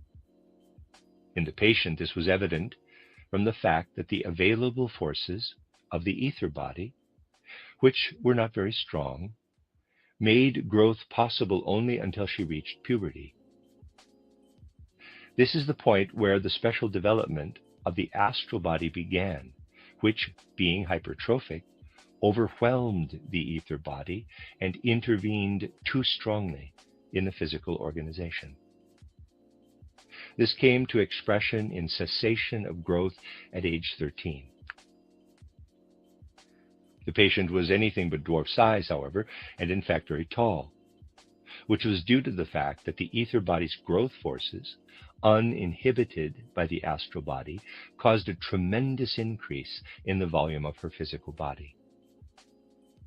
These forces were not yet able, at the time, to intervene in the functions of the physical body in a regular way. This was evident in the development of rheumatic fever and later on of seizures. Because of weakness of the ether body, the action of the astral body on the physical body was particularly powerful. This was a destructive effect. In a normally developing life, it is balanced out by constructive forces during sleep, when the astral body has separated from the physical and ether body. If the ether body is too weak, as in the case of our patient, excessive destruction occurs, and in her case this could be seen from the fact that she needed her first filling in her teeth in her 12th year. If the ether body has extra demands made on it, as in pregnancy, this will always cause dental deterioration. The weakness of the ether body, as far as its connection with the astral body was concerned, was also particularly evident in the frequency of dreams and in the fact that the patient slept soundly, despite all the irregularities. The weakness of the ether body was also apparent from the fact that foreign processes not controlled by the ether body occurred in the physical body, presenting as proteins, occasional hyaline casts, and salts in her urine. It is interesting to note the way these pathological processes relate to those of the mother's sister. The diagnosis concerning the composition of the aspects of the human being is almost entirely the same. Weak ether body activity, therefore dominance of the astral body. Only in her case, the astral body itself is weaker than her sister's. Menarche was therefore early, too, but instead of inflammations, she merely had pain due to irritation of the organs, for example, the joints. The ether body has to be especially active in the joints if vitality is to go normally. If ether body activity is weak, the activity of the physical body becomes dominant, which shows in swellings and chronic arthritis in this case. The weakness of the astral body, which is not acting sufficiently on subjective feelings, is evident from a preference for sweet foods, which increase sensation for the astral body. If, in addition, daily life has worn out a weak astral body, the pain will be more significant if the weakness persists. The patient complained of pain getting worse in the evenings. The connection between the disease states of the three patients pointed to the generation ascendant to the two sisters, and especially the child's grandmother. The cause must lie with her. The upset balance between astral and ether body in all three patients can only have arisen from an equal imbalance in the child's grandmother. This irregularity must go back to the grandmother's astral and ether body not achieving adequate nutrition of the fetal membranes which feed the embryo, especially the allantois. This inadequate development of the allantois has to be looked for in all three patients. We established it, first of all, by purely spiritual methods. The physical allantois is metamorphosed, becoming non-physical, into the capability of the astral body's forces. A degenerated allantois results in reduced capability of the astral body, which shows itself especially in all motor organs. All this held true for all three patients. It is indeed possible to perceive the quality of the allantois by considering that of the astral body. It will be evident from this that our reference to the ascendants does not derive from hazardous conclusions based on fantasy, but from genuine observations using the methods developed in the science of the spirit. To anyone who feels irritated by this truth, we would say that the above has nothing to do with a love for going against accepted views, but a desire not to withhold insights, which after all have been gained from anyone. The mystical concepts of heredity will remain forever obscure if we shy away from accepting the idea of metamorphosis from physical to non-physical, and the reverse in the sequence of generations. As regards treatment, an insight like the above must inevitably give us an idea as to where the healing process should be initiated. If we had not been pointed in the direction of the hereditary aspect, but had merely noted the irregularity in the relationship between ether body and astral body, we would have used medicines that act on these two aspects of the human being. In the present case, this would have proved ineffective, however, for the damage going through generations lies too deep to be balanced out in these aspects of the human organization themselves. In a case like this, we have to influence the I organization, bringing everything into play that has to do with harmonizing and strengthening of the ether and astral body. We achieve this by addressing the I organization in enhanced sensory stimuli, as it were, parenthesis, sensory stimuli act on the I organization, close parenthesis. We attempted to do this in the following way for the child. A 5% pyrites ointment dressing was applied to the right hand, and at the same time golden agaric ointment, Amanita caesarea, was massaged into the left half of the head. Externally applied, pyrites, and iron sulfide, stimulates the eye organization to make the astral body more lively and increase its affinity to the ether body. The action of golden agaric substance with organized nitrogen, a special constituent, is to let an action going via the eye organization evolve from the head that makes the ether body more lively and increases its affinity to the astral body. The healing process was supported by eurythmy therapy, which makes the eye organization as such lively and active. This results in externally applied principles being taken to the depths of the organization. The healing process thus initiated was further enhanced by measures designed to make astral and ether body particularly sensitive to the influence of the eye organization. Using a rhythmic diurnal sequence, baths were given with a decoction of solidago back rubs with a decoction of stellaria media, and both a tea made of willow bark, parenthesis, acts specifically on the astral body's receptivity, close parenthesis, and stannum, 0.001, parenthesis, specifically makes the ether body receptive, close parenthesis, by mouth.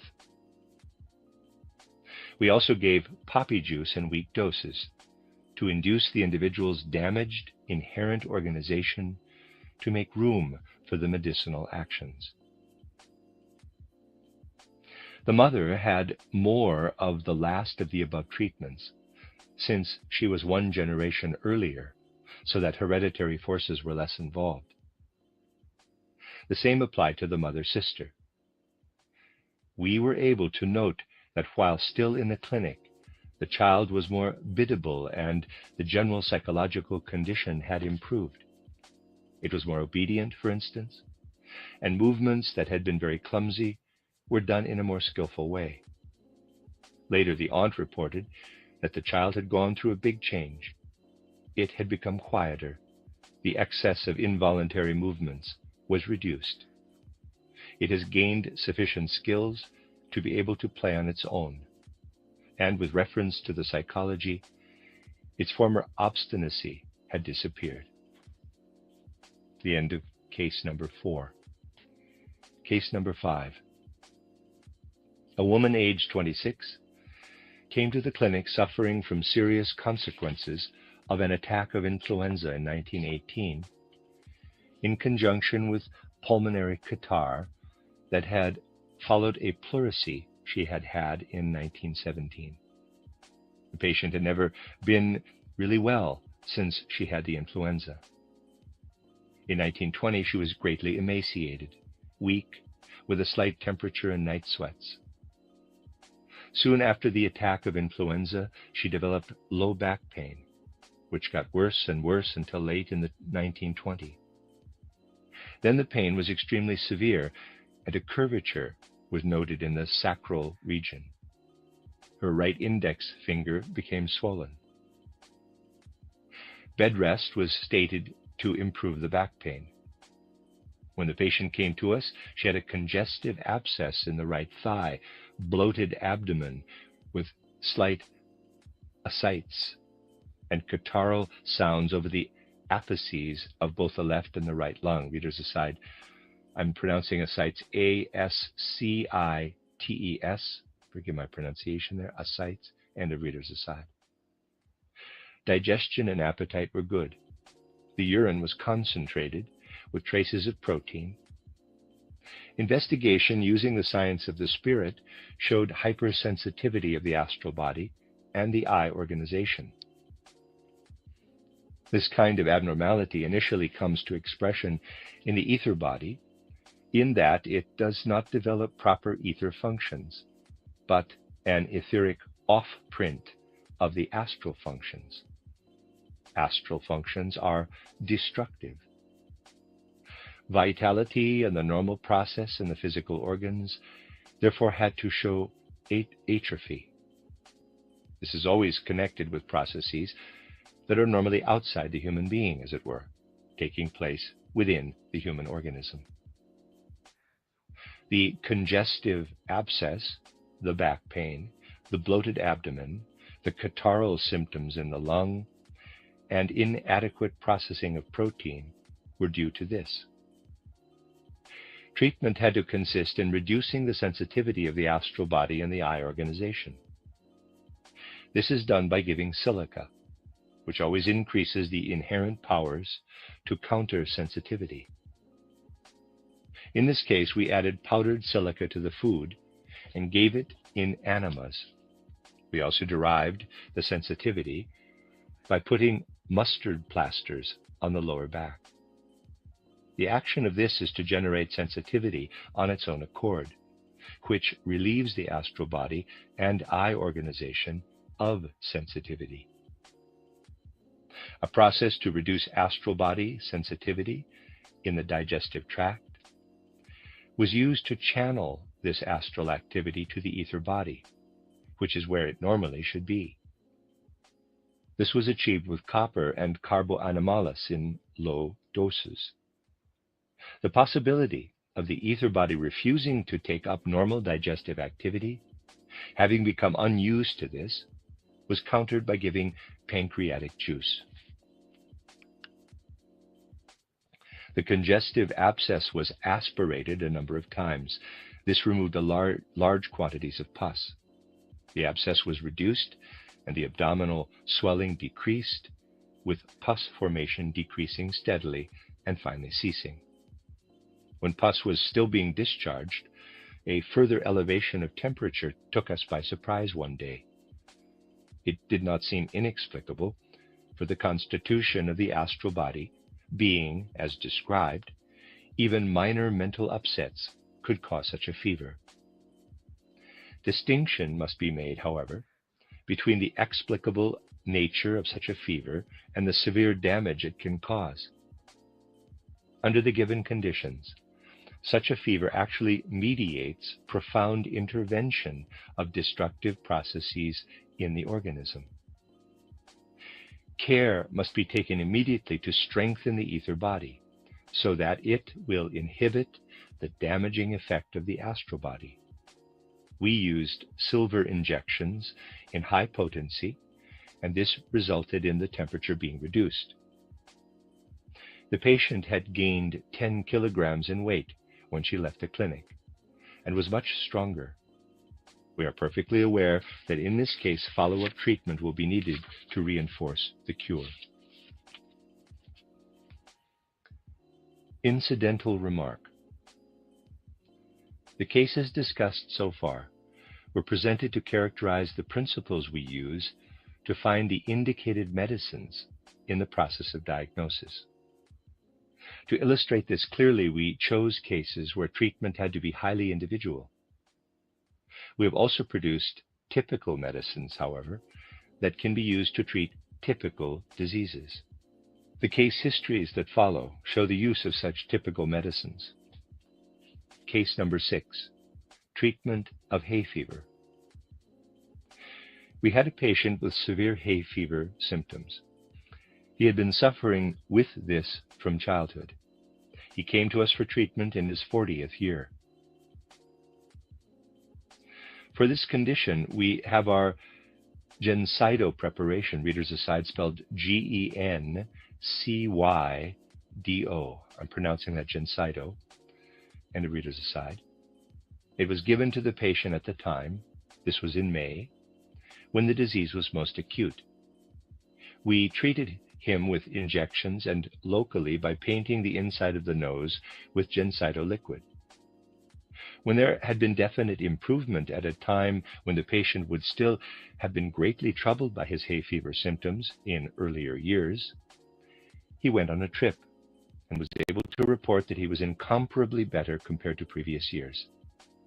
The next year he was again traveling from America to Europe during the hay fever season and had only one attack, much milder than before.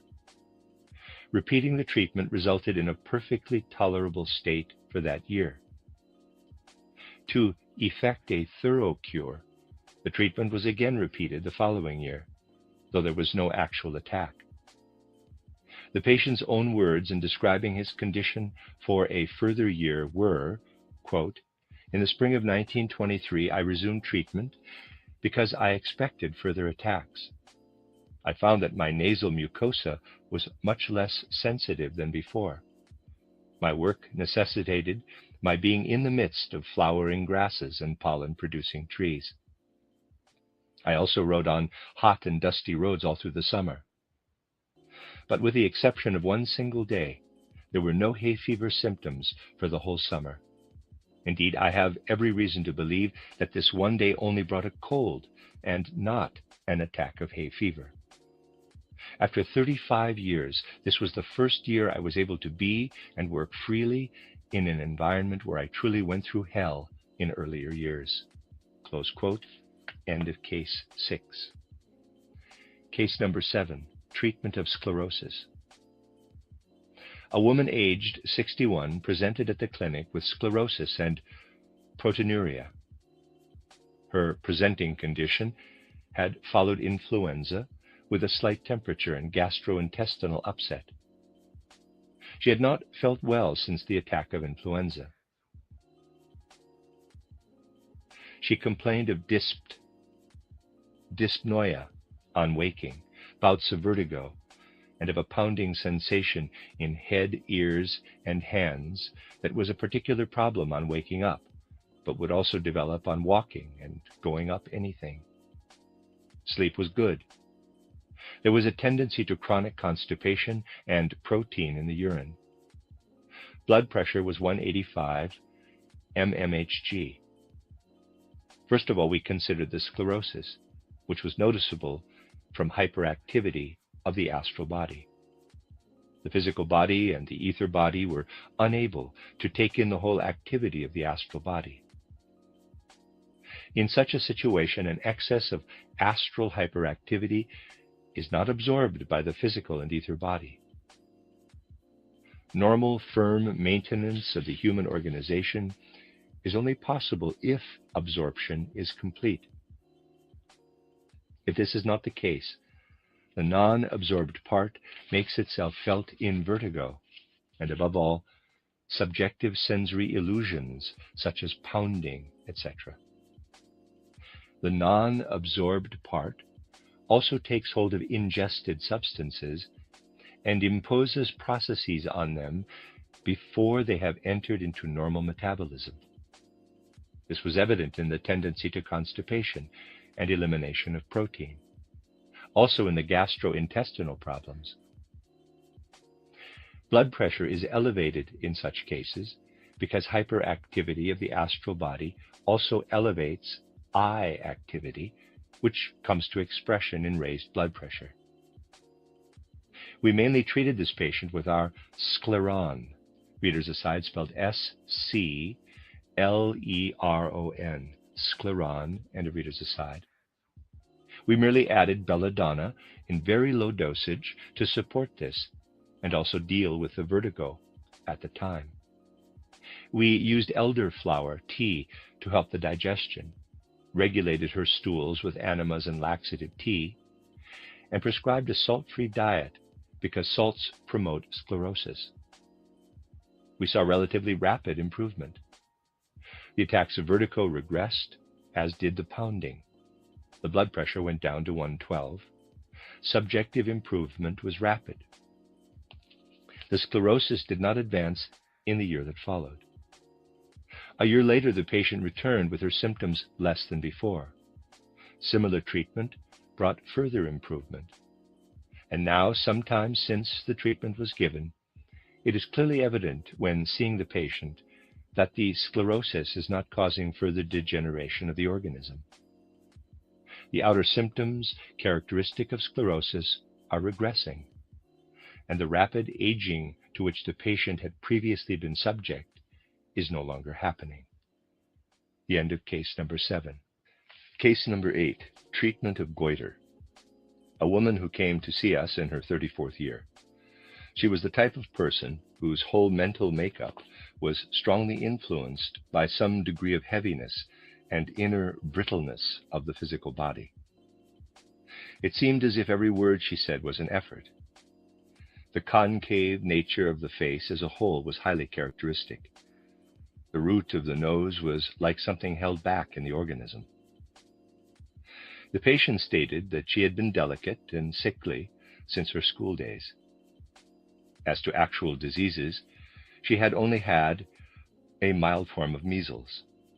She was always pale and always much tired, with a poor appetite. She was sent on from one physician to another with the following diagnoses made one after the other: pulmonary appendicitis, gastritis, anemia. To her own mind, the patient felt she was not so much sick in body, but more in soul. Having Given the history, let us refer to the spiritual scientific diagnosis, so that we may then check everything against this. The patient showed high degree atony of the astral body. Atony, readers aside, is spelled A-T-O-N-Y, end of readers aside.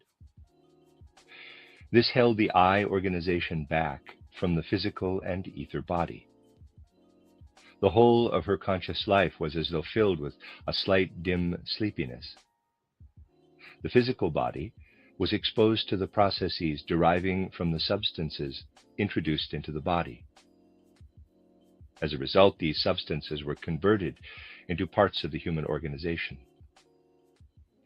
The coherent vitality of ether body was excessively subdued by the I and the astral body, which means that the inner response of general feeling for life and the sensation of bodily statics grew much too lively, the agility of the outer senses much too dull.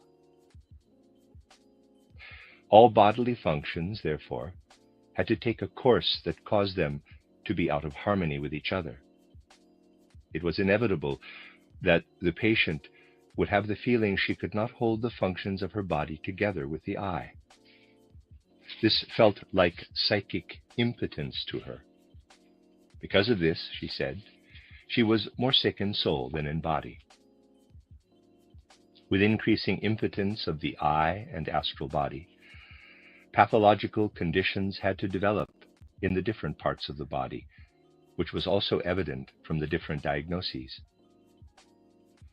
Impotence of the I came to expression in irregularities in glands, such as the thyroid and adrenals, also in irregularities in the gastrointestinal system. All this had to be expected in the case of this patient, and could indeed be established. Her goiter and the condition of the gastrointestinal system were wholly in accord with the spiritual scientific diagnosis. The following is highly characteristic. Because of impotence of the I and the astral body, part of the need for sleep was met during waking hours, with the result that her sleep was much less deep than that of normal people. This was experienced as persistent insomnia by the patient. In connection with this, she had the feeling that she would go to sleep easily and wake up easily. Also, in connection with this, she thought she had numerous dreams, which, however, were not real dreams, but mixtures of dreams and waking impressions. They were not remembered, therefore, and did not touch her deeply, because the strength of the stimulus was reduced. In the internal organs, the impetus of the I came to expression primarily in the lungs.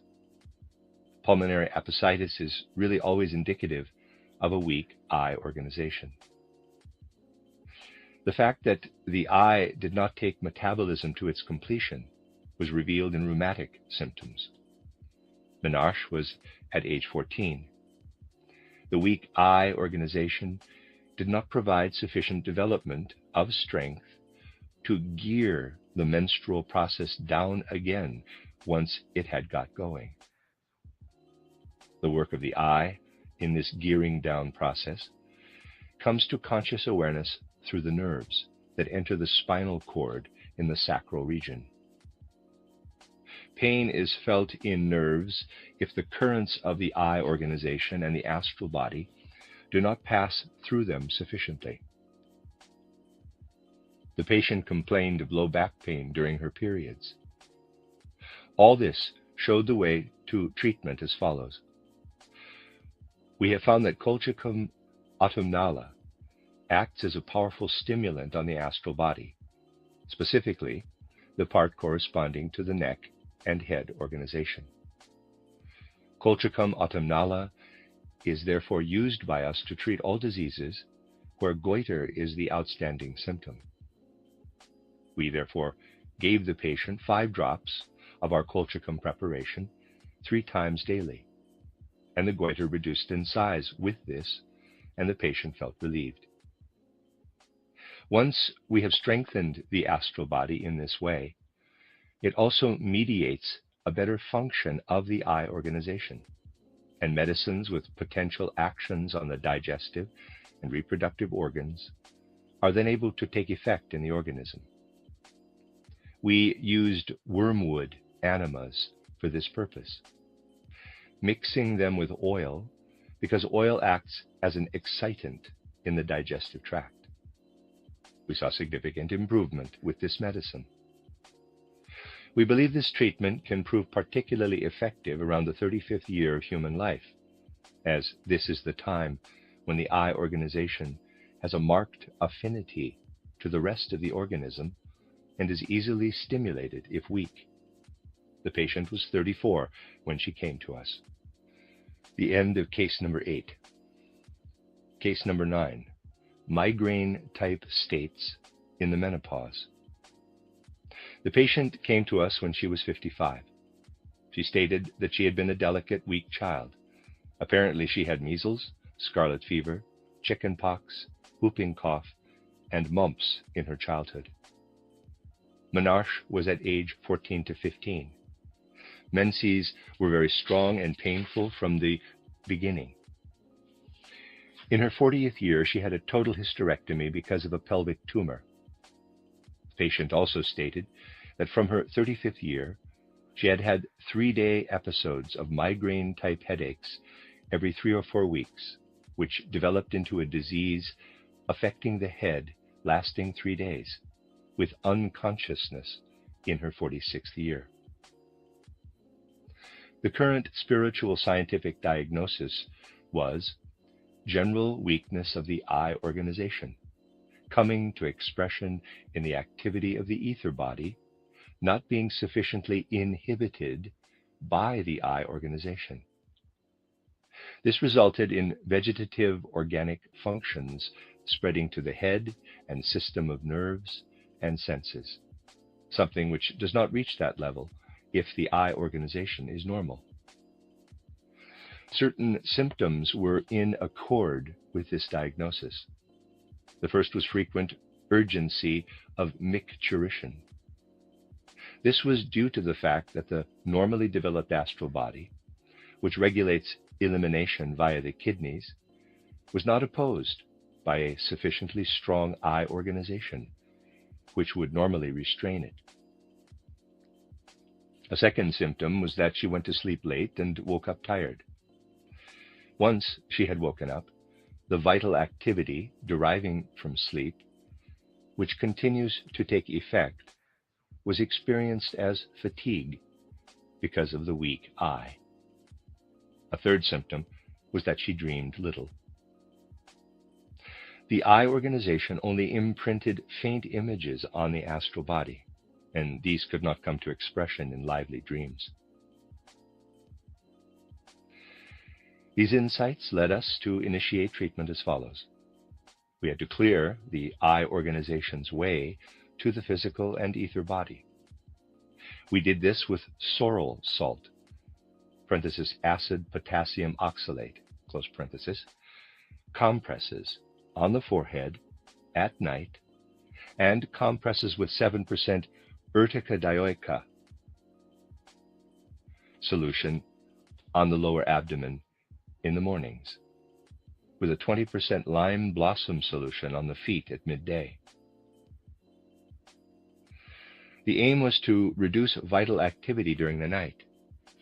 The oxalate, which in the organism has the function of suppressing excessive vital activity, achieved this. In the mornings, we had to see to it that the eye organization found its way into the physical body. This was done by stimulating the circulation. The iron activity in the nettle was used for this purpose. It remained to encourage the penetration of the physical body with the eye organization in the course of the day. This was done by utilizing the derivative drawing effect of the lime blossom used at midday. The headaches, which we have described, had become more severe when the patient was in her 46th year.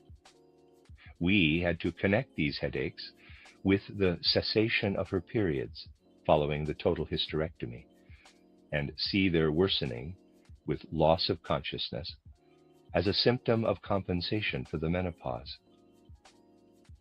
We first attempted to improve this by using antimony. It should have given improvement if it had been a matter of general metabolism, which is regulated by the eye organization. No improvement was achieved. This proved that it was a matter of the relatively independent part of the eye organization that regulates mainly the reproductive organs. In our view, the root of potentilla tormentilla, given in high dilutions, should be the specific in this case, and it did indeed prove effective. The end of chapter 19. When a child is in the hospital, visitors come to say hello. And when visiting hours are over, they leave. But family does whatever it takes to stay. At Ronald McDonald House, we believe families shouldn't have to fight alone. So we make sure they have everything they need with a community of support, warm meals, and a place to rest. Because when a child is sick, family stays, and Ronald McDonald House stays with them. Donate today at ronaldmcdonaldhouse.org. You are listening to rudolfsteineraudio.com. If you are listening to the podcast of this, it is located at rudolfsteiner.podbean.com. Please consider becoming a patron. As well, there are two publishing houses, steinerbooks.org in America and rudolfsteinerpress.com in England, who are the sole publishers of Steiner into English and have given me permission to do these recordings. Please consider patronizing them as well. This is a reading of Collected Works, volume number 27, by Dr. Rudolf Steiner and Dr. Ida Wegman, entitled Extending Practical Medicine, formerly known as Fundamentals of Therapy. This is the last chapter, chapter 20, entitled Typical Medicines. This has been translated by Anna Moyse. And after this chapter, I will be adding a few addenda that are included at the end of the book, but I will let you know when the chapter is over first. Again, chapter 20, Typical Medicines, Introductory Remark. Below, a number of typical medicines we have partly put on the market will be described to show their medicinal value. They are designed for the treatment of typical diseases, and where typical aspects show themselves in a pathological state, our medicine must prove therapeutic in terms of what is presented in this book. A number of our medicines will be described from this point of view.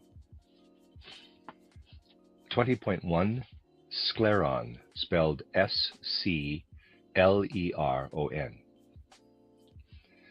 This consists of metallic lead, honey, and sugar.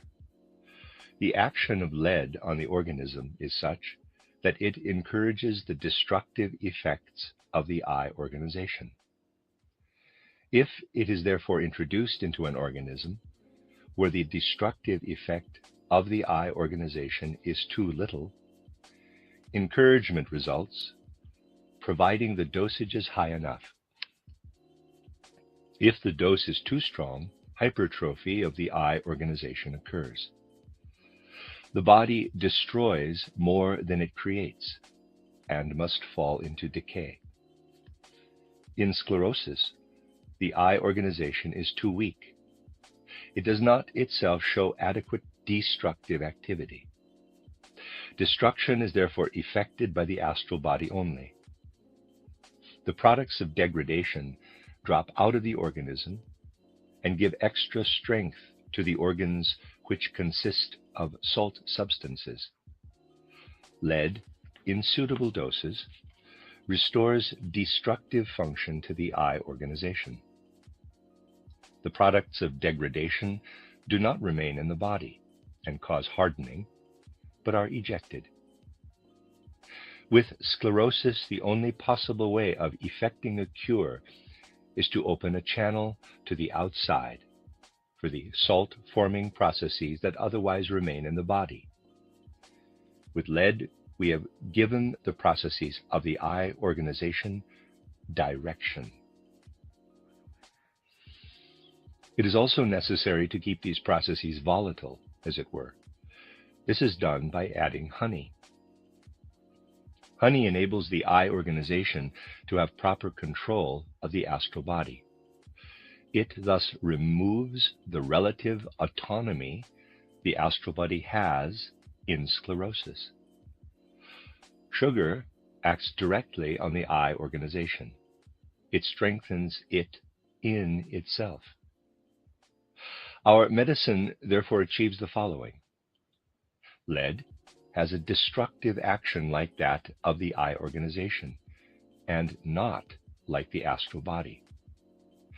Honey conveys the destructive activity of the astral body to the eye organization, and the sugar enables the eye organization to perform its specific function. It may be noted that the initial stages of sclerosis are evident from the fact that acuity of thought and exact control of memory cease. If our medicine is used at this early stage, it will be possible to avoid the more mature stages of sclerosis.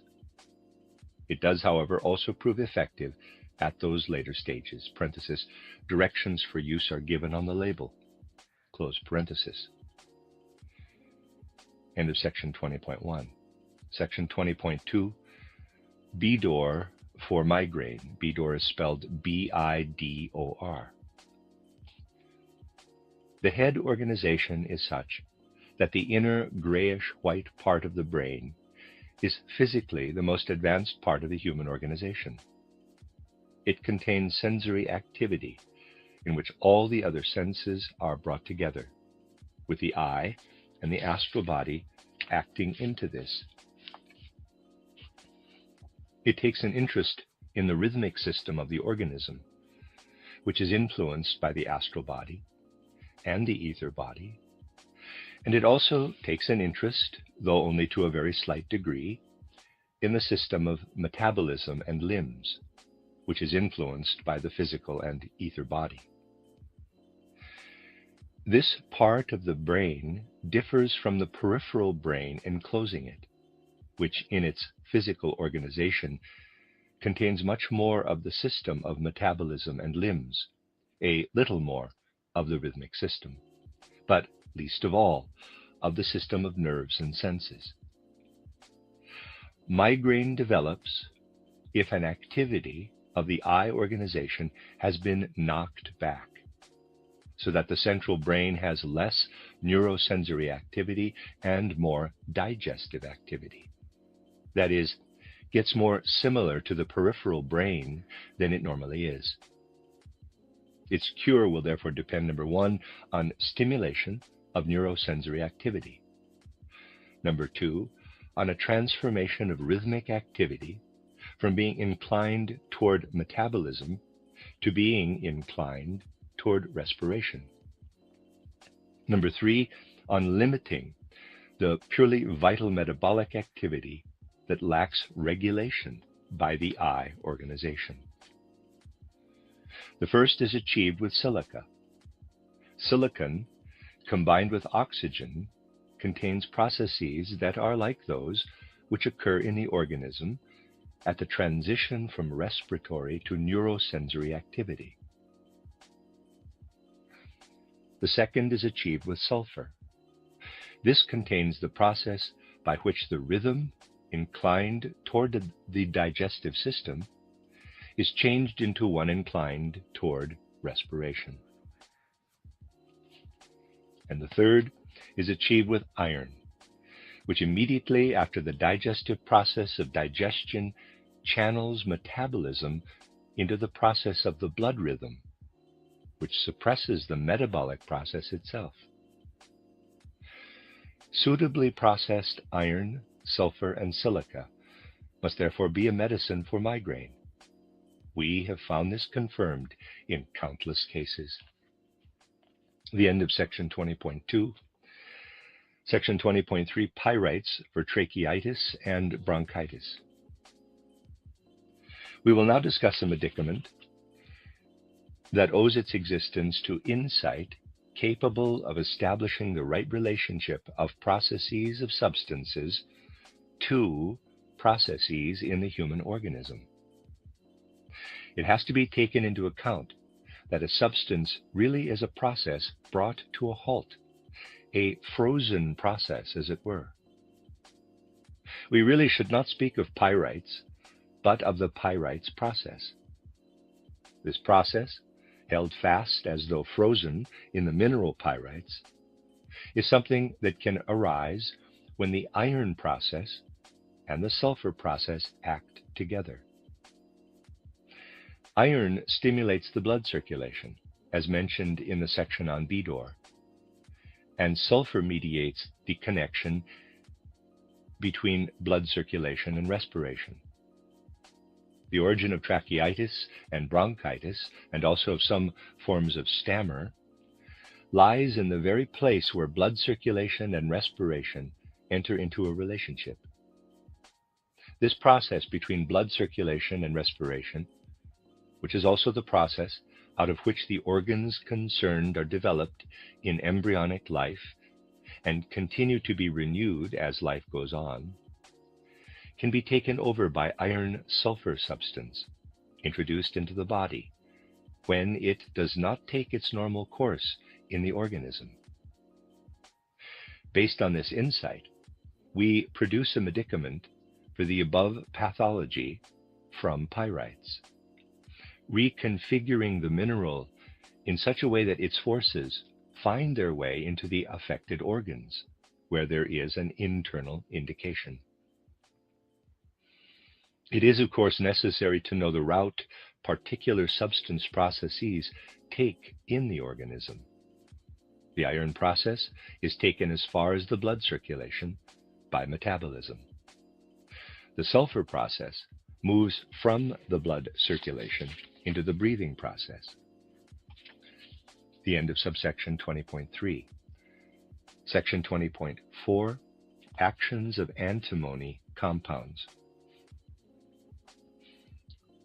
Antimony has an extraordinarily powerful connection with other solids, for example, sulfur.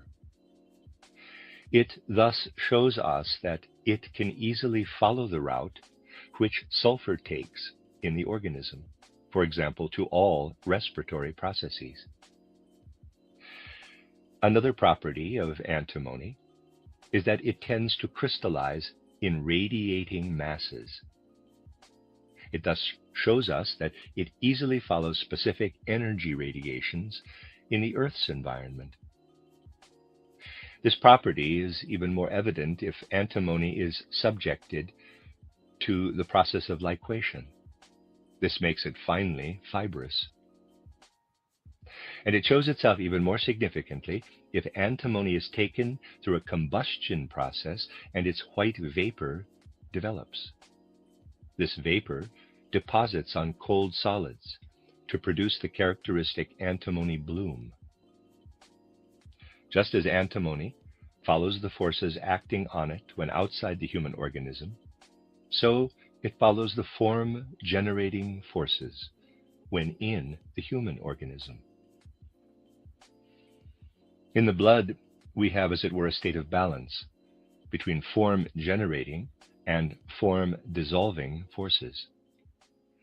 Antimony is able, because of the above-mentioned properties, to take the form-generating forces of the human organism into the blood, providing the way is prepared through combination with sulfur. The powers of antimony are thus the ones at work in the coagulation of the blood. In terms of the science of the spirit, the situation is that the astral body is strengthened in the powers that lead to coagulation of the blood.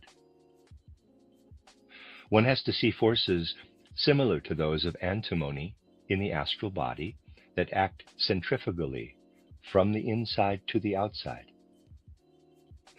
Against these antimonizing forces act the forces that go from the outside to the inside, liquefying the blood and putting liquefied blood as a plastic principle at the service of body development. The forces of protein also work in this direction. The forces contained in the protein process continually prevent the coagulation of the blood. Take the case of typhoid fever. It is a preponderance of albuminizing forces. By introducing antimony into the organism in extremely subtle doses, one acts against the forces that create typhoid fever. It must be taken into account, however, that the action of antimony is very different depending on whether it is used internally or externally. With external application, in ointments and the like, it weakens the centrifugal forces of the astral body that come to expression in eczematous changes, for instance. With internal use, it opposes the forces that are too powerfully centripetal, as seen in the case of typhoid fever. Antimony is an important medicament in all conditions where consciousness is dimmed to a dangerous degree, somnolence. In this case, the form-giving centrifugal forces of the astral body, and hence the brain and sensory processes, have been partly put out of action. If antimony is introduced into the organism, the missing astral forces are artificially created. It will always be found that taking antimony strengthens memory, enhances the creative powers of the soul, and makes the state of soul more complete in itself. The organism is regenerated in a process that comes from the strengthened soul. An awareness of this existed in earlier times in medicine. Antimony was therefore a universal remedy for physicians of old. We may not take such an extreme position, but in view of the above, we must nevertheless seek to consider antimony as a medicine that has many uses. End of section 20.4. Section 20.5, cinnabar. We were able to perceive cinnabar to be an important medicinal agent. This is a substance where we have the opportunity to study the relationship of mercury to the human organism, a relationship that has been defended by many and challenged by many. Mercury is the frozen process which is right in the midst of the regenerative processes that within the organism separate the organism's essential nature off almost completely from itself. The mercury forces characteristically cause these separated off forces to be absorbed again in the whole organism. Mercury may thus be clinically used in extremely subtle doses, where processes develop in the organism that separate themselves from it and need to be brought under the control of the organism as a whole again. These are all catarrhal processes. They develop when external influences cause some tract of the organism to be wrested away from the control of the organism as a whole. This is the case with tracheitis and all catarrhal changes in that area. Mercury forces are medicinal if directed toward them. One property of sulfur that has been mentioned a number of times is that it is effective in the area of the organism where circulation and respiration meet, that is, in everything that comes from the lung. Cinnabar is a compound of mercury and sulfur. It is an effective medicament for all catarrhal changes in the above-mentioned areas of the human organism. The end of section 20.5, and this is the last section of the book of chapter 20 and of the book, subsection 20.6. Gensido as a hay fever medicine. The symptoms of hay fever are inflammatory changes in the mucosa of eyes, nose, throat, and upper respiratory passages. The history of patients suffering from hay fever often shows that disease processes coming under the heading of quote, exudative diathesis, close quote, occurred also in childhood. This points to the ether body and the way the astral body behaves. the forces of the ether body preponderate, and the astral body withdraws, showing a tendency not to intervene properly in the etheric and physical body.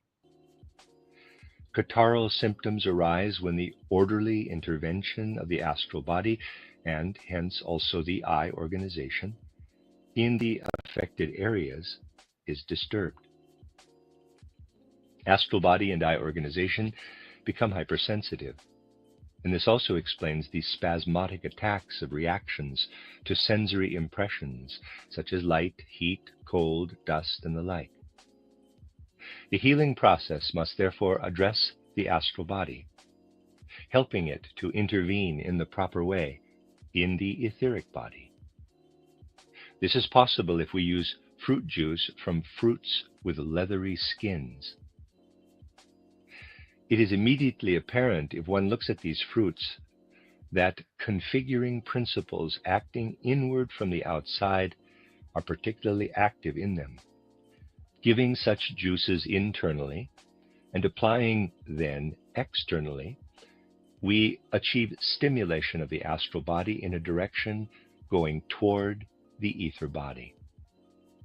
Their mineral constituents, such as potassium, calcium, and silica, will at the same time cause support to be given by the eye organization, parentheses, see chapter 17, close parentheses, so that one achieves genuine healing of the hay fever.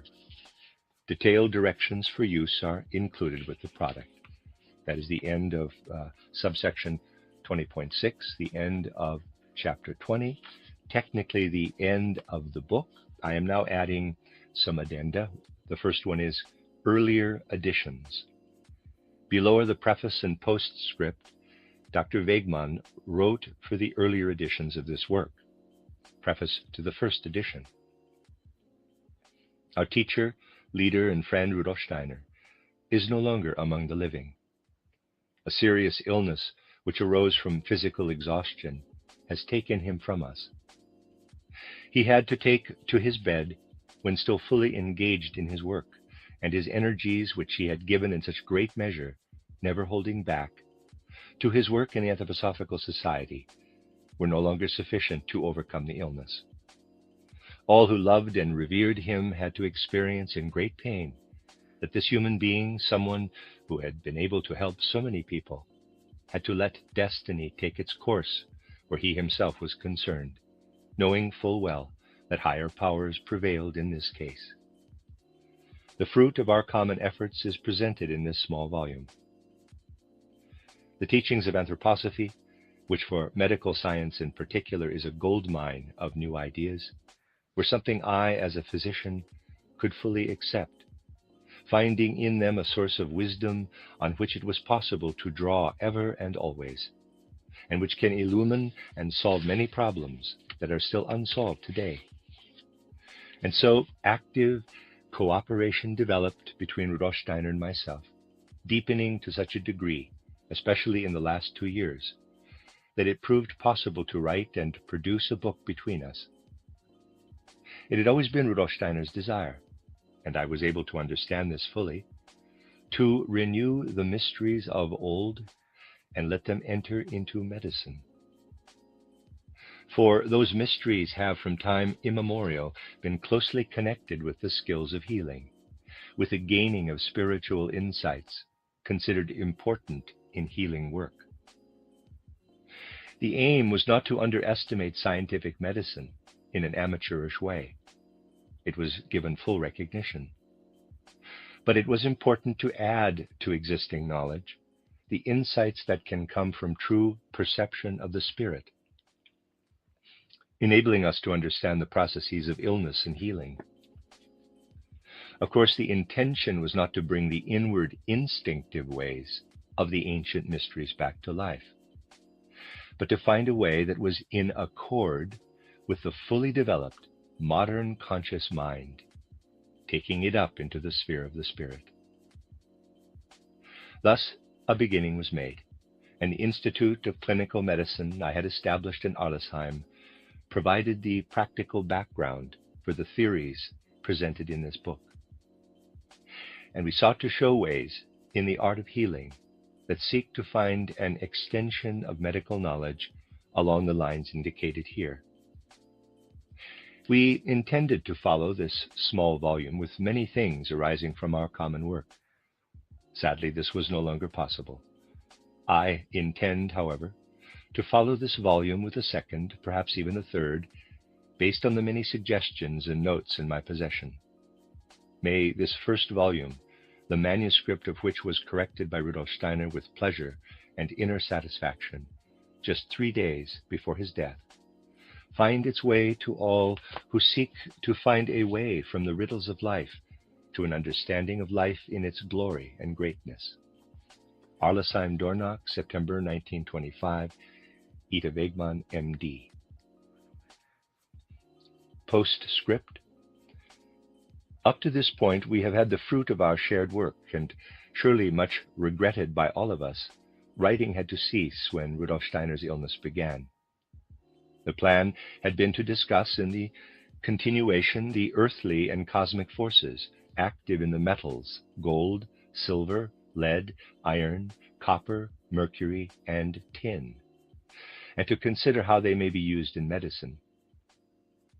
We also intended to show the deep insights people possessed in the ancient mysteries into the relationships between these metals and the planets, and their relationships to the different organs in the human organism.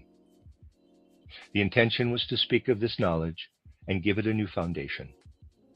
My work in the immediate future will be to let the second part of the book appear soon, based on suggestions made to me and on my notes. End of postscript. Editorial notes from the publishers of the German in Dornach, the present edition, Origin, first edition, 1925. From the 7th German edition, 1991 onward, the text was compared with the first edition and corrected as required. Editorial changes made in the text compared to the first edition are listed below. This book was written by Rudolf Steiner and Ita Wegman. Chapters 1 through 18 are in Rudolf Steiner's handwriting. Chapters 19 and 20 in Ita Wegman's. The manuscript prepared for press is almost completely preserved. All that is missing are the title pages, the preface, postscript, and paragraph 6 in chapter 20. The manuscript and the printed text differ in places because 3 days before his death, Rudolf Steiner still made numerous corrections and additions to the galley proofs. After Rudolf Steiner's death, the editing and implementation of these corrections were taken care of by Dr. Hilma Walter. Ita Wegman wrote a preface and a postscript. The book was published in September 1925. The proposed second and perhaps even third volume never appeared. To continue the work, Ita Wegman published various items in the supplement to the journal titled Natura for members of the medical section in 1926 to 1931, based on suggestions and notes deriving from her work with Rudolf Steiner. She published further medical essays in the journal Natura itself between 1926 and 1932. These have been combined and published under the title Im Anbruch des Wirkens für eine Erweiterung der Heilkunst nach geisteswissenschaftlicher Menschenkunde, Arlesheim Natura Verlag, 1956. Part of Rudolf Steiner's manuscript has been printed in facsimile entitled Beiträge zu Rudolf Steiner Gesamtausgabe, Nummer 5859, Dornach Herbst, 1977, S3-21. Substantial editorial changes compared to the 1925 edition are the following.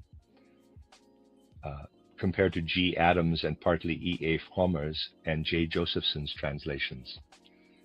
And there's just a few here I'm not going to, well, I'll read them.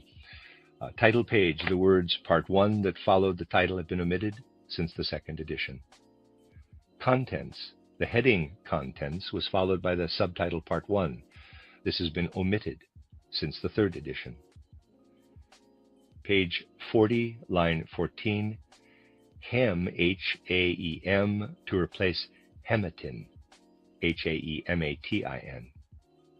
Page 77, line 25, protein synthesis to replace protein activities. Page 111, line 5, quote, in the nettle, close quote, to replace, quote, in the influence of the nettle, close quote. Page 114, line 28, quote, after the process of digestion, close quote, to replace, quote, after metabolism, close quote, or, quote, after the digestive process, close quote. Page 114, line 31, quote, suitably processed, close quote, to replace, quote, properly combined and administered, close quote, or, quote, in an appropriate form, close quote. And then finally, the last thing here is a translator's note. This being a written work with the proofs of the original German edition checked by Rudolf Steiner himself, it seemed important to adhere as closely as possible to the original text. This did not prove too difficult a task on the whole, as the sentences are generally short and positively succinct, thesis following thesis, as it were. The division into sentences with use of full stops and semicolons has been followed exactly, as has the division into paragraphs, including the unusual method of subdividing a paragraph by having a dash between two sentences. Some problems arose with consistency of terminology. An example is the following.